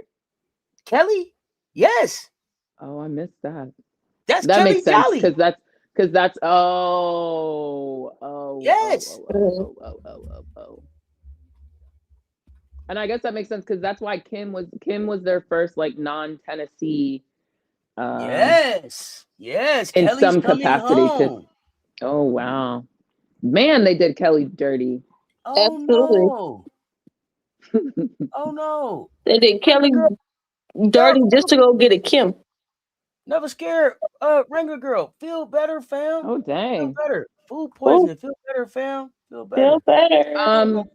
Make sure you have your ginger ale or something. You're gonna get a couple of good laughs. So maybe make sure your stomach is settled if you rewatch this. But yeah, feel better. But yeah, make sure your stomach is settled. Well, look at that. Mizzou beat Tennessee last year. Thank you, Malik. And that was a team that had veterans on it. Man. Yeah, I don't know. I think that's an underrated storyline people not talking about enough. That Mizzou versus Tennessee game, I got on my calendar. Okay. If Mizzou beats Tennessee again, Kelly Jolly to the crib. If she beat them in the crib, oh goodness. What other okay, so Arkansas. I still need to figure out what Vandy got going on. I cannot. That team is not making sense to me. Well, tomorrow is going to tell us, right? I think they're gonna lose. It's gonna tell us how bad Vandy is. How bad is the Blankster bus? How bad they are. Wow. Yes. Okay. And for me, it's gonna be if you lose because you're doing Blankster bus. Yeah. Come on, man. You gotta get Sasha Washington involved. You gotta get Winatanda involved. And tell me the last time they've involved those people that weren't against cupcakes. That's what I'm saying. This is why we got to see this tomorrow. But we haven't seen it. No, that's what I'm trying to tell you. I don't think they're gonna figure it out.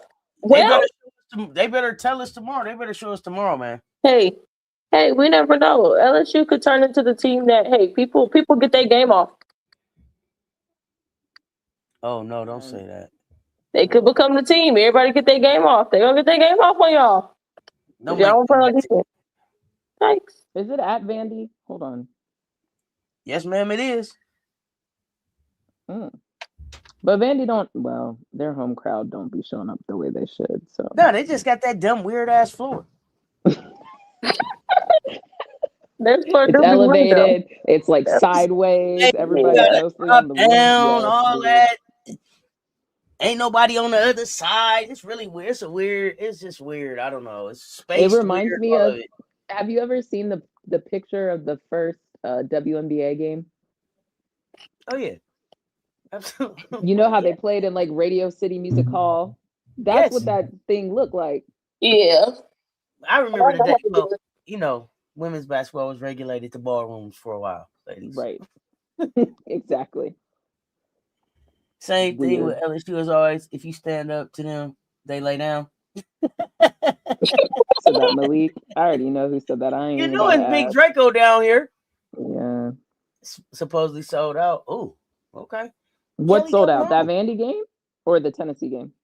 Vandy, LSU, or Tennessee? I thought you were talking about Kelly coming home, Missouri.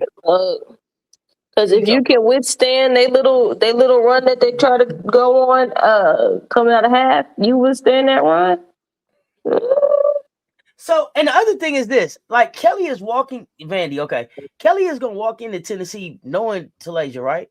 Knowing some of these players are still there, or no? Spearman, right? She knows some She's of them. gonna know. She's gonna know some of them, but not all of them. There's still a lot of new players. But what Kelly does have the advantage on is, again, she sat on that desk behind that She chair said, "Hey, listen, like all the film and saw them like all Sophia, last season. like Sophia on saw- Color Purple. She sat on that desk, sat on that desk, sat on that desk, sat on that desk. God damn it, she sat on that desk. You hear me?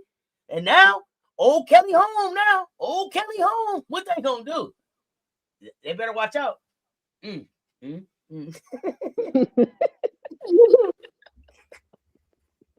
Y'all know Can't wait. as hell, man. Can't wait till that presser comes through. Don't have me That cheering for presser is gonna be Mizzou. must see TV. Man, that will be one of the few times you'll hear me cheer for Mizzou. I will be laughing. Well, let's just hope they're prepared for SEC play by that time. Well, but speaking of, who's Tennessee plays? Oh, Auburn. They kind of got lucky with their opening.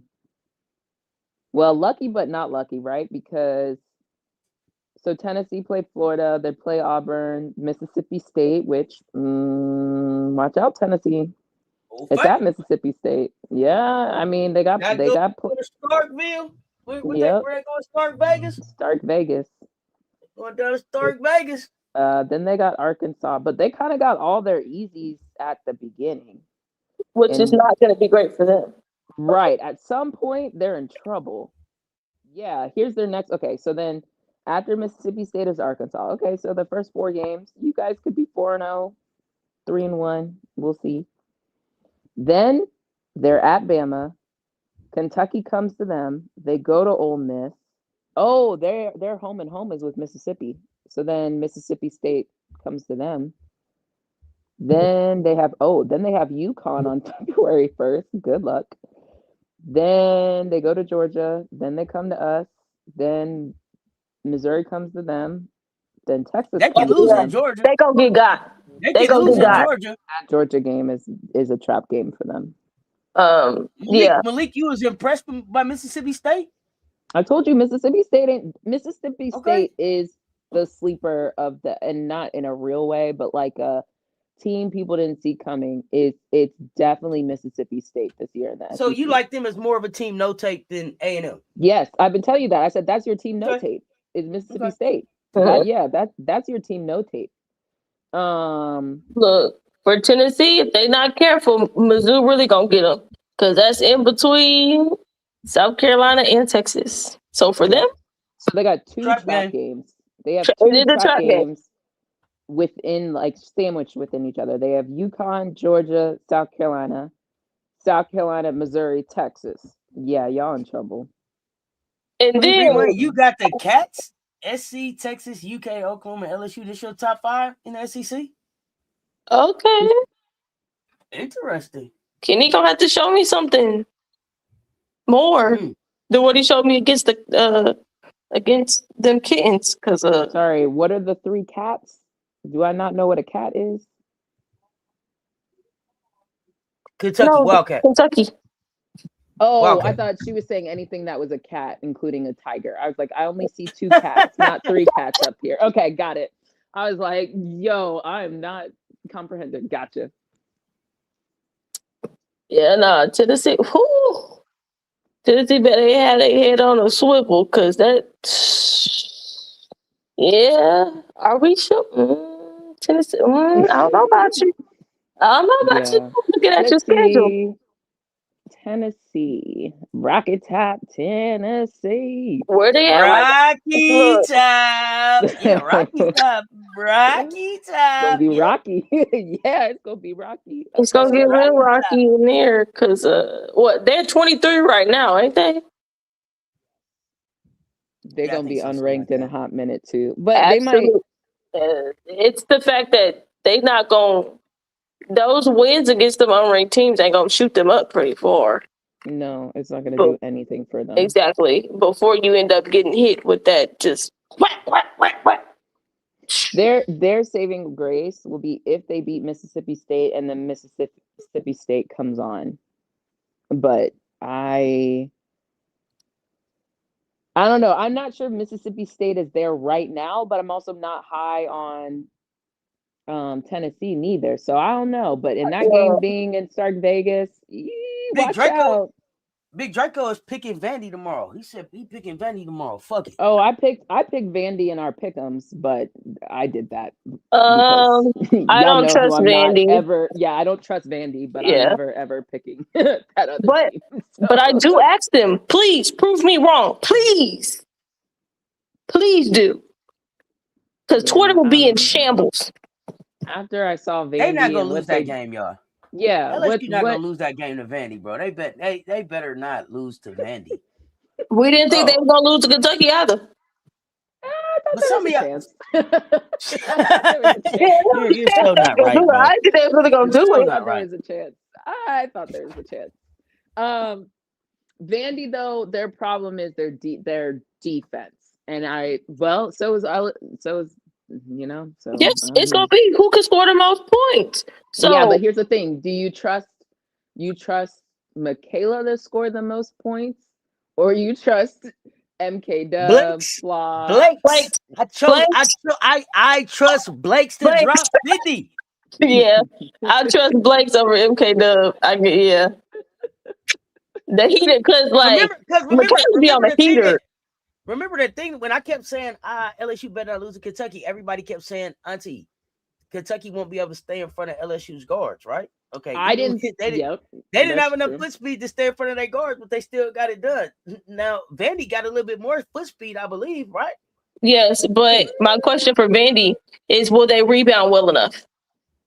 My question for Vandy is, will you involve other people? That too. Here's the thing. But it ain't gonna be about the rebounding because they're not gonna be able to stop the fouls. But Caleb Blakes is gonna get fouled every time she goes to the goddamn basket. True, but the other part is she be fouling too.